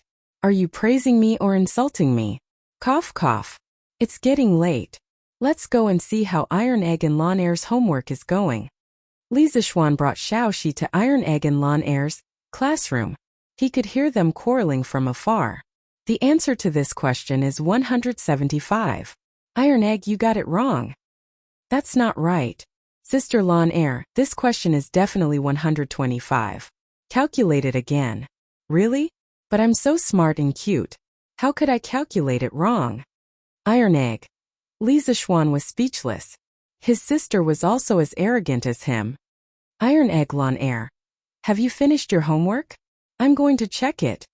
Li Zixuan pushed the door open with Xiaoxi and said to the two children in the room with a smile, "No, brother, you should check Iron Eggs first, then check mine." Lawn Air quickly covered her book and did not let Li Zixuan see it. She had just calculated it. She seemed to have calculated it wrong. That was why she wanted to let Li Zixuan check Iron Eggs first. She still had a chance to change it. This girl secretly matched her answers with Tai Dan. She hadn't even settled the score with her, but she actually went overboard. Forget it, who asked her to be her younger sister? Li Zixuan shook his head. He could not be bothered to argue with Lawn Air. He took Iron Egg's homework and began to read it. After a while, Li Zixuan nodded and praised. "Everything is correct. Iron Egg, you did well." Iron Egg was instantly happy. Lawn Air quickly changed the answers and passed the book to Li Zixuan. "Brother, I've finished. Quickly check it." After saying that, she stood in front of Li Zixuan with her head held high. She looked as if she was waiting for praise. Li Zixuan was speechless. "You've already matched the standard answers. What's there for me to check?" "No need. Lawn Air, you've passed the test. Tomorrow you'll go to the Imperial College with me. Iron Egg, you have to continue to work hard. As my direct disciple, you can't be beaten by the Imperial College's supervisors." Iron Egg immediately felt pressured. However, he still clasped his fist and said, "Master, don't worry. Iron Egg will definitely not embarrass you." Li Zixuan nodded with satisfaction and left. "Hey, stinky brother, you haven't praised me yet. I also got it all correct." Iron Egg covered his face. Li Zixuan staggered and almost fell to the ground. Chapter 153. The next day, Li Zixuan finally did not have to be dragged out of bed at 4 in the morning. The Imperial College was not as perverted as the morning court, where classes started so early. Xiaoxi came over to wake him up at 7:15 a.m. 7 a.m. in modern times. This was the time that Li Zixuan told her yesterday. Li Zixuan stretched out his arms and closed his eyes, allowing Xiaoxi to help him dress and wash up. After transmigrating for so long, he had gradually gotten used to the corrupt life of a rich second generation. When he came to the front yard, he met Iron Egg, who had just finished his training and running. Li Zixuan casually asked, "Iron Egg, how is your training going? Did you find the chi?" Iron Egg wiped the sweat off his face, scratched his head and said dejectedly, "Master, Iron Egg has not found the chi yet, but I can run faster." Li Zixuan smiled and shook his head. He went forward and patted Iron Egg's head, saying, "Don't be discouraged. It's normal that you can't find the chi in such a short time. It doesn't matter if you have ordinary talent. As long as you are willing to work hard, you will definitely become an outstanding person in the future." Iron Egg felt warm in his heart. He raised his head and asked, "Master, can someone like Iron Egg become as powerful as you?" Yesterday, Iron Egg heard from his sister that Li Zixuan alone went deep into the stronghold of thousands of people. He fought against thousands of people alone and killed nearly 80 bandits, including a master. Just hearing this made his blood boil. He could not help but hate himself for being too slow in his training. Otherwise, he would be able to kill with his master. Li Zixuan nodded affirmatively and said, "As long as you work hard, of course you can. Iron Egg, there are indeed some talented and intelligent people in the world. For example, your master, me." Bruiser choked and tried his best to hold back his laughter. Li Zixuan continued, "But if ordinary people work hard, they can also succeed. Master has heard of a story about an ordinary person who didn't give up and eventually crushed all the geniuses. It was said that in ancient times there were immortals. At that time, many mortals could also cultivate immortality. However, among mortals there were good and bad ones. At that time there was an ordinary mountain village boy named Han Li. He accidentally entered a small Jianghu sect and became a registered disciple. His status was low, and his natural talent was extremely mediocre. But in the end, he relied on his own efforts and reasonable calculations to successfully establish himself in the sect and enter the ranks of immortal cultivators. From then on, he laughed proudly in the 3 dimensions. Early in the morning, it wouldn't be too much to use The Legend of a Mortal's Journey to Immortality to give his disciple a bowl of chicken soup for the soul, right? Master, can you explain in detail?" Iron Egg's eyes lit up as he said excitedly. "Well," Li Zixuan said unhappily in his heart. "Damn, this novel has a total of nearly 9 million words. If I were to tell you in detail, wouldn't it take 3 days and 3 nights? But why was this boy so excited? Even if this bowl of chicken soup had some motivations for him, the effect shouldn't be so obvious. Let's eat first. This story is quite long, and we have to go to the Imperial College later. But Iron Egg, why are you so excited?" Iron Egg said embarrassedly, "Well, Master, Iron Egg's real name is Han Li. Iron Egg is just my nickname." Damn, Li Zixuan almost knelt down in front of his cheap disciple. What a coincidence, you are going to heaven. He didn't expect that a random bowl of chicken soup would cause a collision and cause a car accident. He had suspected that the name Iron Egg was just a nickname. After all, this name was too vulgar. He had never thought that Bruiser would have such an ordinary-looking name, but in fact it was amazing. Li Zixuan wiped the cold sweat on his forehead and sighed. "Well, Iron Egg, I still think Iron Egg is a good name. Let's go, let's eat." If he was really called Iron Egg Han Li, he would probably be out of character and wonder if he had walked into the wrong scene. After breakfast, Li Zixuan took Lanner, Iron Egg, and a few servants who were carrying chalk on the blackboard to the Imperial College. The Imperial College of the Tang Dynasty was built next to the Imperial City, not far from Yongla Lane. That was why Li Zixuan dared to sleep until 1:15 in the morning. Half an hour later, the group arrived at the entrance of the Imperial College. After making their identities known, Li Zixuan led the group through the gate under the strange gaze of the gatekeeper. The Imperial College was called the Imperial College during the Wuda era, and it was called the Imperial College during the Sui Dynasty. It was only this year that Li Er officially named the Imperial College as the Imperial College. There were more than 10 houses of various sizes and dozens of unknown towering trees outside the houses. The environment was very beautiful.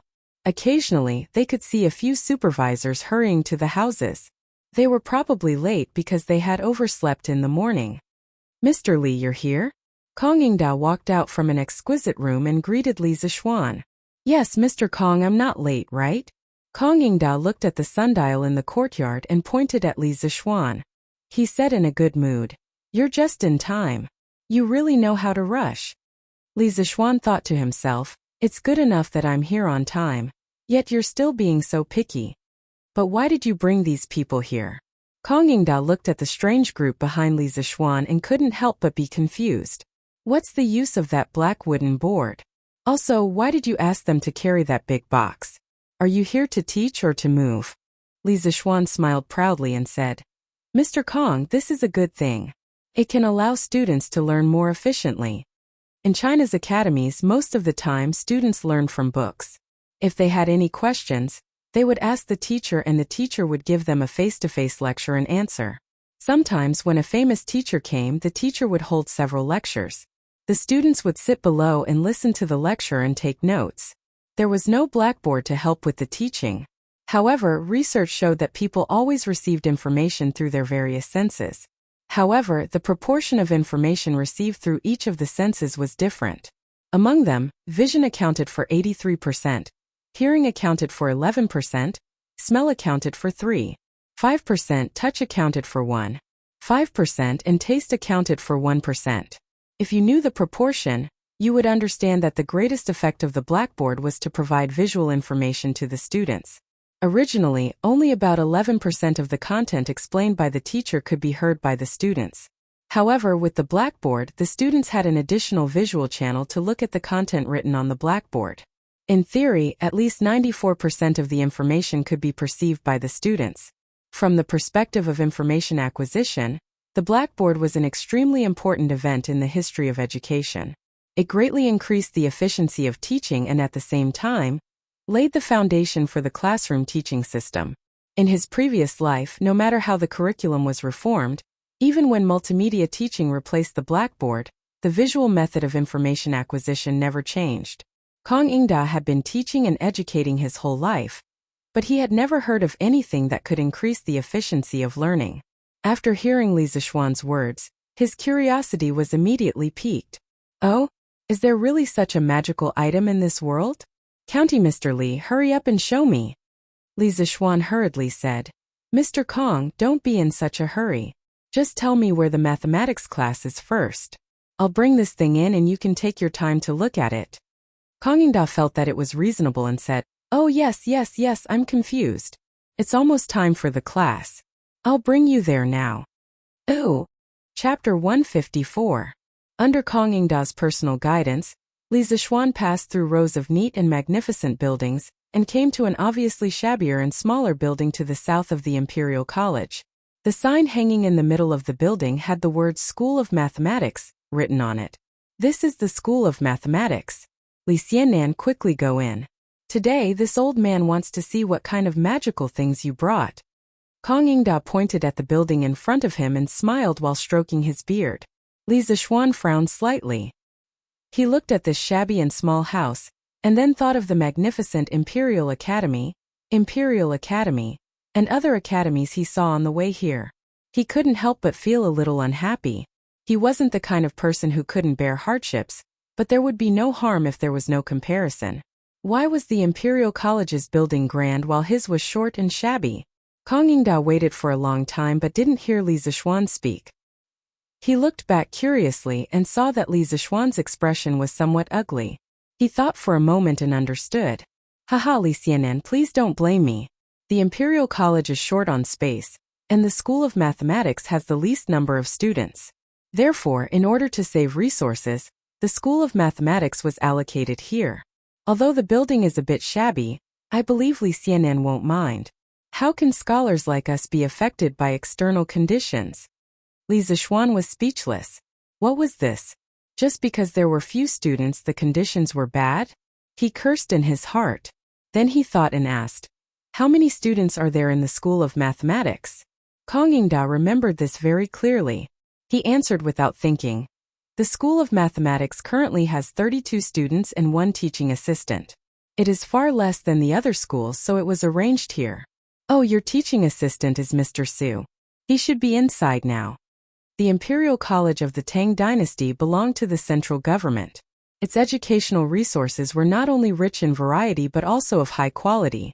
The Imperial College was divided into 6 schools.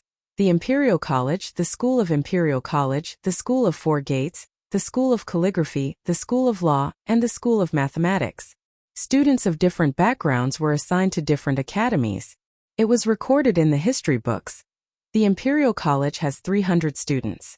Most of them are civil and military 3rd rank or above descendants, 2nd rank or above great-grandsons, 2nd rank or above officials, 2nd rank or above county officials, and 4th rank or above officials in the capital. The Imperial College gave birth to 500 people.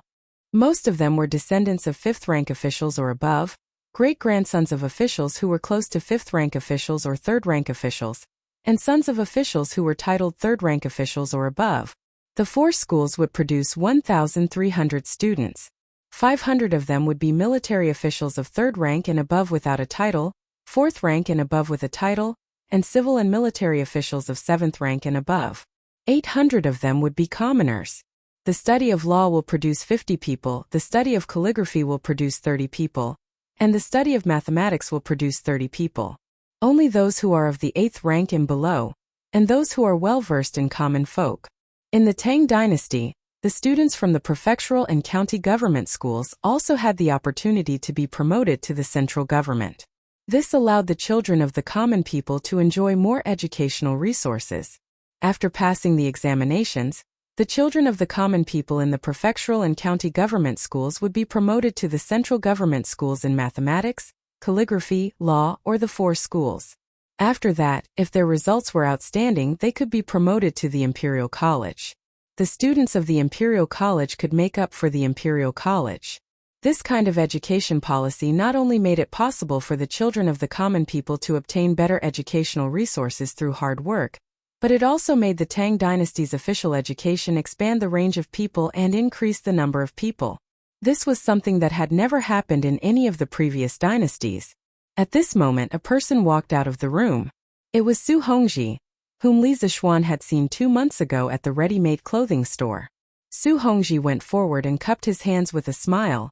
"Chancellor Kong, Professor Li." Kong Yingda nodded his head. Li Zixuan hurriedly said, "Mr. Su, you are my father's best friend. You can just call me Little Xian." Although he had been tricked into teaching at the Imperial College by Su Hongji and Li Er, Su Hongji was still someone of the same generation as his father. He still had to give him the respect he deserved. Su Hongji chuckled and said, "Professor Li, your ability in mathematics is above mine. Furthermore, His Majesty has personally conferred you the title of Professor of Mathematics. As the saying goes, those who are accomplished are the teachers. It has nothing to do with age. What's wrong with me calling you Professor Li?" Kong Yingda also agreed. "Hongji is right. That's how it should be. Mr. Li, quickly go in and teach." Li Zixuan was helpless. He looked at Tai Dan and Lan'er, then said to Kong Yingda, "Mr. Kong, one of these 2 children is my disciple, and the other is my younger sister. I usually teach them mathematics at home. Now that I'm teaching at the Imperial College, I brought them here to listen to my classes." Kong Yingda frowned and said hesitantly, "But there has never been a precedent for a woman entering the Imperial College in our dynasty." Li Zixuan shook his head and said, "They're only listening from the side. They're not considered entering the college." He estimated that Lan'er's enthusiasm would only last for 2 or 3 days. Li Zixuan did not expect her to be knowledgeable and become a world-shaking genius. Kong Yingda nodded and said, That's fine." "Ooh." Li Zixuan instructed a few servants to carry the blackboard and chalk inside and hang the blackboard properly. The students inside had already heard that there would be a new professor today. When they saw Li Zixuan, they were all stunned. They did not expect the newly appointed professor of mathematics to be so young. Many of them were probably older than Li Zixuan. Was this new teacher reliable?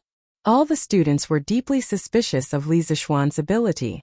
When Li Zixuan saw that the blackboard was hung, he turned around and looked at the students.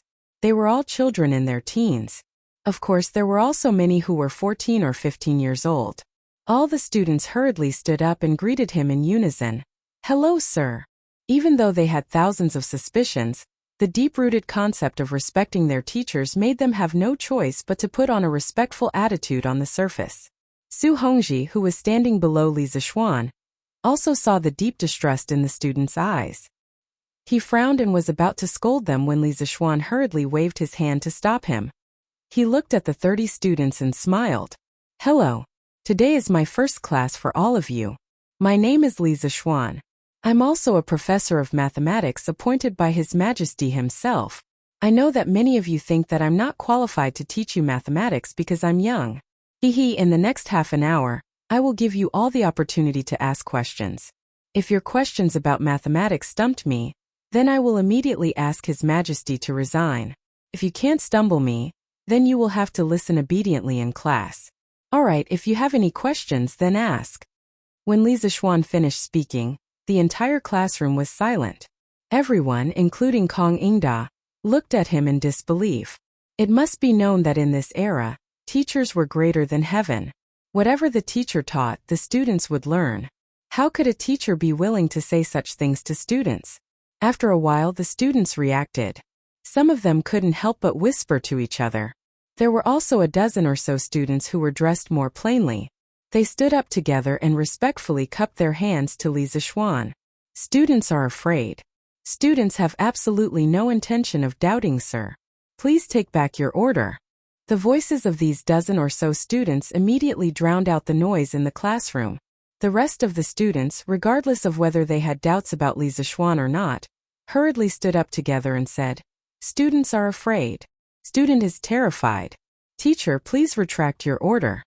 Su Hongji hurriedly gave Li Zixuan a look, indicating that he didn't need to do so. Seeing this, Li Zixuan smiled. "Haha. All of you sit down. I don't care if you have that intention or not, but I will never take back what I have said. Since I am going to be your teacher, of course I will be more capable than you. You can set your questions without any worries. If anyone can give me a problem in mathematics today, not only will I resign from my position as a mathematics doctor, I will also recommend him to His Majesty as the new mathematics doctor." Haha. Li Zixuan's last sentence was like poking a hornet's nest. Many of the students in the Institute of Mathematics were poor children who had been selected from other provinces and counties to enter the directorate. Weren't they studying hard for the sake of a good future? If they could baffle Li Zixuan, then they would very likely have a meteoric rise. How could they not be tempted? Su Hongji was so anxious that his forehead was sweating. Kong Yingda, on the other hand, was relatively calm and thoughtful. Iron Egg and Lan'er, who were sitting at the back, were not worried at all. They were full of confidence in Li Zixuan. Student Kushirqing from Bazhou. May I be so bold as to ask for your guidance? The students below were noisy for a long time. Finally, one of them could not help but stand up and cup his hands to challenge Li Zixuan. "It's Kushirqing. He has the best grades in our school." "That's right. Dr. Liu even praised him for his outstanding talent before. I'm afraid this new teacher is going to fail." Li Zixuan heard the discussion below and nodded with satisfaction. Kushirqing came at the right time. If he wanted to come, he would send the best. This would save him a lot of time. "Good. Kushirqing, right? Whether you can baffle me today or not, your courage is worthy of praise. Give me your question," Li Zixuan said with a smile. Chapter 155. Imperial College School of Mathematics. Everyone's attention was on Kushirqing, waiting for him to give the question. "I would like to ask you to solve a question in 15 minutes. The question is 1352 multiplied by 2781. What is the result?" Kushirqing thought for a moment and gave a multiplication question with a huge number. "Wow, such a huge number. It would take a whole day to solve it, right?" "That's right. Kushirqing's question is too ruthless." As early as the Pre-Qin dynasty, people learned to count and multiply with arithmetic.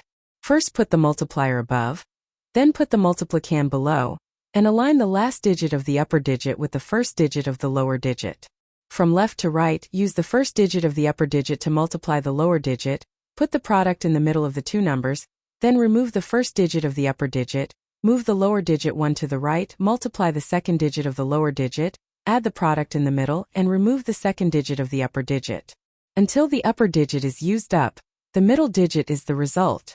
If Kushirqing's question were to be solved with arithmetic, it might take a whole day. Kong Yingda and Su Hongji listened to the question with a dignified face and frowned. Li Zixuan smiled casually and said, "Haha, it's not difficult. Kushirqing, you don't need me to solve this question. My eldest disciple can do it for you. Iron Egg, come up and solve this question on the blackboard." This was the multiplication of two four-digit numbers. With Li Zixuan's strong spiritual power, he didn't need to do it at all. He could directly deduce the answer in his mind. It was not challenging at all. It was better to let Iron Egg practice. "Yes, master." Iron Egg walked from his seat to the blackboard, picked up a piece of chalk, and began to calculate with the elementary math knowledge Li Zixuan taught him. He and Lan'er found the chalk on the blackboard last night. He had been scribbling on it for a long time, so it was not difficult for him to write on the blackboard now. "Wow, did I hear it wrong? Teacher said this question is easy?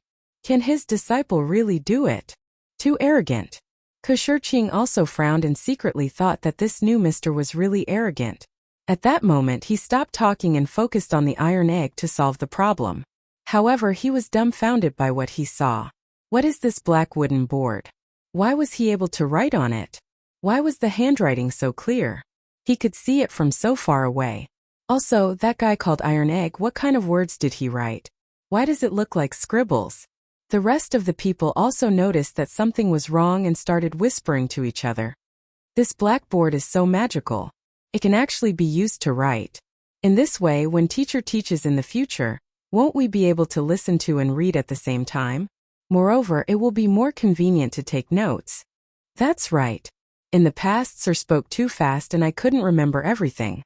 With this, I'll definitely be able to learn better. Now, I hope that you can defeat Kushurching so that you won't have to leave. Hey, look at what that kid wrote. How come I don't know him? I don't know either. Why does it look like scribbles? Ooh. When Kang Yingda saw Bruiser scribbling on the blackboard, he instantly understood what Li Zixuan was talking about outside the classroom. He had been teaching for many years, so he could tell at a glance that teaching on the blackboard was much more effective than teaching in front of a book. Kang Yingda had been teaching for many years, so he could tell at a glance that teaching on the blackboard was much more effective than teaching in front of books. Kang Yingda was extremely excited. He thought to himself that such a good thing should be given to all the teaching rooms in the directorate. He had to ask Li Zixuan for a batch later. When he looked at Iron Egg's handwriting, he could not help but frown. He thought to himself, did Li Zixuan not teach this kid to write before? Why is his handwriting so crooked? I can't recognize it at all. Su Hongji had seen this kind of handwriting before, but he was still shocked at this moment. He did not expect Li Zixuan to be so confident that he could calculate such a huge multiplication problem with his strange handwriting. Time ticked by. After about 7 minutes, which was equivalent to 4 or 5 minutes in modern times, Bruiser left 7 lines of Arabic numerals on the blackboard. He had already calculated the result, but he was still a little worried. He checked it again and found that the result was the same. He then turned to Li Zixuan and said, Li Zixuan, Master Iron Egg has calculated. The answer is 3,759,912. Li Zixuan nodded slightly. He had calculated it in his mind and it was indeed the answer. Gulp. The sound of saliva swallowing could be heard. Even though they did not know whether the result was correct or not, they were shocked by such a huge number. They really could not understand how Iron Egg could calculate such a huge number in such a short time. Well, Iron Egg, you can sit back down first. Kushurching, what do you think? Is the answer correct? Li Zixuan smiled and looked at Kushurching. Kushurching was shocked and could not believe it since he heard Iron Egg's answer. When he heard Li Zixuan's question, he came back to his senses and bowed deeply to Li Zixuan seriously. Master, the answer to this question is indeed correct. But I really don't understand why Iron Egg could calculate it in half an hour when it took me a whole day to calculate it. Master, please teach me this efficient algorithm. I'm willing to pay any price. As soon as Kushurching finished speaking, the hall was in an uproar. Wow, he got it right. It's incredible. He could calculate such a huge number in less than half an hour. Is our new master the reincarnation of an immortal? How can his disciple be so good? He must be the reincarnation of an immortal. That's great. I can listen to master's lectures in the future and learn this magical algorithm. If I can learn this algorithm, I will definitely be able to enter the Four Gates Academy next year. Even the seniors in the Four Gates Academy are not this good. Kang Yingda and Su Hongji both opened their eyes wide and almost pulled their beards off. Li Zixuan pressed his hands in the air. Everyone immediately quieted down and looked at him. Shurching, do you see these 7 lines on the blackboard? These strange small words are a simpler counting method that I invented. As for the calculation process, it is also very simple. I will explain it to you in the future. Now, do any of you have any questions? If you want to ask, hurry up. Li Zixuan took a branch, which he casually broke in the Imperial College before he came. He used the branch to point at the calculation marks left by the Iron Egg on the blackboard, and explained it to Kushurching. The Arabic numerals were first invented by the ancient Indians. Later, after 700 AD, the The Arabs conquered the Punjab region and captured a mathematician from northern India. The Arabs then learned the Indian numerals and mathematical symbols and spread them to Europe, where they were then modernized by the Europeans. During the Zhenguan period, there were no Arabic numerals in the world. Li Zixuan only thought of it later. Therefore, it was not wrong for him to say that he invented it.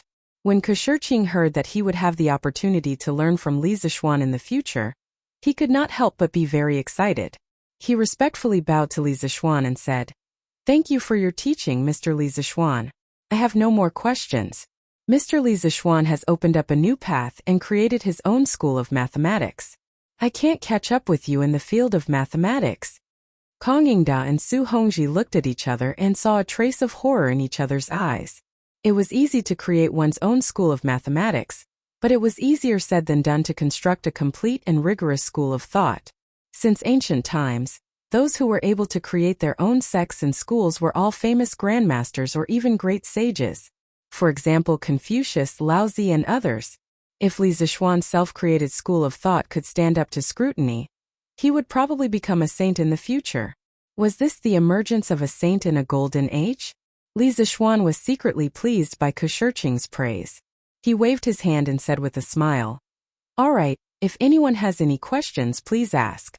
If there are no questions, I will officially start the class." The rest of the students looked at each other. Li Zixuan's disciple was already so powerful. How would they dare to go out and look for trouble?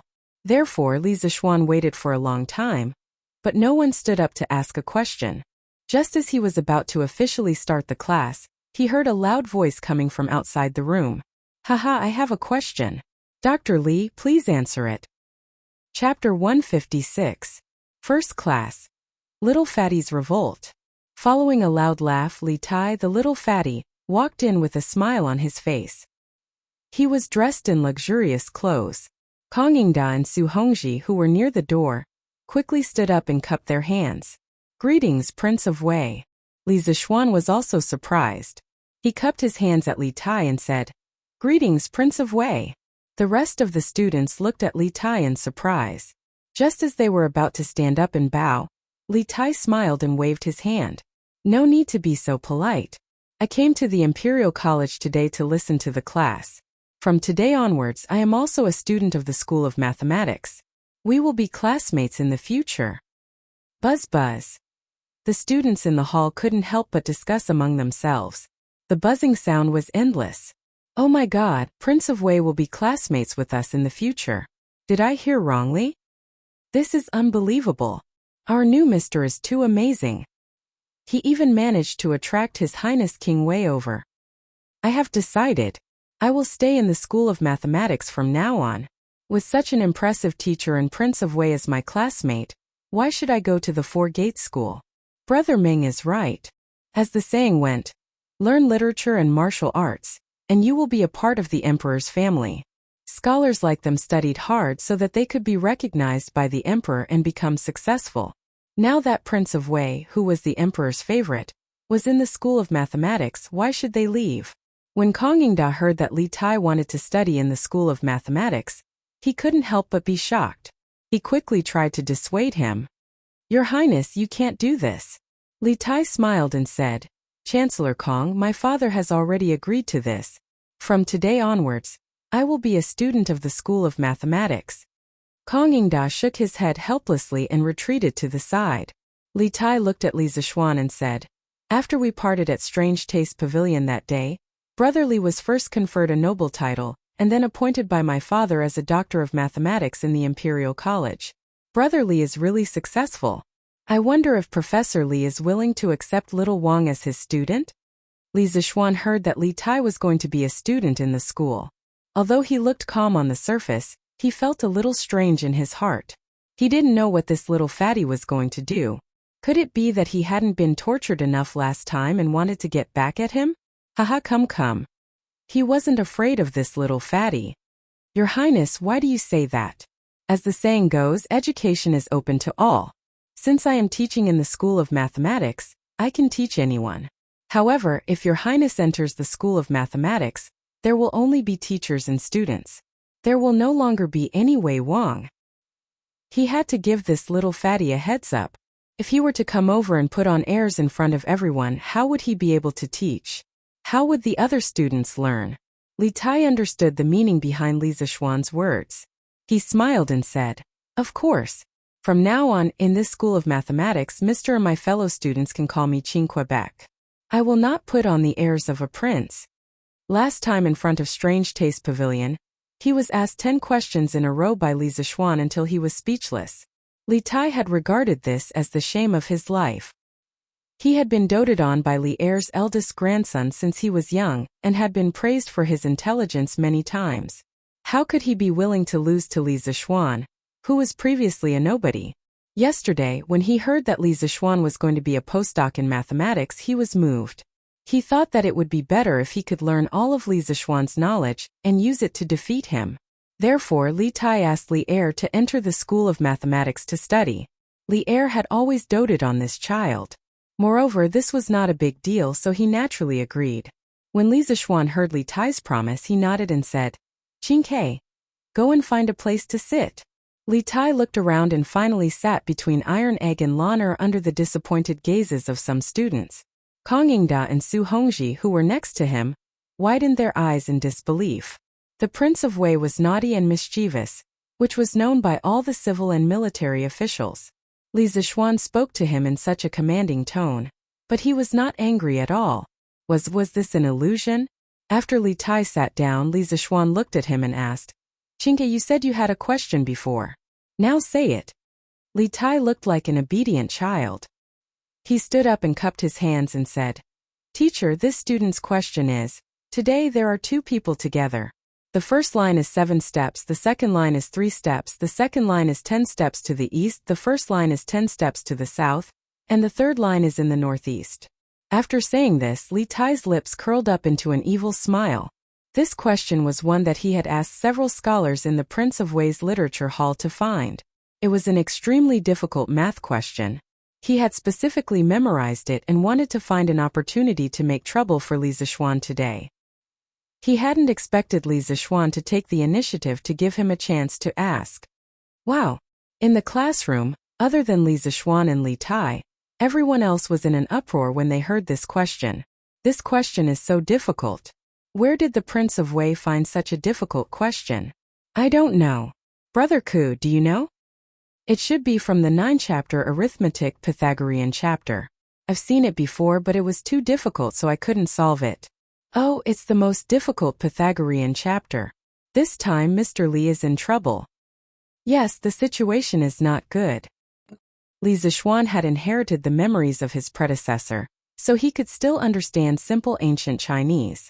The translation of this question was, "It is known that A and B set off from the same place at the same time. A's speed is 7, B's speed is 3. B keeps walking east, A first walks south for 10 steps, then walks north and slightly east for a while before meeting B. How far did A and B walk?" When he heard this question, he was a little surprised. This little fatty did not come with good intentions today. If he wanted to solve this question, he would need to use the Pythagorean theorem and a quadratic equation. If it was someone else, they would definitely be stumped. However, how could Li Zixuan be stumped by a junior high mathematics question?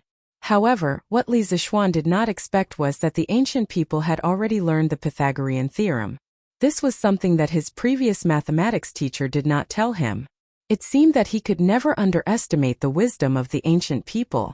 In fact, the Pythagorean theorem was recorded in detail in the 9-chapter arithmetic, but it was mainly used in astronomy. The Pythagorean chapter of the 9 chapters of arithmetic begins with the introduction of the Pythagorean theorem and its variations. The Pythagorean theorem states, the Pythagorean and the Pythagorean are multiplied by each other, and the Pythagorean and the Pythagorean are multiplied by each other, and the Pythagorean and the Pythagorean are multiplied by each other, and the Pythagorean and the Pythagorean are multiplied by the Pythagorean and the Pythagorean. Therefore, the Pythagorean technique can be understood as a method of deducing the third side of a known right triangle from both sides. Li Zixuan quickly listed the equations in his mind and solved them. In a few breaths he got the answer. This was the benefit of having a strong spiritual power. It allowed his brain to react as fast as a computer. Qingke, this question is very good. Some of you may think that this question is very difficult, But in fact, as long as you learn my new mathematics, this question can be solved in less than 10 minutes. After Li Zixuan finished speaking, the rest of the students widened their eyes in disbelief and whispered to each other. Li Tai looked at him indifferently. In fact, he thought that Li Zixuan must be bragging. Li Zixuan smiled and said, "The answer to this question is that A took 10.5 steps, and B took 24.5 steps. Am I right, Qing Ke?" Li Tai could no longer stay calm. He opened his mouth and said, "How is this possible? It took the Grand Secretary of the Prince's mansion 2 days to calculate." When the rest of the students heard this, they knew that Li Zixuan had answered correctly again. They could not help but cheer. "That's great," Mr. Li answered correctly. "He doesn't have to leave the school anymore." "That's amazing. Mr. Li is really amazing. It's great that we can learn such amazing mathematics in the future." Haha. Ooh. Li Tai was stunned for a long time and finally came to his senses. He cupped his hands and said to Li Zixuan, "Mr. Li is very talented and knowledgeable. I am sincerely convinced." Seeing this, Lan'er smiled with her small eyes. She was very proud to have such an amazing brother. Bruiser also had a proud look on his face. Kong Yingda and Su Hongji were both shocked and speechless. They thought to themselves, "It seems that a great person has come to the Imperial College. Well, half an hour is up. Since you didn't stump me, I will be your teacher from now on. From today onwards, I will lead you to the real door of mathematics. At that time, you will find that you have come to a new world." Li Zixuan looked at the time and said to the group of children in a clear voice. Chapter 157. Inside the School of Mathematics. The students sat up straight and listened attentively to Li Zixuan's speech. A capable person would be respected wherever he went. Li Zixuan had already won everyone's respect with his powerful arithmetic ability. Students in my class, if you have any questions, you can raise your hand to interrupt me at any time. If you have any questions, we can discuss them together. Don't bury your doubts in your heart because of embarrassment. That will only accumulate more and more questions. Li Zixuan saw that they all looked serious and sat up straight. He couldn't help but say a few words to make them relax.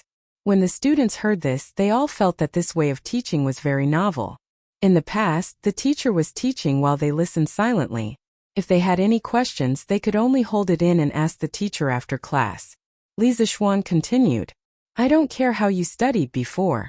Since I'm teaching, you have to listen to me from now on and learn according to my rhythm. In the future, the School of Mathematics will have a small exam every 7 days, a midterm exam every month, and a big exam every half a year. The first place in the monthly exam will be rewarded with a free meal at the Zuaxian restaurant. You can bring your family and order whatever you want, but you can't waste it. The last 5 in the monthly exam will take turns to clean the School of Mathematics before the next exam. In 2 days, I will ask someone to put up a big sign in front of the School of Mathematics.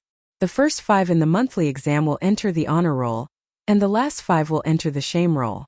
As for the first place in the half-year exam, the reward will be 100 strings of coins. Do you all understand?" The students in the classroom were just applauding Li Zixuan's open-minded teaching system. When they heard this series of rewards and punishments, they were all dumbfounded. "Ah? The last 5 not only have to clean, but also enter the shame roll? That's so embarrassing. No, we can't be the last 5. In the future, we'll have to work late at night. The first place can have a free meal at the Zuaxian restaurant. How much is that worth?" How do you want to fight for the first place?" "Yes, I will fight for it. I once told my parents that I will take them to the best restaurant in Chang. And for a meal one day." "Okay, I believe you can do it. Brother Shirqing. Doesn't that mean the first place is already in your bag?" "You can't say that. None of us understand teachers' new mathematics. We all have the same starting point. Oh, the one who is most likely to win first place is teacher's direct disciple, Iron Egg. Well, that's possible, but isn't that unfair?" "Oh." Kong Yingda stroked his beard and did not say a word. In fact, he was thinking to himself, this reward and punishment system is quite novel. I'll see how effective it is later. If it can promote students' learning, then I'll promote it to the other academies of the Imperial College. These students' reactions were all within Li Zixuan's expectations. After all, no one wanted to lose face. After they quieted down a little, Li Zixuan picked up a piece of chalk, squinted his eyes and smiled. Don't worry, everyone. If Iron Egg is ranked first, then the reward for the first place of the month will be automatically extended to the second place. Well, I've explained the learning system of the mathematics school to you. Next, let's get to know each other. According to the order of your seats, everyone will stand up and introduce themselves. Come, let's start with you. A thin boy in the first row near the door saw Li Zixuan pointing at him. His face instantly turned red and he stammered, "Teacher, are you talking to me?" Li Zixuan also saw that the boy was a little shy, but the root of his shyness was his lack of self-confidence. He smiled gently and encouraged him. "Yes, let's start with you. Don't be afraid. No matter what the relationship between teachers and students was before, from today onwards we are all a family. We must love each other and help each other. Since we are a family, why don't you stand up and introduce yourself?" The boy hesitated for a while before he finally plucked up his courage and stood up. He said shyly, "Hello, teacher. Hello, everyone. I'm Lu Yan from Jinzhou, Hudong Province." Li Zixuan staggered. What a domineering name. "Hello, teacher. Hello, everyone. I'm Jiang Qingyu from Jizhou, Hebei Province." Li Zixuan listened attentively to their self-introductions, memorizing their names and faces one by one. His memory was excellent. By the time all the students had finished their self-introductions, he had already built a database of their information in his mind. Well, let's start the class. For the first lesson, I'll teach you a new counting method. Look at these 10 numbers on the blackboard. Li Zixuan introduced the Arabic numerals to the students as he wrote and drew on the blackboard. The students looked and listened attentively while taking notes below. Kong Yingda nodded secretly. This way of teaching with the blackboard did make it easier for the students to concentrate. "Hey, Sister Laner, can you give me your teaching materials? I can buy them for 10 strings of cash." Look, our Prince of Wei is so generous, directly offering 10 strings of cash. He's not like that poor Li Changqian from before, who had to grit his teeth and beg for half a day to buy a copy of Journey to the West, before he was willing to offer 5 strings of cash. It turned out that Li Tai saw that everyone else was taking notes from time to time, except for Laner and Iron Egg. He glanced at their table and immediately discovered their secret. It turned out that they had teaching materials. So he rolled his eyes, leaned over to Laner and whispered to her. Who was the Prince of Wei? Anything that could be solved with money was not a problem. But Laner was a rich woman herself. She didn't care about that little bit of money. Not selling? You're the Prince of Wei. You're so stingy. Laner pouted and said with disdain. Beside him, Bruiser quickly covered his mouth to stifle his laughter. Li Tai was speechless. Among all the civil and military officials in the court, only Laner would dare to say that he, Li Tai, was stingy. 20 strings of cash, Li Tai said ruthlessly. He didn't believe that this girl wouldn't be tempted by that much money. Unfortunately, the result disappointed him. Not selling. Li Tai's face darkened. He wanted to get angry, but when he saw Li Zixuan giving a lecture, he didn't dare to say anything. He could only mumble to Iron Egg and say, "Brother Iron Egg, how about you sell your teaching materials to me?" Iron Egg thought about it and felt that it was a good deal to sell a book for 20 strings of cash. Moreover, he heard from his master yesterday that these teaching materials, so he nodded to Li Tai and said, "Okay." Then he handed the book to Li Tai. Li Tai was overjoyed. After being rejected by Laner, he didn't have much hope. He didn't expect to receive such a pleasant surprise. He excitedly took over the teaching materials. Without saying anything, he took out a few gold pancakes and placed them on Tai Dan's table. "Good, Iron Egg. You're a good brother. I, Li Tai, will recognize you as my brother." Iron Egg took the gold cookies and was secretly happy. With so much money, he could buy a lot of delicious food for his father and sister. I've explained the new counting method, the new symbols, and the 4 arithmetic rules. Here is the multiplication table. Copy it down. You must memorize it by today. I'll check it tomorrow. Li Zixuan wrote the multiplication table on the blackboard and said to the students. As the students copied, they exclaimed that the new numbers and new symbols were too easy to use. It was many times more convenient than using Chinese characters. Su Hongji, who was at the side, couldn't help but praise Kong Yingda. Chancellor Kong, the advantages of Professor Li's new counting method and new operation symbols are too obvious. It can be considered a groundbreaking revolution in the history of mathematics. Although Kong Yingda didn't specialize in mathematics, he had done some research on it. He nodded and said, "Indeed. I'm afraid that your school of mathematics will officially rise in the future." After a while, when they finished copying, Li Zixuan wrote 5 addition, subtraction, multiplication, and division problems on the blackboard and said, "Now use the knowledge I just taught you to solve these 5 problems. I'll ask 5 people to come up and do it on the blackboard." Chapter 158. Ke Shiqing, Wang Meng, Meng Wenhao, Zheng Ziren, Li Tai. The 5 of you come up and answer these 5 questions according to the order I call. Li Zixuan randomly picked a few students. Of course, Li Tai was an exception. He wanted to deliberately make things difficult for this little fatty. Wang Meng, Meng Wenhao, and Zheng Ziren were shocked. They didn't expect Li Zixuan to remember their names just by listening to their self-introduction once. They couldn't help but be more convinced by this new teacher. The 5 of them obediently came to the blackboard, took out chalk and imitated Li Zixuan's writing on the blackboard, and prepared to answer the questions. Who knew? Clack! The 5 of them had just touched the chalk on the blackboard when the chalk in their hands broke one after another. Kong Yingda and Su Hongji, who were watching from below, felt their hearts ache. To them, chalk was a good teaching material. It was normal for people who were used to writing with a brush to not control their strength when using chalk for the first time. Li Zixuan didn't scold them. It was just a few pieces of chalk. He didn't feel bad. Li Tai frowned. He tried a few more times and finally got used to the strength of the chalk. When he looked at the question carefully, he was dumbfounded. It was a combination of addition, subtraction, multiplication, and division, and the 2 numbers multiplied by each other were 3 digits. It was his first time learning this new type of arithmetic. Did it have to be so ruthless? The little fatty pouted and looked at Li Zixuan bitterly. He was sure that Li Zixuan must have done it on purpose. But Li Tai wasn't someone who would admit defeat so easily. He gritted his teeth and gave it his all. Accompanied by the squeaking sound of chalk rubbing against the blackboard, the few of them began to answer the questions. After a while, Ke Shiqing, Wang Meng, Meng Wenhao, and Zheng Ziren finished their calculations. They put down the chalk and returned to their seats. Only Li Tai was still sweating profusely as he calculated. Li Zixuan smiled and didn't provoke him. He looked at the answers of the other 4 students first. Slowly, his smile froze on his face. Wang Meng, stand up. Sir. Wang Meng realized that he had miscalculated. He stood up and stammered. Who taught you that 9 times 6 equals 45? See.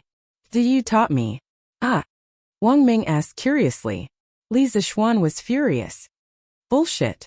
Show me the multiplication table on the blackboard. Let's see what 9 times 6 equals. Wang Meng glanced at the multiplication table and felt that he had done nothing wrong. He immediately regained his confidence and confidently said, "Teacher, look at the multiplication table. Says 6 9 54. Doesn't that mean 6 equals 45? Holy shit. Li Zixuan felt like 10,000 alpacas were galloping through his heart. The other students in the classroom were silent for a moment, and then they couldn't help but laugh. Li Zixuan explained the commutative law of multiplication to Wang Meng, and punished him by making him copy the multiplication table 10 times. At this time, Li Tai finally finished his problem. Just the calculation steps alone took him more than 20 lines. It was really difficult for him. The problem wasn't that difficult, but it would take some time to solve.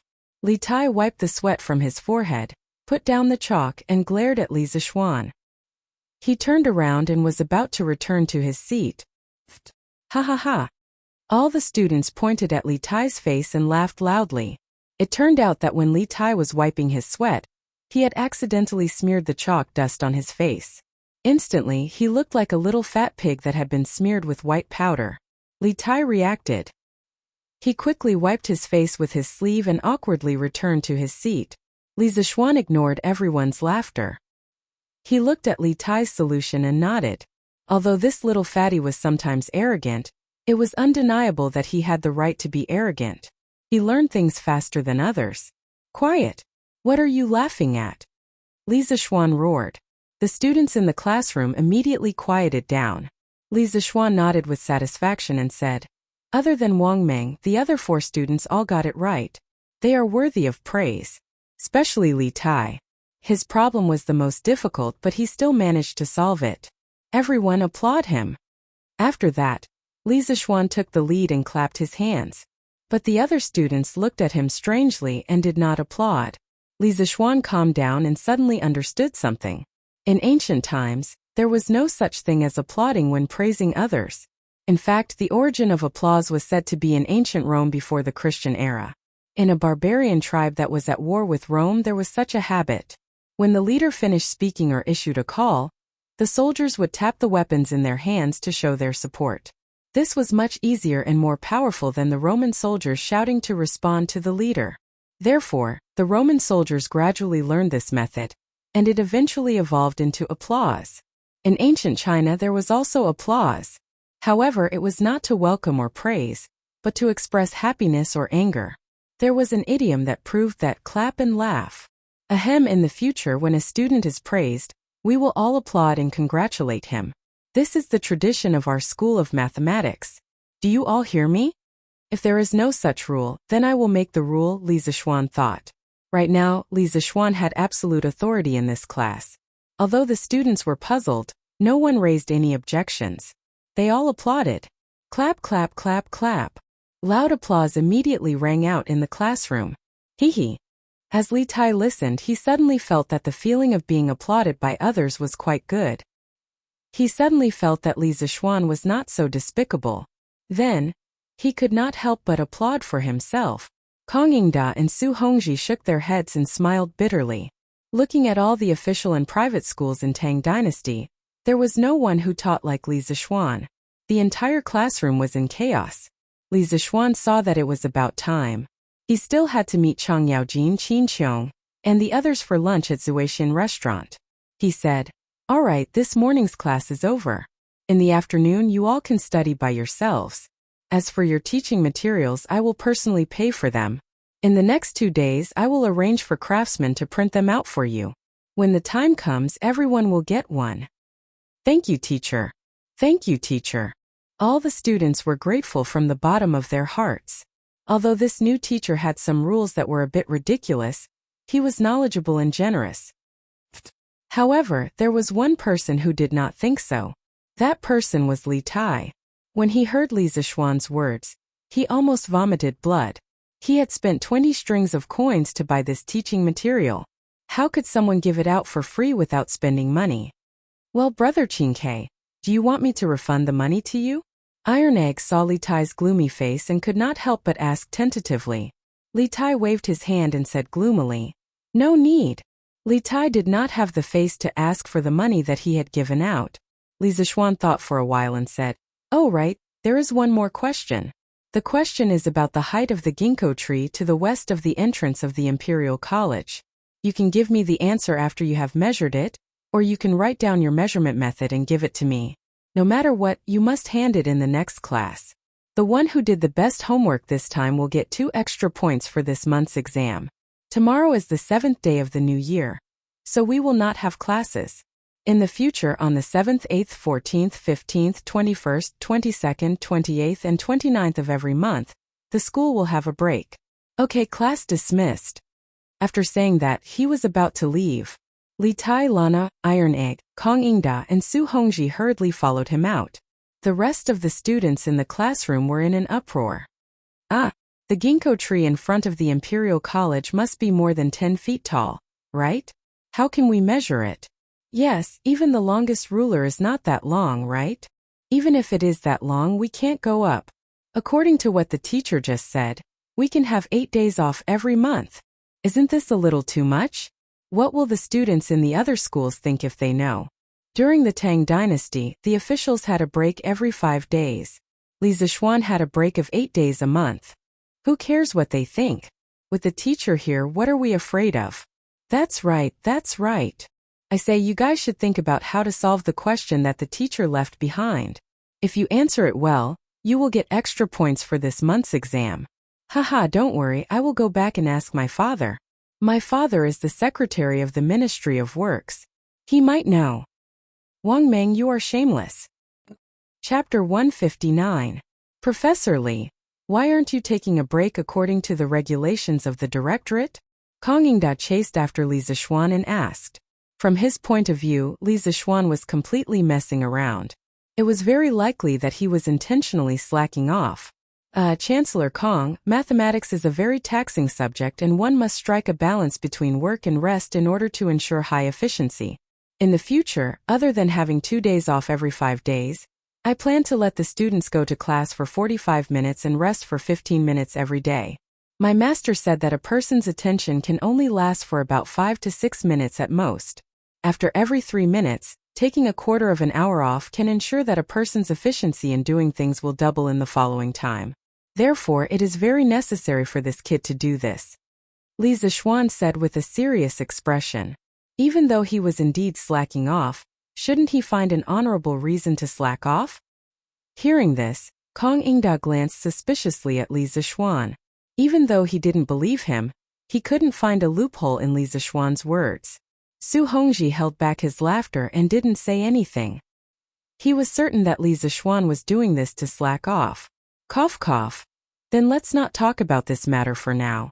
Professor Li, I feel that your blackboard is quite beneficial for teaching. I wonder if you can provide a set of blackboards and chalks for writing on them for the other institutions of the directorate? Kang Yingda thought about it and didn't plan to pursue Li Zixuan's mistake of using the excuse of taking a break to slack off. After all, he had something to ask of Li Zixuan today. Mr. Kang, it's not easy to make these blackboards and chalks. The cost is rather high. If you want me to provide blackboards and chalks for all the institutions of the directorate and the directorate doesn't pay anything in return, I'm afraid it's a bit unreasonable, right? Li Zixuan said with a smile.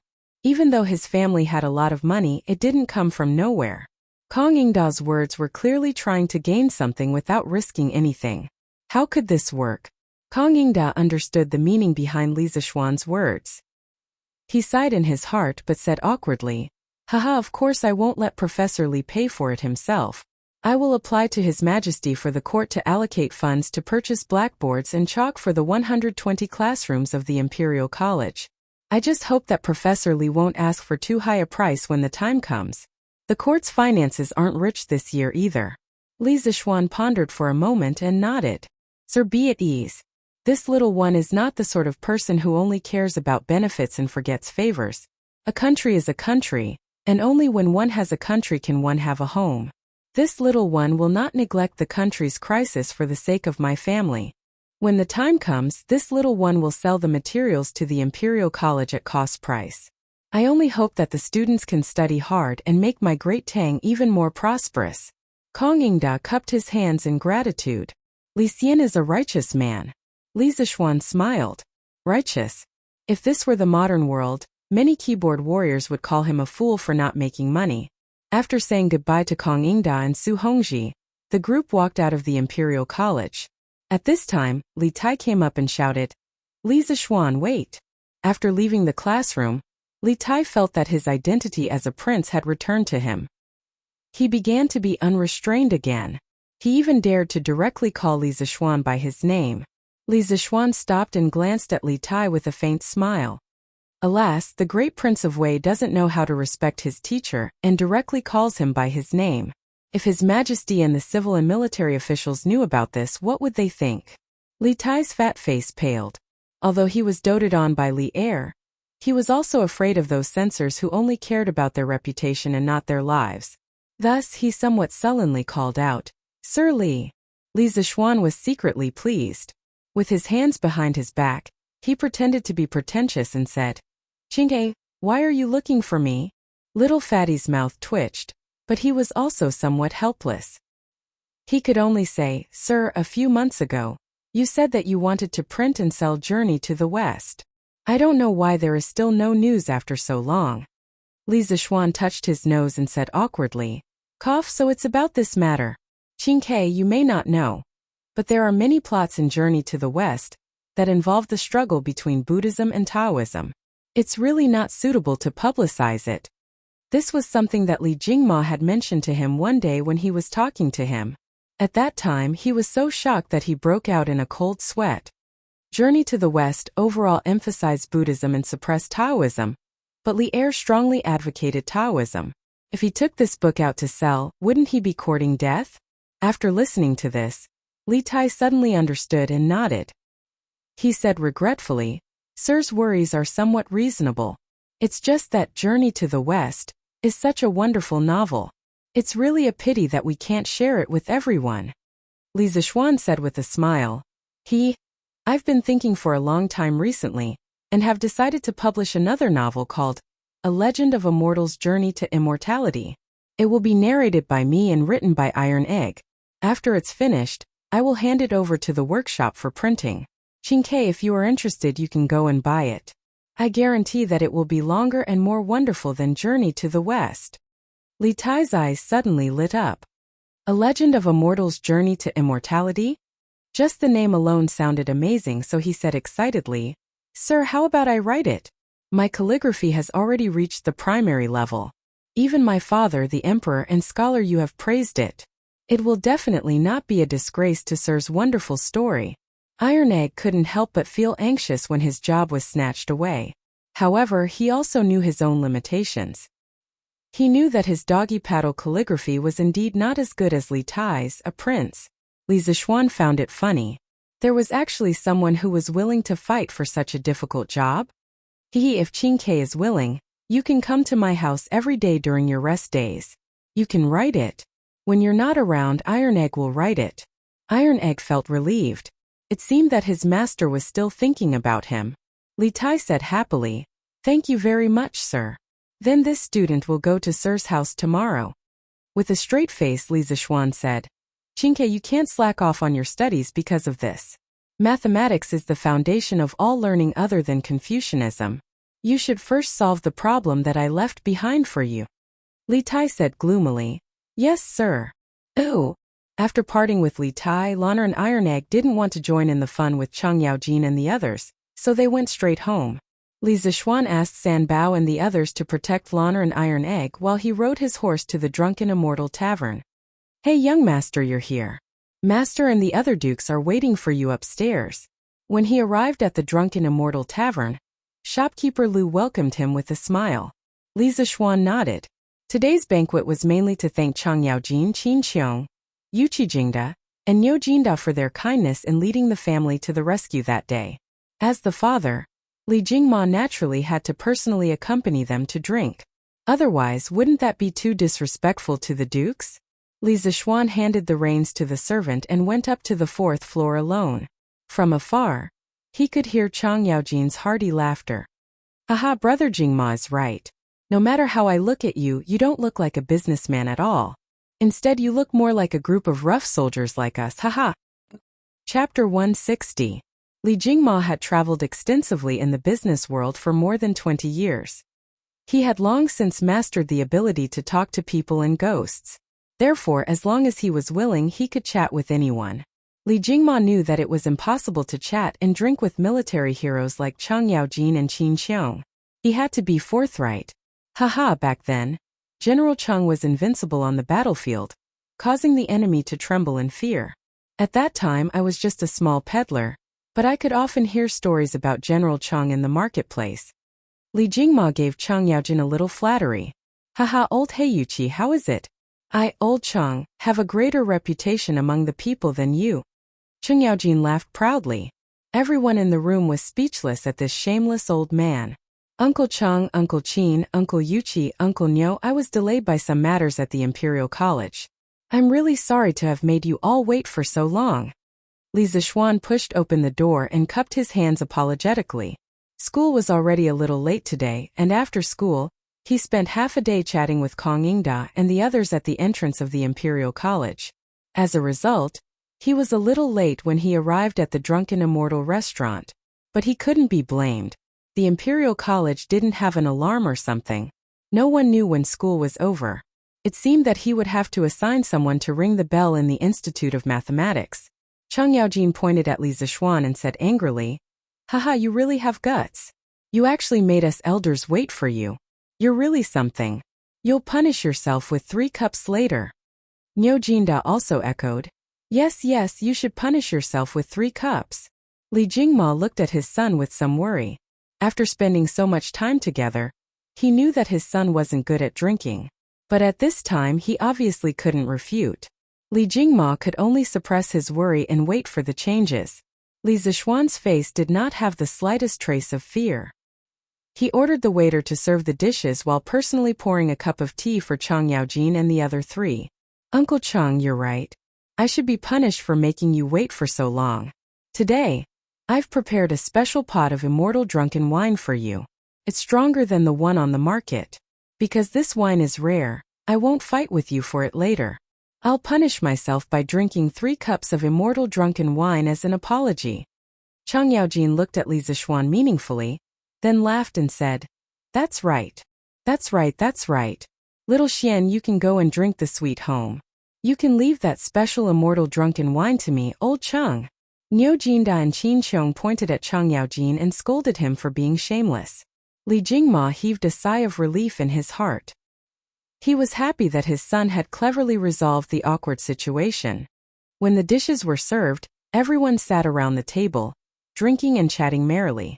They toasted each other and toasted each other. It was very lively. Little Xian, today seems to be your first day on duty at the Imperial College. How was it? Did that group of scholars make things difficult for you? Chang Yaojin asked as he drank. Li Zishuan could hear the concern in Chang Yaojin's words and felt warm in his heart. Although old Chang was a boorish person, he treated his own people well. Li Jingma also looked at Li Zishuan with an inquiring gaze. Haha. Thank you for your concern, Uncle Chang. Chancellor Kong has taken good care of me. The teaching assistant of the School of Mathematics is an old friend of my father. Moreover, the Imperial College speaks with one's strength. My attainments in mathematics can be said to have reached a higher level. Therefore, I'm quite successful today. Li Zishuan replied smugly. Chang Yaojin laughed. Haha, you're really shameless. However, little Xian, you're also a capable person. You're proficient in literature and martial arts. Unlike my family's Chou Niu, who only knows my 3 axes. Qin Qiong interjected and asked, Little Xian, did spiritual master Ling Su teach you the art of mathematics? Uncle Qin, the art of mathematics is only the foundation of my master's lifetime of knowledge. He said that only by mastering mathematics can one create sturdier cities, more powerful weapons, faster vehicles and more efficient farming tools. The curved plow from before also contained the knowledge of mathematics. Qin Qiong asked curiously, Your master also knows the art of refining weapons. Oh, I almost forgot. In ancient times, people called this skill of Taoism the art of refining weapons. I've been blindly comparing so much just now. Fortunately, Qin Qiong and the others didn't see through it. Li Zishuan felt a little awkward in his heart, but he continued without changing his expression. My master is indeed proficient in the art of refining weapons. In the early years, my master traveled to various countries and collected the best of each country's craftsmanship. He once created a strange object that could allow people to fly. Once my master was in a small country in Nanyang, and was surrounded by tens of thousands of local aborigines. He relied on this object to float away without a single injury. Bragging wasn't against the law. Li Zishuan described his master to his heart's content. In any case, he had learned a little through various means in the past few months. Spiritual Master Ling Su was indeed an otherworldly expert. The number of people in the world who had truly seen him could be counted on one hand. There probably wasn't a single person who was truly familiar with him. Thus, no matter how he bragged, he wouldn't be exposed. Hiss! The few old people in the room widened their eyes in shock. Yuchi Jingda couldn't help but mutter. There are really people in this world who can fly? Isn't this the means of immortals? Li Zishuan shook his head and said, Uncle Yuchi, this is just borrowing the help of external objects. There are no immortals in this world. In fact, when the technology in the world is developed to the extreme, it isn't impossible for mortals to fly in the sky. Chang Yaojin's eyes turned and he chuckled. Little Xian, does your school of mathematics still lack students? What do you think of my family's Chou Niu? As a brother, you have to give him a hand. Li Zishuan was stunned. He hesitated for a while before stammering, Uncle Chang, it's not that I'm unwilling to accept, but I'm afraid that Brother Chou Niu won't be able to learn this. Chang Yaojin glared and said, He dares? See if I don't break his legs. My Tang Empire's internal affairs have basically been stabilized. Those clowns outside will also vanish in a puff of smoke in less than 5 years. How can this Cho Nyo not learn some other skills? Don't worry and teach him. If he doesn't listen, just tell me and I'll take care of him. All right.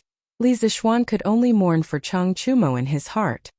Haha, Madman Chang, your Cho Nyo's brain is like yours. Even if you give him an immortal secret manual, he won't be able to understand it. Haha. Little Xian, why don't you let my Baolin learn from you? Although this child isn't particularly intelligent, he's willing to work hard to improve himself. Yuchi Jingda couldn't help but make sarcastic remarks. Cheng Yaojin was furious. Old Hey Yuchi, how good can your son be? You still have the face to talk about me. The two quarreled and there seemed to be signs of a big battle. Qin Xiong, Niu Jinda and Li Jingma hurriedly tried to stop the fight. In the end, Li Zixuan's mathematics class had 3 more children from the military. Chang Chumo, Qin Huayu and Yuchi Baolin. Niu Jinda's son had been recuperating at home, so he didn't make any similar requests. However, the happiest people were probably the students of the School of Mathematics. With Chang Chumo helping them to take the bottom, wouldn't they have another layer of protection to get out of the role of shame? The banquet ended, and the guests and hosts enjoyed themselves. However, Chang Yaojin and the others drank a little too much. Li Zixuan called for a few servants to send them back. After finally sending these old masters away, Li Zixuan and Li Jingma couldn't help but heave a sigh of relief. They looked at each other, and Li Jingma smiled. All right, little Xian. Hurry back to the Imperial College. You still have to teach the students in the afternoon, right? Li Zixuan waved his hand and said, No need, father. The students are self-studying in the afternoon. With teaching assistant Su there, I don't need to go. Moreover, I'll let the students rest tomorrow and the day after, so I don't need to go. Li Jingma's mouth twitched. No one knew a son better than his father. How could he not know what his son was thinking? He paused and finally said helplessly, Then let's go home. The father and son mounted their horses and headed for Yongla Lane. Chapter 161. In the afternoon, Madame Li came to the West Courtyard. Iron Egg and Lanner went to the Imperial College. Li Zixuan was lying on a deck chair in the pavilion in the middle of the lake in the West Courtyard. He opened his mouth and took the grapes that Xiaoxi fed him. Cough cough, grapes from the grape trellis. Madam. The 2 maids saw Madame Li come over and bowed. Li Zixuan also quickly sat up. Mother. Yes. Madame Li smiled and sat down on the bench next to her. Xiaohe cleverly poured a cup of tea and placed it on the stone table in front of Madame Li. Xina, are you doing well in the Imperial College? Mother, I'm doing well. With my skills, who can bully me? Madame Li rolled her eyes at her son and took a sip of tea. She smiled and said, You Lanner is too much. She must go to the Imperial College to cause trouble for you. How can a girl get married in the future if she doesn't learn how to be a seamstress? Mother, there's nothing wrong with Lanner learning more. Why must she learn how to be a seamstress? She can just find a tailor to make clothes. Li Zixuan said indifferently. He didn't understand why girls in ancient times had to learn how to be a seamstress. Did she marry to make clothes for her husband's family? Madame Li said angrily, Nonsense. If a girl doesn't know how to be a seamstress, which family will want her? Yushi is not bad. I saw a few of her work before and it's better than mine. How can it be better than mother's? Mother's skills are naturally the best in Chang'an.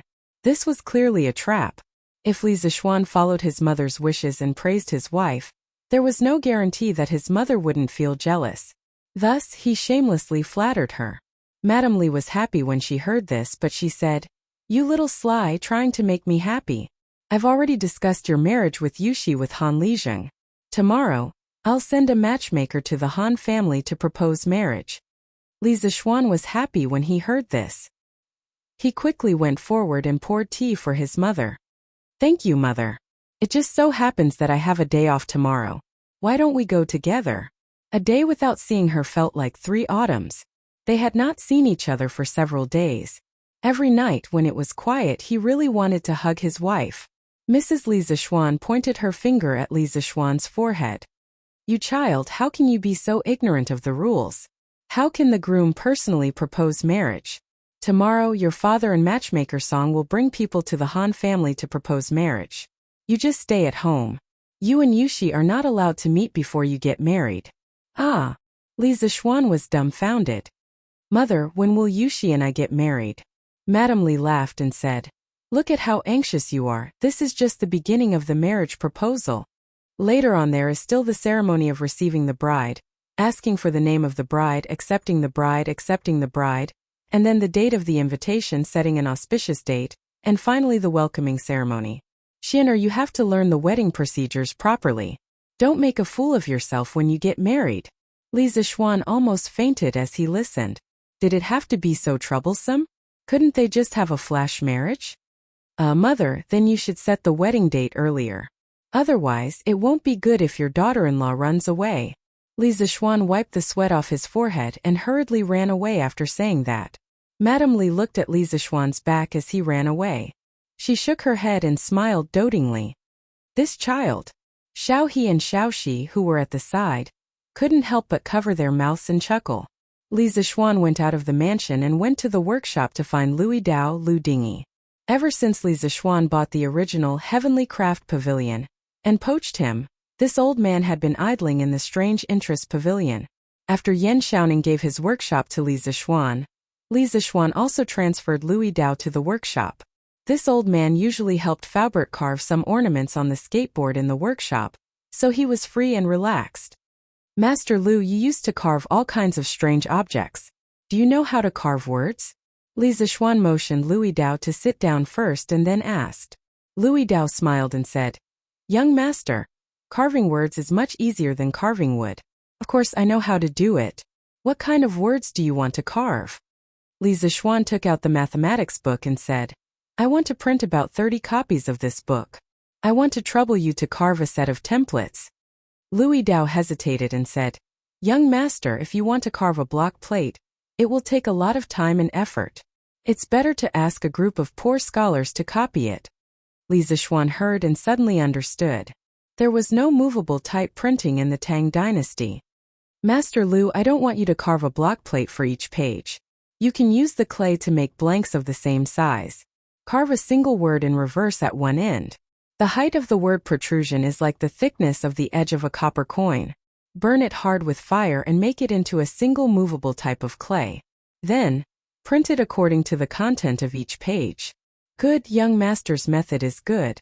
In this way, all the books can be printed on a large scale in our workshop and passed down to the future generations. It's really a great merit. Faubert just walked in and heard Li Zixuan's new printing method. He couldn't help but applaud loudly. Manager Fu. Louis Dao stood up and greeted him. Faubert, you came at the right time. I plan to set up a printing department in the workshop. You can transfer some people to Master Lu. In the future, there will be a lot of books for the workshop to print. Li Zixuan said to Faubert. Faubert sat down and said, yes, young master. Li Zixuan nodded and said to Louis Dao, Master Lu, set up the printing department as soon as possible. Help me print this book in 2 days. I need it urgently. Louis Dao took the book from Li Zixuan's hand and replied, yes, young master. Young master, what are these curved words on the book? And these circles and dots, what do they mean? Why haven't I seen them before? Louis Dao opened it and was dumbfounded. These are my new arithmetic numbers, arithmetic symbols, and some punctuation marks. Master Lu, you can print according to them. Li Zixuan explained. Oh. Louis Dao scratched his head. Although he didn't understand, he still agreed. He didn't care what it meant. He just needed to print according to it. Faubert, how's my carriage? Li Zixuan asked Faubert after Louis Dao went out. Faubert wiped the sweat on his forehead and said, young master, it's not done yet. This carriage is far more difficult than I thought. I think it will take a few more days. Li Zixuan nodded and took out a drawing. He said with a smile, Faubert, help me make something else. Faubert was a little dizzy when he saw Li Zixuan take out the drawing. He didn't know what his young master was going to do. He took a look and couldn't help but be puzzled. Young master, what are you going to do with this thing? Faubert, this is a custom-made shoe for horses. When the horse wears it, its hooves will never be injured again. The life of the horse will also be greatly increased. Li Zixuan went to see the injury of the white horse at home yesterday. Looking at its hooves that were wrapped in a circle, Li Zixuan suddenly realized that there were no horseshoes in the Tang dynasty. Looking at the white horse's pitiful eyes, Li Zixuan asked someone to measure the size of the horse's hooves. He planned to make a pair of shoes for it. After listening to Li Zixuan's explanation, Faubert suddenly felt a little doubtful. His young master was already so prodigal that it made people's hair stand on end. It wasn't enough for him to make something for himself, but he also wanted to make shoes for the horse. No matter how he heard it, it felt like a fantasy story. Young master, will this really work? Li Zixuan smiled and said confidently, Faubert, just do it. It will definitely work. Faubert felt helpless and could only agree. Chapter 162. As night fell, the pedestrians on the road went home one after another. After a few minutes, the sky was completely dark. Thousands of lights lit up one after another. In the northeast of Chang'an City, many squares were close to the imperial palace, so most of them were the residences of high-ranking officials and nobles. In the northwest of Chang'an City, because it was close to the West Market, a large number of rich merchants, Hu people, Persians, and other non-civilized people gathered here. Therefore, the market structure of Chang'an City had always been rich in the west, rich in the east, and noble in the east. Yi Square, southwest of Chang'an City. This place was far away from the bustling area, and most of it was a gathering place for poor people. In a dilapidated courtyard, a few lights were lit up. In the room, a little boy about 10 years old was holding a little girl's hand and teaching her how to write. The little girl was about 7 or 8 years old, and her face was a little yellow, obviously malnourished. She seemed to think that writing was fun, and an innocent smile appeared on her face from time to time. Haora, it's time to eat. A woman in coarse gray clothes came in with a bowl and said with a smile, Oh, it's time to eat. The little girl cheered and broke free from the boy's arms. She ran to the table and looked at the food in the bowl, drooling. The boy shook his head in amusement and asked the woman, Mother, won't father come back for dinner tonight? The woman in gray was startled and said, Your father is helping people unload goods on the murky river. I'm afraid he won't come back tonight. Howard, don't worry about that. Eat first. The little boy agreed in a low voice and quietly went back to the table to sit down. Come, Howard, eat an egg. Today, when I was working at Minister Hu's house, his wife gave it to me. Eat it to nourish your brain. Maybe you can be the top scorer in the exam next year. The woman carefully peeled an egg and put it in the little boy's bowl, and said lovingly. The little boy looked at the egg in the bowl and then looked at Yaya, who was drooling. He put the egg in Yaya's bowl with chopsticks and said, Mother, I have eggs for lunch at the Imperial College. Give this egg to little sister. He thought to himself, I must get first place in this monthly test. That way, I can bring my parents and little sister to the Drunken Immortal restaurant to have a big meal. I heard that the wine in the Drunken Immortal restaurant is called the best wine in the world. My father used to love wine a long time ago, but in order to support my studies, he didn't drink anymore. I must bring my father to taste it. It's been a long time since I've eaten meat. I'm sure you'll like the chicken, meatballs, and braised pork from the Drunken Immortal restaurant. The dompa pork and twice-cooked pork from the Drunken Immortal restaurant would definitely like to eat them. The gray-clothed woman originally wanted to stop him, but after hearing her son's words, she could only give up. She sighed and said, How? I heard from you yesterday that a new teacher will be coming to your academy today. What do you think? Did Mr. Xian teach well? This little boy was Meng Wenhao from the School of Mathematics. Today in class, Li Zixuan had called his name to do some questions on the blackboard. Meng Wenhao smiled and said, Mother, you must know our new teacher. He's the man from Lantian County who presented the Tsuan Plow to the imperial court a while ago. His mathematical ability is unique. He's the most knowledgeable person I've ever met. The gray-clothed woman was obviously taken aback. She said in astonishment, So it's Li Xiannan. This person is the great benefactor of our poor family. You have to learn well from Li Xiannan and live up to his teachings. Meng Wenhao's mouth twitched. He thought to himself, what would Mr. Xian think if he knew that someone called him Mr. Xian? Ooh! The next day, the wind was gentle and the sun was bright. Mother, I'm going to the Imperial College. Meng Wenhao finished his breakfast and shouted to his mother, who was cleaning up the dishes in the kitchen. The woman walked out and asked, How didn't you say yesterday that you had a day off today? Why do you still want to go? Meng Wenhao turned around and said, Mother, Mr. Xen left a question yesterday. I'm going to the Imperial College to solve it today. After saying that, he turned around and ran away. The woman was puzzled. She wanted to ask, but her son had already gone far. At the Imperial College, under the ginkgo tree next to the gate stood a young man in blue. The young man did not move.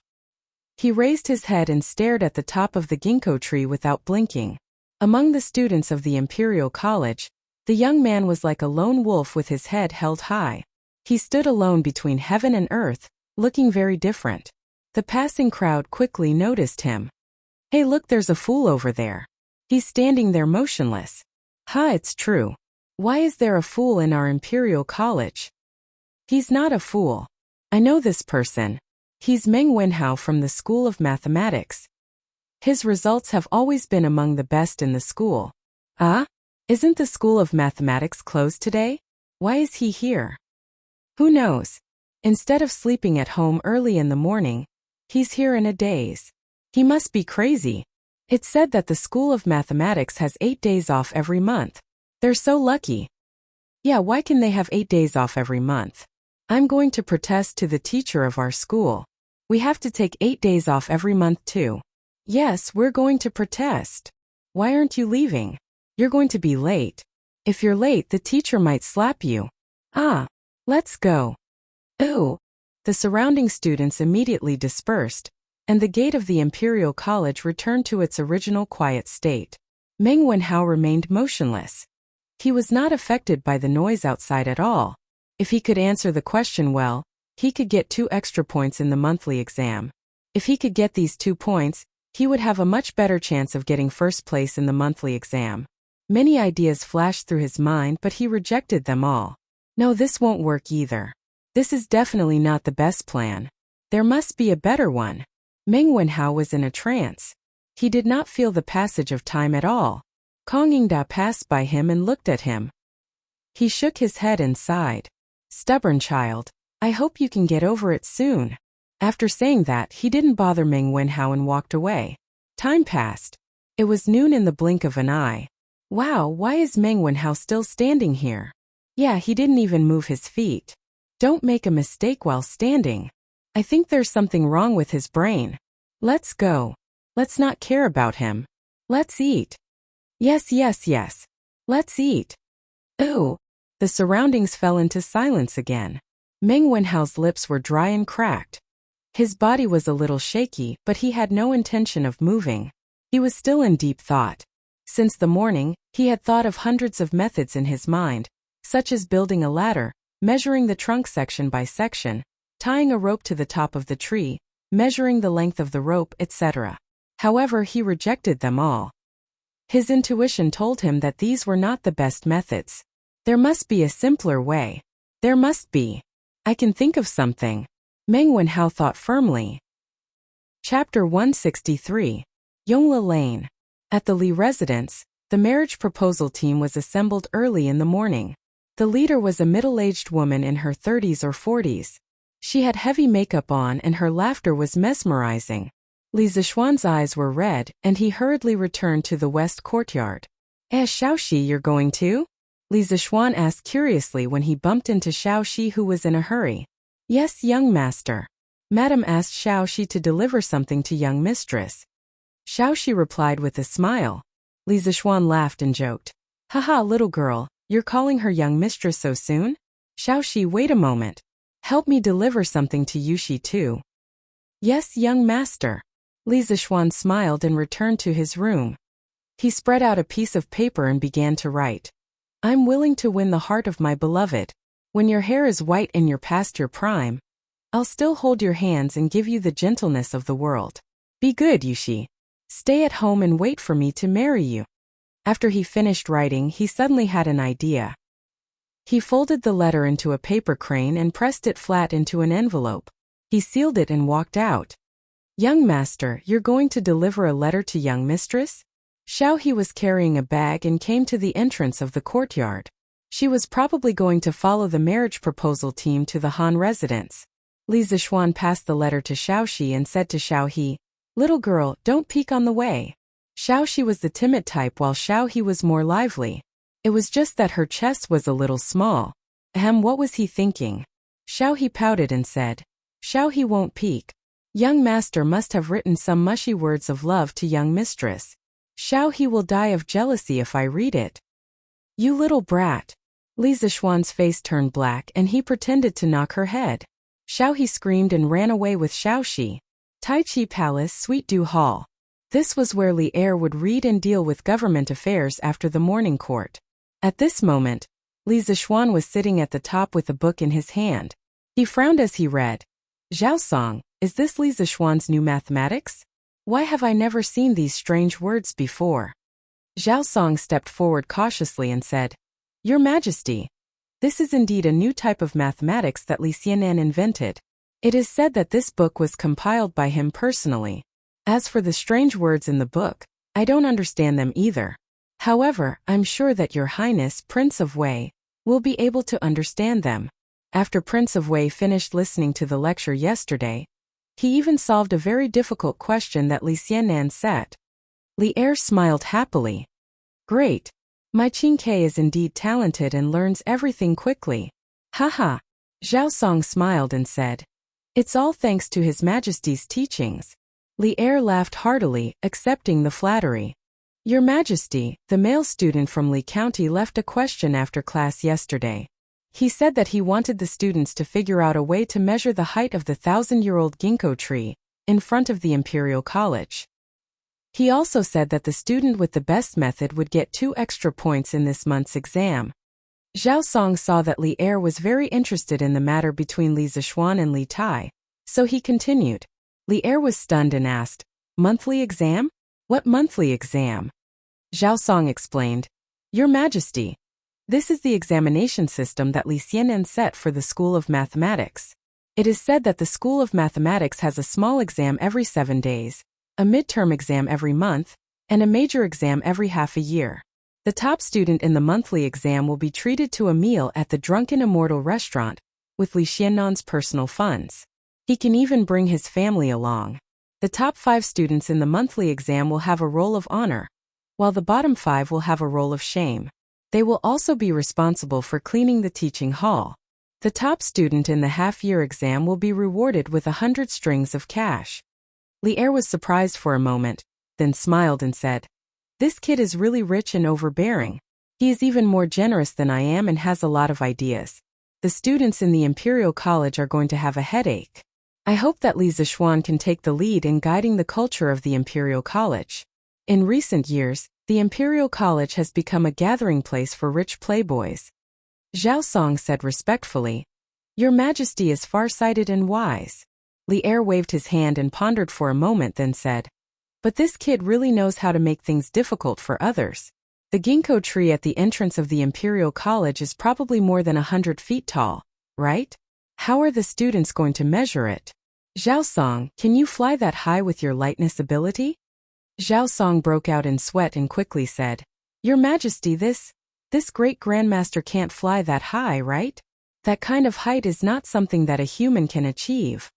Li Er rubbed his nose and knew that he was overthinking. "Your Majesty, are you still reviewing the memorials? I have prepared iced sour plum soup for you to relieve the heat." At this moment, Zhang Sun walked over elegantly with a bowl of sour plum soup. Seeing this, Zhao Song quickly retreated to the side and became one with the pillars in the hall like an old monk in meditation. "Haha, Guanyin, you have troubled yourself. In the future, let the servants do these things. You are not in good health and should not be overworked. Come and sit." Li Er moved his seat and gestured for Zhang Sun to sit over. After Zhang Sun sat down, she smiled and said, "Thank you for your concern, Your Majesty. My body is not that weak. Your Majesty, please drink some sour plum soup to relieve the heat." Li Er nodded and took the sour plum soup. He drank a few mouthfuls and exclaimed in satisfaction, "Your Majesty, are you not done reviewing the memorials?" Zhang Sun looked at the stacked memorials on the table, and could not help but feel sorry for him. Soon. Guanyin, please wait a moment. I will finish reviewing them soon, and then accompany you to admire the flowers. Li Er finished the sour plum soup in a few mouthfuls and went back to work. Moments later, Li Er looked at a memorial and muttered, "It's this kid again. But this time he still has some conscience." Zhang Sun came over curiously and asked, "Your Majesty, who are you talking about?" Li Er came back to his senses and said with a smile, "It's all because of that kid Li Zishuan." Kong Yingda wrote a memorial saying that Li Zishuan had created a type of blackboard and chalk that was extremely beneficial for teaching. Thus, he requested that I allocate a sum of money to the directorate to purchase a batch of blackboards and chalk. Zhang Sun was stunned. "This kid even earns money from you, Your Majesty?" Li Er shook his head and said, "This time this kid still has some conscience." Kong Yingda told him that the imperial court's finances are not good this year. Who knew that this kid would take the initiative to give in and only take the cost? How rare. Zhang Sun smiled and said, "If that's the case, this kid is quite righteous. Your Majesty, why do you still seem a little unhappy?" Li Er looked up and sighed. He said in a deep voice, "In the end, it's because the imperial court has no money. They actually let a kid take the initiative to give in." Zhang Sun saw Li Er's gloomy face and knew that he was thinking about the Turkic Khaganate south last year. The Tang Empire emptied Chang'an's treasury to sign the Wei River Treaty. She comforted him gently and said, "These 2 years have been hard for Your Majesty. It's a pity that I, as a woman, can't come out to share Your Majesty's burden." Li Er put his arm around Zhang Sun's waist and said with a smile, "Maid Guanyin has helped me a lot. Of course, these world affairs should be shouldered by me. The Turkic Khaganate is just a clown. When the Tang Empire reinvigorates, we will definitely hunt the grassland." Zhang Sun leaned her head on Li Er's shoulder and suddenly thought of something. She looked up and said, "Your Majesty, Li Zishuan said that his master predicted that there would be a locust plague next year. Your Majesty, how do you plan to deal with it?" Li Er's lofty sentiments and lofty aspirations immediately vanished. He said with a solemn expression, "Xu Bao personally vouched for this kid, and this kid said it with certainty. I have to believe him. Otherwise, the consequences will be unimaginable. I'm discussing this with Fang Xianling, Du Ruhui, and the others. I think there will be a solution in a few days." Zhang Sun wondered, "Your Majesty, why don't you directly adopt the kid's strategy of raising chickens?" Li Er stroked Zhang Sun's long hair and sighed. "That kid's method may only be able to take care of his family's farmers. What I want to take care of is the people in the world. The imperial court doesn't have the money to raise so many chickens. For this matter, there must be a detailed plan for the specific areas." Zhang Sun nodded thoughtfully. Chapter 164. Afternoon. I who can't hold on to love, always watch it slip away. There are so many happy people in the world, why can't you count me in? Love must be courageous with every setback. Love must be firm and persistent. Every single person has to see through it. If you want to love, don't be afraid of pain. Find someone you love the most, someone you love deeply, someone you want to love, to say goodbye to being single. Someone who is passionate, infatuated, heartless, and ruthless to scar me. He was afraid that he wouldn't be able to see his wife for the next 2 months. Most importantly, his 2 personal maidservants had left today. He didn't even have a girl to flirt with. Li Zishuan was lying alone on a deck chair in the pavilion of the West Courtyard, singing the single love song in solitude to comfort himself, a pitiful single dog. As he sang, Li Zishuan felt like he was letting go of himself. His singing became louder and louder. The servants watched from afar as their young master went crazy. They were hesitating whether or not they should tell the madam. F***ck, stop, stop, stop. Stop singing. Suddenly, he heard an angry roar. Li Zishuan subconsciously stopped singing. He opened his eyes and looked to the side. It was Li Tai. The little fatty covered his ears and looked at him with a strange expression. Li Zishuan was speechless. His singing wasn't bad, okay? Why did this fatty look so disgusted? Moreover, this is my house. It's bad enough that you didn't greet me when you came in, but you still have the cheek to look down on me? What? Could it be that Qing Kei's ears have become pregnant after hearing your master singing? Li Zishuan asked with a smile. After dealing with Li Tai so many times, Li Zixuan knew that he couldn't be polite with this little fatty. Otherwise, he would definitely take advantage of him. Li Tai spat and said, "You're the one who got pregnant after hearing it. It's so unpleasant to hear. Simply obscene. The person who wrote it is really vulgar. It's a disgrace to the refined." Li Zixuan was so angry that he casually threw a grape from the stone table and scolded. This brat actually called such a classic song of the later generations obscene and cliched. "You brat, you're the one who's insulting the educated. Is this how you talk to your teacher?" Fatty's mind went blank. He dodged the sneak attack and retorted, "This isn't the Imperial College. Don't put on airs. You say that I don't respect my teachers, but what proof do you have?" This damn fatty actually acted shamelessly. Li Zixuan didn't know what to do with him. Who asked him to have such a good father? Li Zixuan thought viciously. "I'll remember this and see how I'll deal with you the day after tomorrow. Then may I know the reason for your highness visit today?" Li Zixuan said indifferently with an unapproachable look. Ugh! Li Tai finally remembered the purpose of his visit. It seemed that he had a favor to ask. He was so focused on bickering with Li Zixuan that he forgot about the proper business. This was bad. Their relationship was strained. How was he going to continue the discussion? "Ah, the song you sang just now was really beautiful. Tai is deeply impressed." Li Tai had never flattered anyone before. When he really needed to, he was incomparably stiff. Li Zixuan looked at Li Tai with a strange expression, wondering if this little fatty's brain had short-circuited. "It's a so-so. I say, Chinke, why are you here today?" Li Zixuan thought for a while, and decided to listen to what this little fatty wanted. Li Tai's mouth twitched. He secretly cursed Li Zixuan for being shameless, but he smiled brightly and said, "Didn't you say last time that you wanted me to help record The Legend of a Mortal's Journey to Immortality? I have nothing to do today, so I came here to do it for you." It turned out that this little fatty had a favor to ask of him. Li Zixuan put on airs and said pretentiously, "Oh, I'm not in a good mood today because someone said that my singing was terrible. I'll tell it another day." Li Tai's face suddenly became very ugly, but when he thought of the wonderful journey to the west last time, he gritted his teeth and said, "I was just talking nonsense.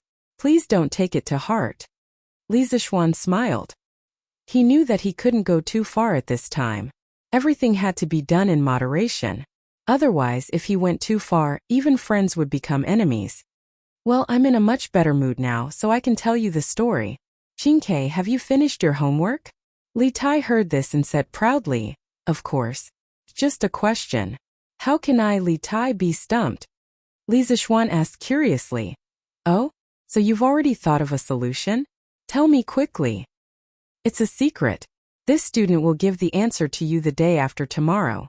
If I tell you now, there's no guarantee that it won't be leaked," Li Tai said with a guarded face. F***ck, this damn fatty is probably worried that I'll leak his answer to Iron Egg, isn't he? How shameless. I already have a standard answer, who cares? TSK, if you don't want to tell me, then I'll ask someone to call Iron Egg over, and we'll tell him together. After a while, Iron Egg, Lanner and Li Tai sat in a circle in the pavilion. Li Tai had xian paper in front of him, and a little maid was grinding ink for him. Li Zixuan felt that the way Iron Egg looked at him today was a little strange, but he couldn't put his finger on it. It could only be considered as a man's intuition. After everyone had arrived, Li Zixuan closed his eyes and began to recall the legend of a mortal's journey to immortality that he had read in his previous life. This book could be called a divine book in his previous life. It was the founder of the mortal flow, and it was also the best and longest work of the mortal flow. Unlike Journey to the West, Legend of a Mortal's Journey to Immortality was a web novel. It focused on fast food culture and the language was plain. The main advantage was that the plot was attractive. Li Zixuan wasn't sure if this type of web novel would be popular in ancient times. Today was a good time to test it out. In the time it took to drink a cup of tea, Li Zixuan had recalled most of the plot in the first volume of Legend of a Mortal's Journey to Immortality. On one hand, he really liked this novel in his previous life. On the other hand, his current mental strength was incomparable to that of ordinary people.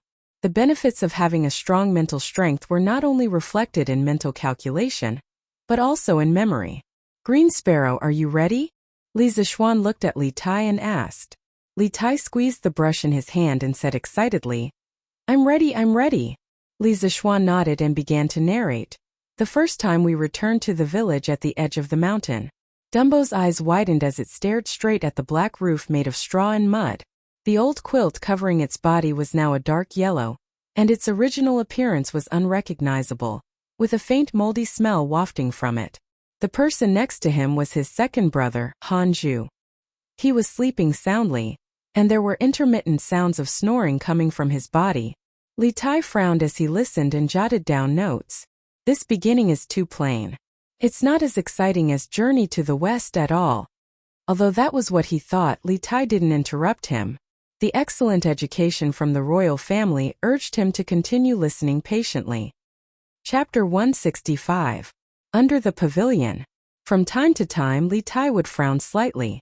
Naturally, Li Zixuan would notice this. He could understand this.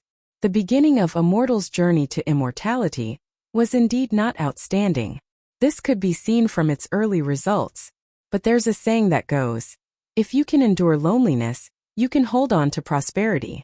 Although the system of Mortal was based on Xiao Qian's masterpiece Misty Journey, in the novels before Mortal, the cultivation system was only the background of the story. The main characters all leveled up very quickly, and the story still relied on other contradictions to progress. Just like World of Warcraft, leveling up was only a small part of the story. However, in Mortal, leveling up was the main content. Every small improvement was incomparably difficult, but it could also make the reader deeply immersed in it, unable to extricate themselves.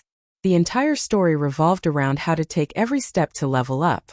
Through accumulation step by step, the legend of Mortal was finally created. As the story went deeper and deeper, Li Tai also discovered the strengths of Mortal. Unlike Journey to the West, which was unconstrained and passionate, the main plot of Mortal only revolved around Han Li's cultivation and leveling up. Every step was filled with setbacks. As Li Tai listened, he could not help but put himself in the shoes of the character. The Seven Mysteries sect, the eternal spring arts that seemed ordinary on the surface, but contained profound mysteries, and the small mysterious bottle that Li Zixuan had accidentally picked up. All of these tempted Li Tai to continue listening. Li Tai's fat right hand held the brush as it danced on the paper. He didn't feel the slightest bit tired. His heart was completely immersed in another world as he listened to Li Zixuan. Even Li Tai was like this, not to mention Iron Egg. The main character of Mortal had the same name as him. Moreover, their family circumstances were very similar. Thus, after listening to the story twice, Iron Egg was already completely immersed. It was as if he was Han Li in the novel, following the ups and downs of the plot, with twists and turns. Lanner, on the other hand, had no interest in this story. After listening to it for a while, she felt that Han Li wasn't as interesting as Sun Wukong. After bidding farewell to Li Zixuan, she returned to the backyard. Li Zixuan also breathed a sigh of relief. Previously, he had only asked Iron Egg to come over. He did not expect Lanner to come over as well. Many of the later parts of the novel were not suitable for her to read. It was good that the little girl had left. Han Li dripped a drop of green liquid on a green three-crow grass, turning it into a yellow three-crow grass with 100-year medicinal effect. A few days later, he dripped another drop of green liquid on it, and it actually became another 100 years old. Seeing that this method was indeed effective, Han Li repeated the same method for the next 2 months. Every time a new green liquid was produced from the small bottle, he would drip it on the three-crow grass. And the three-crow grass lived up to his expectations. Its leaves gradually turned from yellow to yellow-black, and then from yellow-black to black. Finally, when its leaves were completely black and shiny, it became a rare 1,000-year-old three-crow grass in the world. Li Tai's eyes widened, and he was shocked in his heart. So this mysterious bottle can infinitely accelerate the maturity of spiritual herbs. This is really amazing.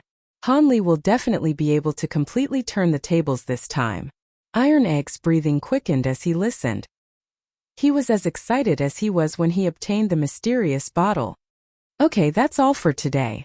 Li Zixuan clapped his hands and did not want to continue. He had been talking for almost an entire afternoon, and his throat was smoking.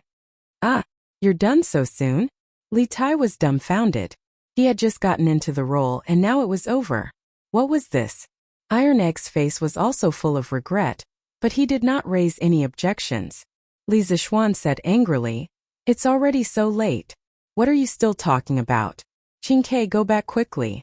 Be careful, the market will be closed soon." Li Tai waved his hand indifferently and said, "It doesn't matter. If worst comes to worst, I'll just stay at Mr. Li's house tonight. Sir, please tell me 2 more times, or I won't be able to sleep tonight." A large part of the reason why he chose to go to Li Zixuan's class in the School of Mathematics was that it was convenient for him to listen to Li Zixuan's story. After reading Journey to the West, he had been out of books for a long time. Today he had finally fulfilled his wish. He had just satisfied his craving, but now it was abruptly stopped. How could he stand it? At this time, not to mention that the market was closed, even if it was raining blades, he would not be willing to leave. Li Zixuan's face darkened when he heard this. He roared in his heart. "What the F***ck, if worst comes to worst, you'll just stay at my house tonight? This damn fatty is really thick-skinned. No, I'm tired today. I definitely won't teach anymore." Li Zixuan refused in a muffled voice. Li Tai saw that he was determined and knew that there was no room for negotiation. He thought for a while and said, "Okay. I'll come back tomorrow. I won't teach tomorrow either. I have something to do tomorrow." Li Zixuan said quickly. Tomorrow, he would go to the workshop to see how the preparation of the printing department was going. The students were still waiting for the textbooks the day after tomorrow. Li Tai suddenly became angry. He wanted to curse on the spot, but when he thought of the consequences, he shrank his neck and said sullenly, "What can you do? Are you lying to me again?" Believe it or not, Li Zixuan was too lazy to explain. He got up and was about to take the manuscript of Ordinary Man that Li Tai had transcribed. "Then I'll go with you tomorrow. Hey, this is what I wrote. Why are you taking it away? I plan to sell this story in the future. You can only listen to it. You're not allowed to take it away, so as not to leak the secret," Li Zixuan said with a smile. F***ck. Li Tai was sure that Li Zixuan was doing this on purpose. He was taking revenge on him for not handing in his homework in advance. In his opinion, although the novel was interesting, how much could it be sold for? Li Tai gritted his teeth and turned to leave. TSK, this little fatty's handwriting is not bad. Li Tai was speechless. At this moment he really wanted to turn around and fight Li Zixuan to the death. Here Li Tai was addicted to Ordinary Man. Over at the Imperial College, Meng Wenhao was lost in thought, unable to extricate himself. The sun was already setting in the west, but Meng Wenhao was still standing under the ginkgo tree stubbornly, looking up at the treetops. Because he had been in this position for a long time and hadn't stopped drinking, his thin and weak body seemed to be on the verge of collapsing. The drums of the Imperial College sounded, and the students rushed out of the classroom. When they arrived at the entrance of the Imperial College, they found that Meng Wenhao was still standing there. Thus, many people surrounded him, pointing and whispering to each other. "Oh my God, why is he still here? He's been standing there for so long. Will something happen to him? I think he must have been stimulated by something and turned into a fool." "I don't think so. Meng Wenhao's grades have always been good. What stimulated him? I don't care. I'm going home. This person is either crazy or a fool. Yes. Let's go home." After a while the crowd dispersed. Facing the setting sun, their shadows were very long, and many of them reflected on Meng Wenhao's body. Meng Wenhao inadvertently looked down and saw this scene. He was stunned for a moment and seemed to understand something. Then he shouted excitedly, "Haha! I finally figured it out." As he spoke, he wanted to run home. Unexpectedly, he stood for too long and lost control of his legs. He fell to the ground, but he continued to shout excitedly. The students who were walking in front of him turned around and saw this crazy scene. They couldn't help but look at each other and think, "It seems that this student is really crazy." Oh. Chapter 166. Not long after Li Tai left, Li Jingma came back with a group of people to escort the bride. Old Man Li's face was flushed and full of joy. He was pulled by his wife and asked a lot of questions, but he did not seem to be impatient. Xiaoxi came over secretly and went to Li Zixuan's side. She said softly, "Young master, young madam cried when she saw your letter. She also asked me to bring you a letter." Li Zixuan said happily, "Quickly give it to me." Xiaoxi carefully took out a letter from her waist pouch and passed it to Li Zixuan. Li Zixuan took it and walked to the side. He opened it and saw a line of beautiful words. "I want to know you and live a long life. The mountains have no edges, the heaven and earth merge, the river runs dry, the winter thunder rumbles, the summer snow dares to be separated from you." This was a Han folk love song called Shangxia. Li Zixuan used mushy words to express his love to Han Yushi. Han Yushi used poetry to express her unswerving love. This girl was shy when she needed to be. But once she expressed her feelings, she was passionate and unrestrained when she loved him. Li Zixuan smiled proudly. He had picked up a treasure. This kind of girl was even cuter, right? When Xiao He and Xiaoxi saw Li Zixuan's lewd smile, they couldn't help but back off in fear. The next day, "Teacher, what are you doing here today?" Li Tai left unwillingly yesterday, but he did not believe Li Zixuan's words. He thought that Li Zixuan was deliberately finding an excuse to fool him. Therefore he came to the workshop today. Li Zixuan smiled and said, "I'm here to get the teaching materials. The day before yesterday, I told the students that I would print teaching materials for everyone. I can't go back on my words, right? Teaching materials, damn teaching materials." Hearing these two words, Li Tai suddenly remembered his foolish act of buying teaching materials at a high price. Thus he silently followed behind and didn't want to speak anymore. Li Zixuan looked at him and knew what he was thinking. Iron Egg had told him the day before yesterday. Li Zixuan neither agreed nor objected to this kind of thing. Anyway, one was willing to take the hit and the other was willing to take the hit. His disciple didn't suffer any losses, and Li Tai didn't lack the money. When he arrived at the workshop, he was greeted by the sight of countless busy craftsmen. Compared to the beginning, the number of craftsmen working in the workshop had increased by more than 3 times. The main reason was that the supply of scooters and skateboards could not meet the demand. These two items were already hard to find in Chang'an. Last month, he had negotiated a cooperation with Wang Runbiao, and he had to give him 50% of the supply every month. The Chitsu Pavilion workshop, which was already short of supply, was even more strained. Seeing that Li Zixuan had arrived, the craftsmen didn't stop working. They only raised their heads and greeted him with a smile when Li Zixuan walked to their side. This was what Li Zixuan had told them before. He didn't like formalism. For him, efficiency was the way to go. The craftsmen were now full of a sense of belonging to the workshop. Not only was the treatment good, but there were also no officials who would scold them for no reason. They could obtain the most basic respect here. Therefore, when they worked, it was a race against time. When Li Tai saw that Li Zixuan had arrived and that the craftsmen were still at their original positions, each carrying out their duties, he couldn't help but click his tongue in wonder. It wasn't that he hadn't been to the imperial family's workshop before, but every time he went, all of the officials and craftsmen would swarm out, fighting to prostrate themselves before him. Li Tai didn't find this annoying. Now that he saw the orderly scene of the strange Enchantress Pavilion workshop, Li Tai couldn't help but think, this is what a workshop should be like. Led by a shop assistant, Li Zixuan came to a spacious independent courtyard. Inside, dozens of craftsmen were neatly arranging the dried clay molds in a certain order in a frame made in advance. When a frame was filled, it would become a page. Then the ink was brushed, the paper was covered, and the press was done in one go.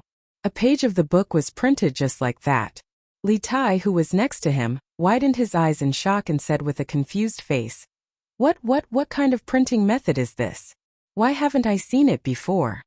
Li Zixuan laughed and said, "Qingke, there are many things you haven't seen. Learn from me. Haha." After that, he left the confused Li Tai and went straight to find Lu Dao. "Master Lu, what do you think of the movable type printing technique?" Li Zixuan asked with a smile when he saw Lu Dao fiddling with a few newly dried clay movable characters. "Oh, young master, you are here. This movable type printing technique is really magical. It just avoids the shortage of engraving plates. As long as enough individual movable characters are prepared in advance, they can be combined at any time.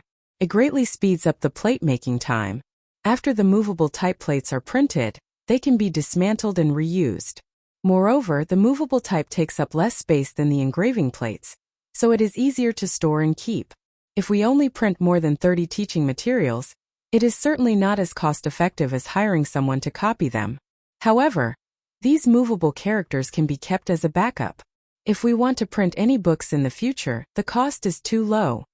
Louis Dao saw Li Zixuan come in and quickly stood up and said excitedly.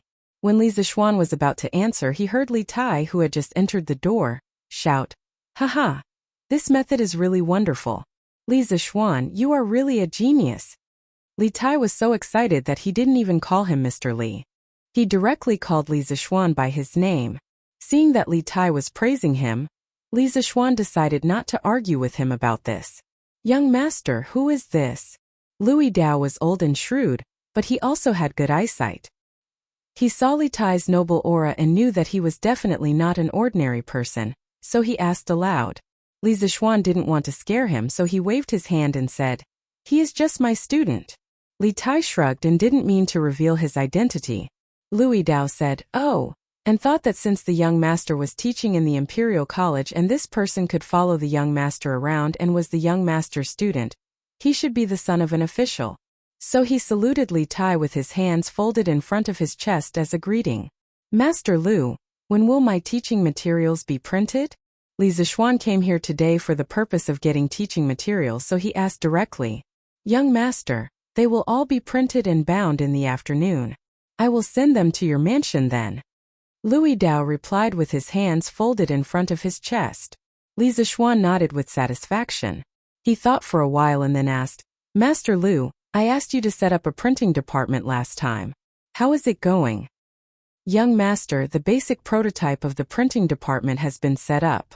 At present, there is one supervisor, 20 craftsmen in charge of carving, more than 40 craftsmen in charge of typesetting and printing, and a scholar in charge of text proofreading." Li Zixuan said curiously, "Oh? There are scholars who are willing to come here?" In Li Zixuan's impression, there was a clear division between the classes of scholars, farmers, workers, and merchants in ancient times. Scholars were all arrogant. How could they be engaged in the so-called lowly industry? Louis Dao stroked his beard and said with a smile, "Young master, not all scholars can pass the exam.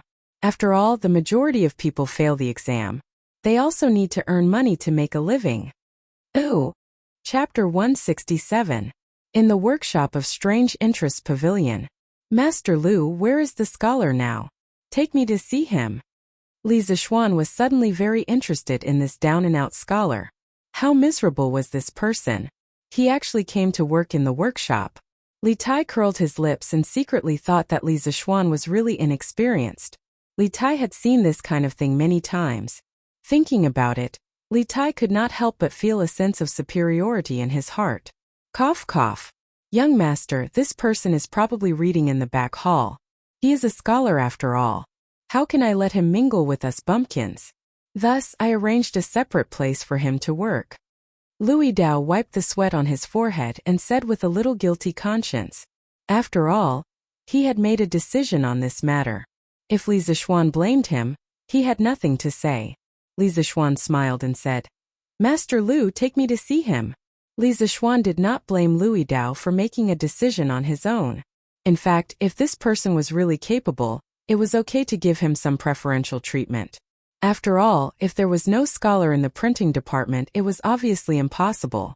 But if this person was just a good-for-nothing who used the name of a scholar to cheat for food and drink, Li Zixuan would let him go back to where he came from. "Young master, here it is." Following Louis Dao to the back hall in the southernmost part of the workshop, Li Zixuan looked around. The environment was quiet, birds were singing, and flowers were fragrant. It was really a good place to read. "Okay." Li Zixuan nodded. Louis Dao quickly stepped forward and led Li Zixuan and Li Tai into the door. "Oh, Steward Lu, you are here." In the room, a middle-aged man with unkempt hair and a dirty face greeted Louis Dao enthusiastically after seeing him come in. Li Zixuan frowned. No matter how he looked at this person, he looked like a beggar. He didn't look like a scholar at all. Could it be that he really came to the workshop to cheat food and drinks? "Mr. Ma, this is our boss."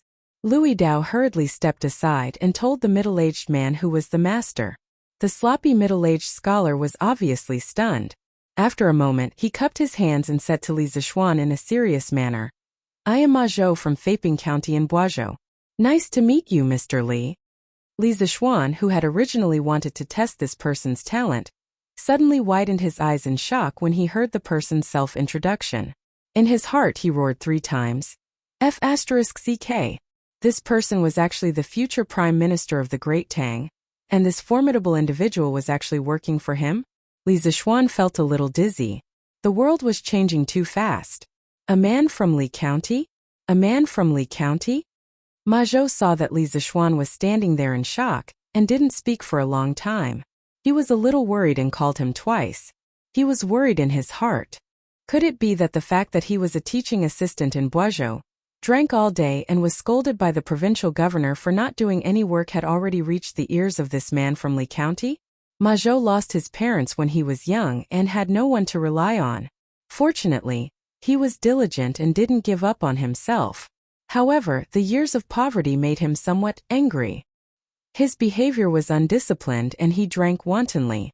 He was often drunk. During the reign of Wu De, the provincial governor of Boizhou de Shishu, heard that Ma Zhou was proficient in classics and history. He was knowledgeable and talented, so he hired him to be a teaching assistant in Boizhou. However, this fellow's work ethic was obviously problematic. He drank all day and didn't take teaching as his job. He was paid but didn't do any work. He only knew how to drink and look drunk all day. De Shishu reprimanded him a few times, but Ma Zhou didn't change. He still did things his own way.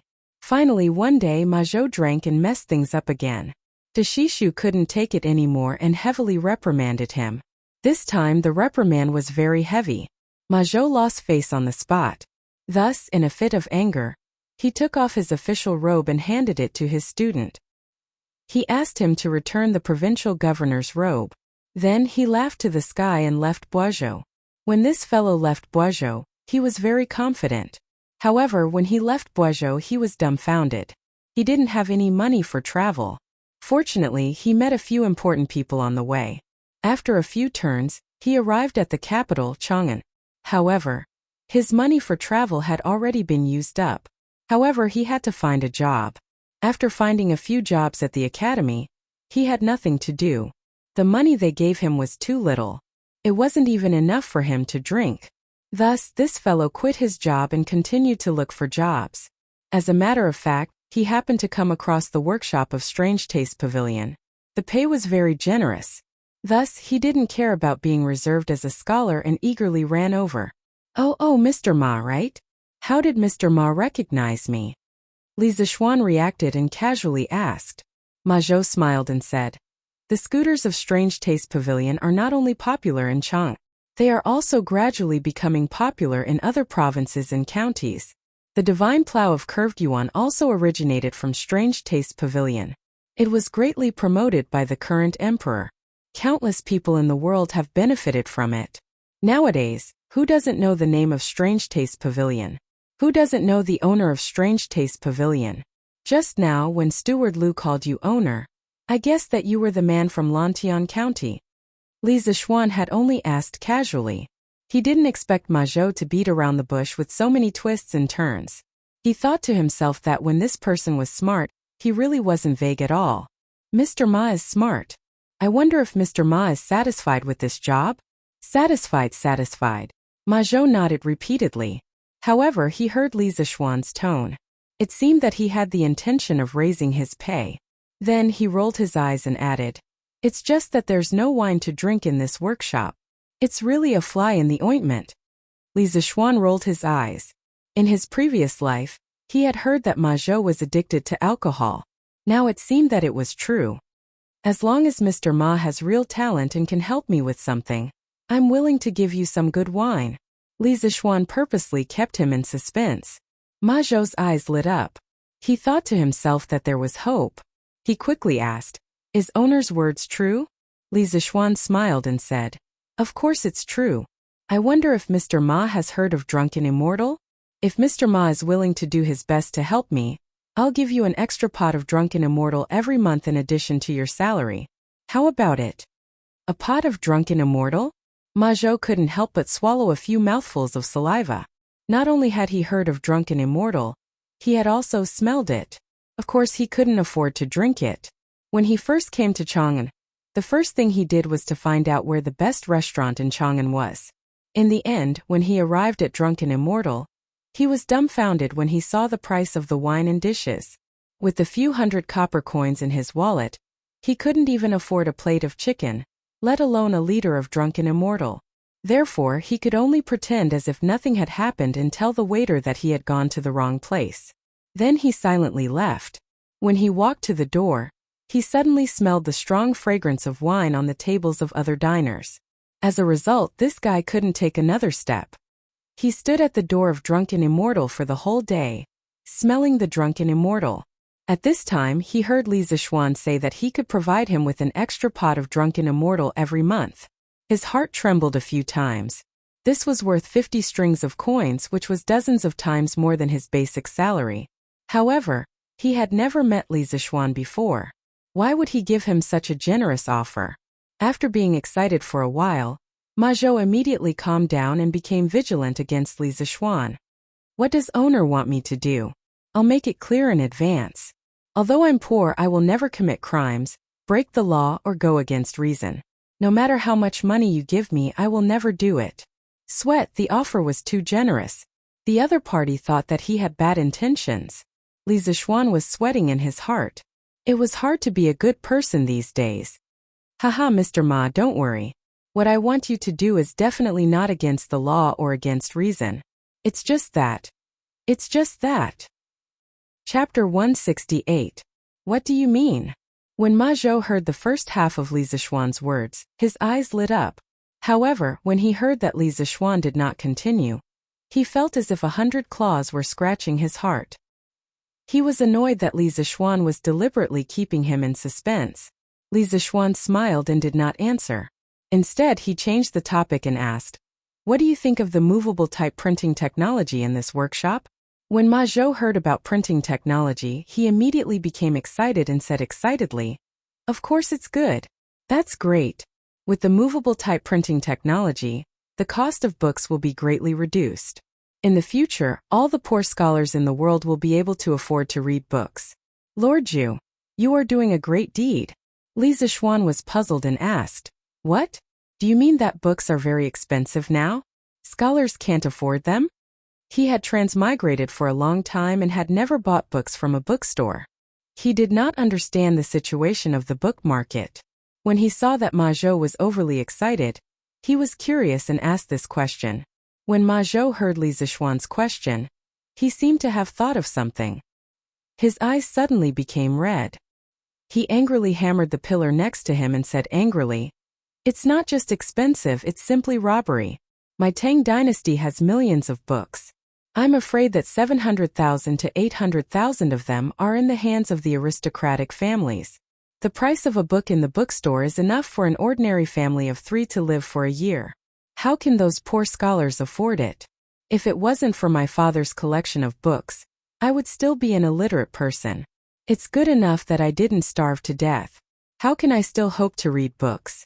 The way Ma Zhou was spouting nonsense was like an ancient version of an angry youth. In fact, Ma Zhou was right. The book trade in the Tang dynasty was very active. Bookstores were all over the country.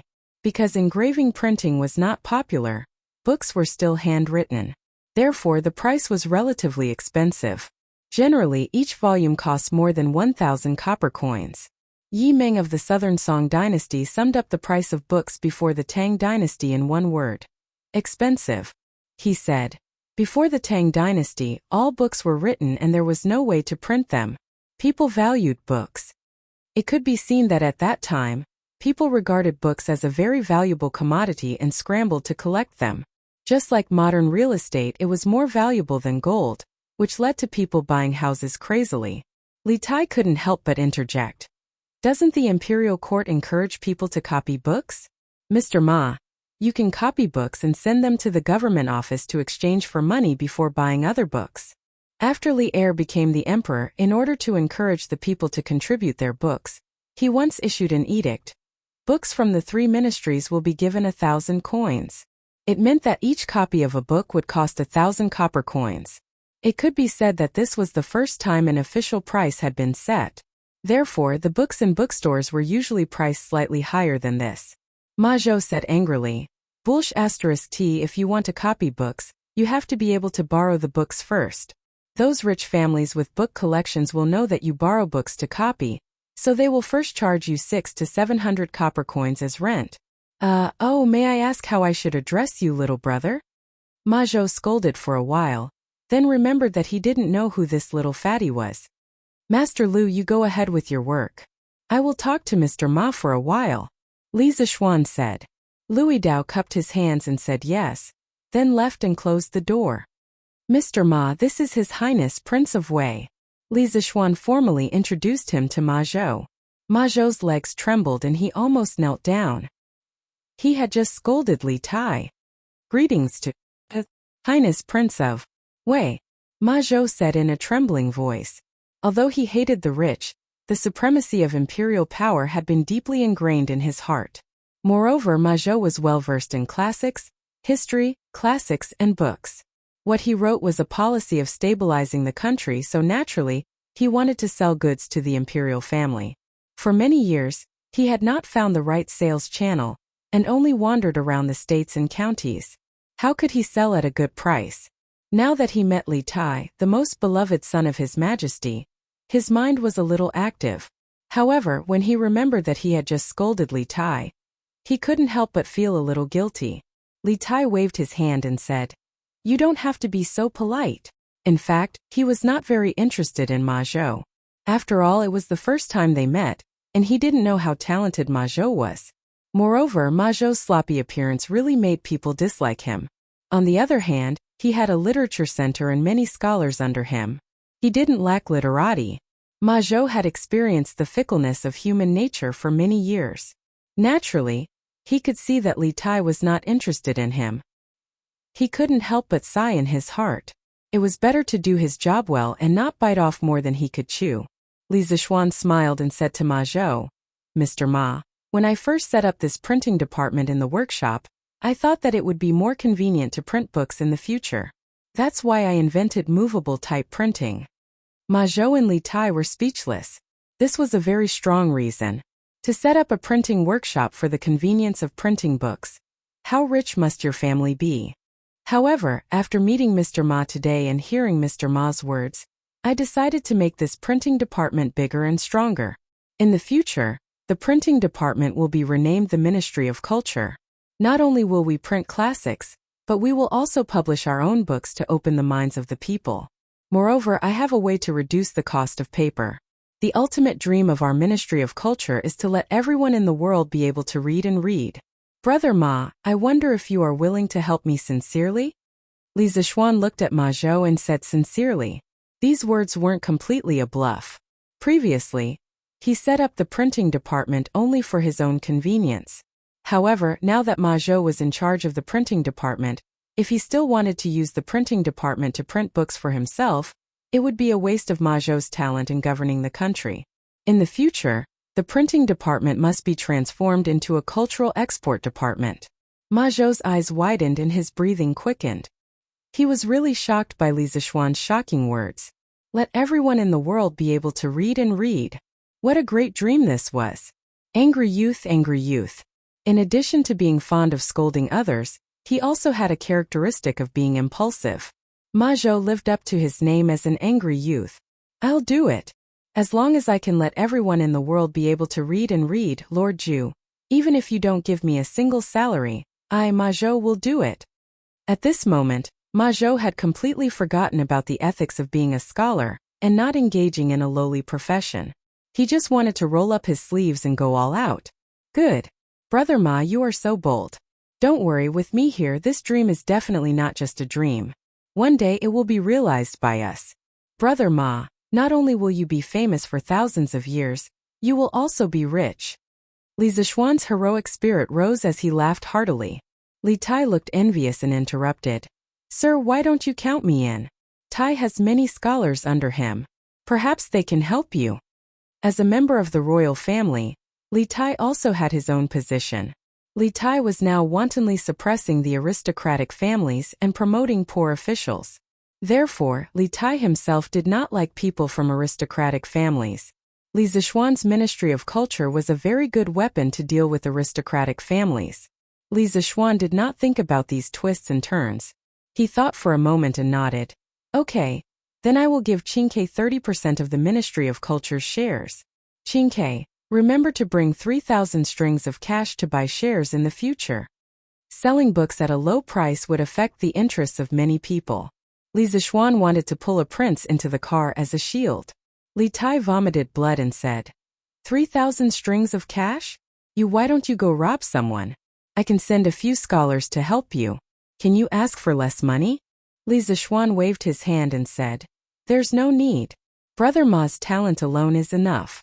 Qingke, if you think it's too expensive, then forget it. Master will go find Gao Ming. I think Gao Ming will be willing. Nonsense, if Ma Zhou could be a thinker, how could he not be talented? He did not care about the scholars under Li Tai. Maybe they would all be arrogant and not do anything when they came. I am willing. Brother Zishuan, I am willing to pay 3,000 strings of cash for 30% of the shares. Li Chengqian's shout came from outside the door. Li Zishuan was speechless. Speak of the devil, Li Chengqian must have been eavesdropping outside for a while. As soon as he finished speaking, Li Chengqian pushed the door open and entered. He then looked at Li Zishuan excitedly. Chapter 169. A few days ago, Li Zishuan heard that Li Zishuan had created a new type of mathematics in the Imperial College. Furthermore, Li Tai had also received praise from Li Er for this. Thus, he wanted to come to Yongla Lane to look for Li Zishuan for a textbook to see what this new type of mathematics was all about. In the end, he was informed by the Li residence's servants that Li Zishuan was in the workshop. Thus, he came looking for him. Some of the old people in the workshop knew Li Chengqian, so no one dared to stop him. They even pointed the way for him. When Li Chengqian arrived at the back hall, he happened to hear Li Zishuan's bold words. Then he heard about the investment and hurriedly called out. If it were 2 months ago, he definitely wouldn't have been able to take out 3,000 strings of cash. However, he had 30% of the shares in Strange Interest Pavilion. Last month's dividends amounted to more than 2,000 strings of cash. Now, he could be considered to be quite wealthy. After tasting the benefits, Li Zishuan needed someone to work with. How could Li Chengqian refuse? Li Tai glared at him and said, Big brother, I came here first. How can you snatch it from me? Li Chengqian smiled and said, Isn't it because you think it's expensive, Qingke? I can only do it for you. Ma Zhou's legs trembled and he almost peed himself. Another great person had come. He couldn't help but think that his boss's background was really strong. Student Ma Zhou greets Your Highness the Crown Prince. Li Chengqian grunted and waved his hand with a smile. Mr. Ma, please dispense with the formalities. He knew how to conduct himself slightly better than Li Tai. When he heard Li Zishuan's tone outside the door, he seemed to be very respectful to Ma Zhou. Thus, he also gave some face to Li Zishuan and addressed Ma Zhou as Mr. Ma Zhou. Ma Zhou was instantly overwhelmed by the favor. To be addressed as Mr. by the current crown prince was such an honor. Li Tai said unhappily, Who says I think it's expensive? Isn't it just 3,000 strings of cash? I can afford it, Mr. Li. I'll get someone to send 3,000 strings of cash over tomorrow. Since young, the little fatty had always liked to compete with his big brother, Li Chengqian. At this time, how could he be willing to fall behind? He calculated in his mind. If the Prince of Wei's residents were to raise money from everywhere, they should be able to gather 3,000 strings of cash. If that was not possible, they could also sell some books. When Li Chengqian heard this, he said anxiously, Little Xian, you can't favor one and discriminate against the other. This solitude is also willing to fork out money to cooperate. Li Zishuan shook his head and laughed. Your Highness, why are you here today? Li Chengqian was a little embarrassed. After all, he had been eavesdropping outside for a while. Ahem. I originally wanted to borrow a textbook from you today to see your new mathematics. I didn't expect you to not be at home, so I came here to look for you. Li Zishuan nodded, thought for a moment and said, Since both your highnesses want to participate, how about this? Both your highnesses will contribute 2,000 strings of cash each, and each of you will get 20% of the shares. What do you think, your highnesses? He only wanted to honestly live his own leisurely days. He didn't want to help Li Tai and Li Chengqian in their infighting, nor did he want to offend either of them. Of course, if possible, Li Zixuan hoped that the two of them could live in harmony. Li Tai and Li Chengqian looked at each other. They both knew that this was probably the best solution, so they nodded in agreement. Okay, then this department will be officially named Qitsu Culture. The three of us will be in charge of it. I hope that everyone will work together to make all the people of the Tang Empire able to afford to read as soon as possible. Okay. No matter what grudges the two of them had before, now that they had a common interest, they could not help but be of one mind. Next, I will be in charge of improving the papermaking technology and reducing the cost of paper. Qingke heard that you have a rich collection of books. Tomorrow, Brother Ma will go to your place to choose dozens of fine books. We will first print these books and sell them. I'll buy a store next to the Strange Interest Pavilion to sell books. Li Zixuan thought for a moment and said. Li Tai smiled and said, Okay. I will go back today and tell the servants. Ma Zhou, you just need to come over tomorrow. Ma Zhou cupped his hands and said to Li Tai, Thank you, Your Highness. Li Zixuan took 2 steps and said, In addition to printing some unique copies of ancient books, we also have to produce our own books. Relatively speaking, this is a huge project. Let me tell you an idea first, you can refer to it. Li Chengqian asked curiously, Xiaoxian, you plan to write the books yourself? Li Zixuan nodded and said, Currently, the aristocratic families control most of the education resources. If the children of ordinary families want to read and write, they have to pay a high price. I plan to organize people to produce a dictionary to teach people how to read and write. Li Tai smiled and said, Mr. Li, the book you mentioned already exists. Now, every bookstore sells Shuwenjiezi. The author of Shuwenjiezi was Su Shun. It was the first book in China that systematically analyzed the Chinese characters and studied the source of the characters. It was also one of the earliest dictionaries in the world. It was a Chinese dictionary arranged according to the radicals. It was written from the 12th year of the Han Emperor Yongyuan to the 1st year of the An Emperor Jianguang. In the Sui and Tang dynasties, Shuwenjiezi had become one of the essential reference books for scholars. Li Zixuan shook his head and said, The dictionary I am talking about is Shuwenjiezi with symbols. I call these symbols pinyin. As long as you learn this spelling method, no matter how complicated the word is, as long as it is marked with pinyin, even a child can read it. Is pinyin so magical? Ma Zhou couldn't help but cry out in surprise. He had suffered since he was a child, and he understood better than anyone that if pinyin really was as miraculous as Li Zixuan said, then the educational structure of the Great Tang would undergo a fundamental change, and more people would become literate. Li Zixuan didn't talk nonsense. He came to the table, picked up the brush, and wrote 26 letters on the paper. He began to teach the 3 of them pinyin. An hour later, Li Zixuan wrote Jiao in pinyin and said, Qingke, you try to spell it. Among them, Li Tai's ability to accept new things was the strongest. Therefore, Li Zixuan let him try first. Li Tai nodded and went forward to spell it. Jiaoi Jiao. Li Zixuan clapped his hands and said with a smile, Exactly. Ma Zhou also reacted and exclaimed in admiration, Amazing, it's really amazing. If this is a child from an ordinary family, it would take a few days to learn pinyin. Then, if they buy a dictionary like you said, wouldn't they be able to learn to read at home? It's really magical. Li Chengqian also said with a happy face, Pinyin is really a good thing. If my father knew about it, he would be very happy. Li Zixuan said, Since everyone agrees on this dictionary, Ma Zhou will be the chief editor of the dictionary. Qingke, Gao Ming, each of you send 3 scholars to assist Ma Zhou. This dictionary will be called the Tang Empire Dictionary. Pay attention, the scholars you send are only to assist Ma Zhou. Don't fight with each other and make the Ministry of Culture a mess. Li Zixuan decided to say the ugly words first, in case there was trouble later. Li Chengqian nodded and said, Okay. Ma Zhou waved his hand and said, Lord Zhu, you can't do that.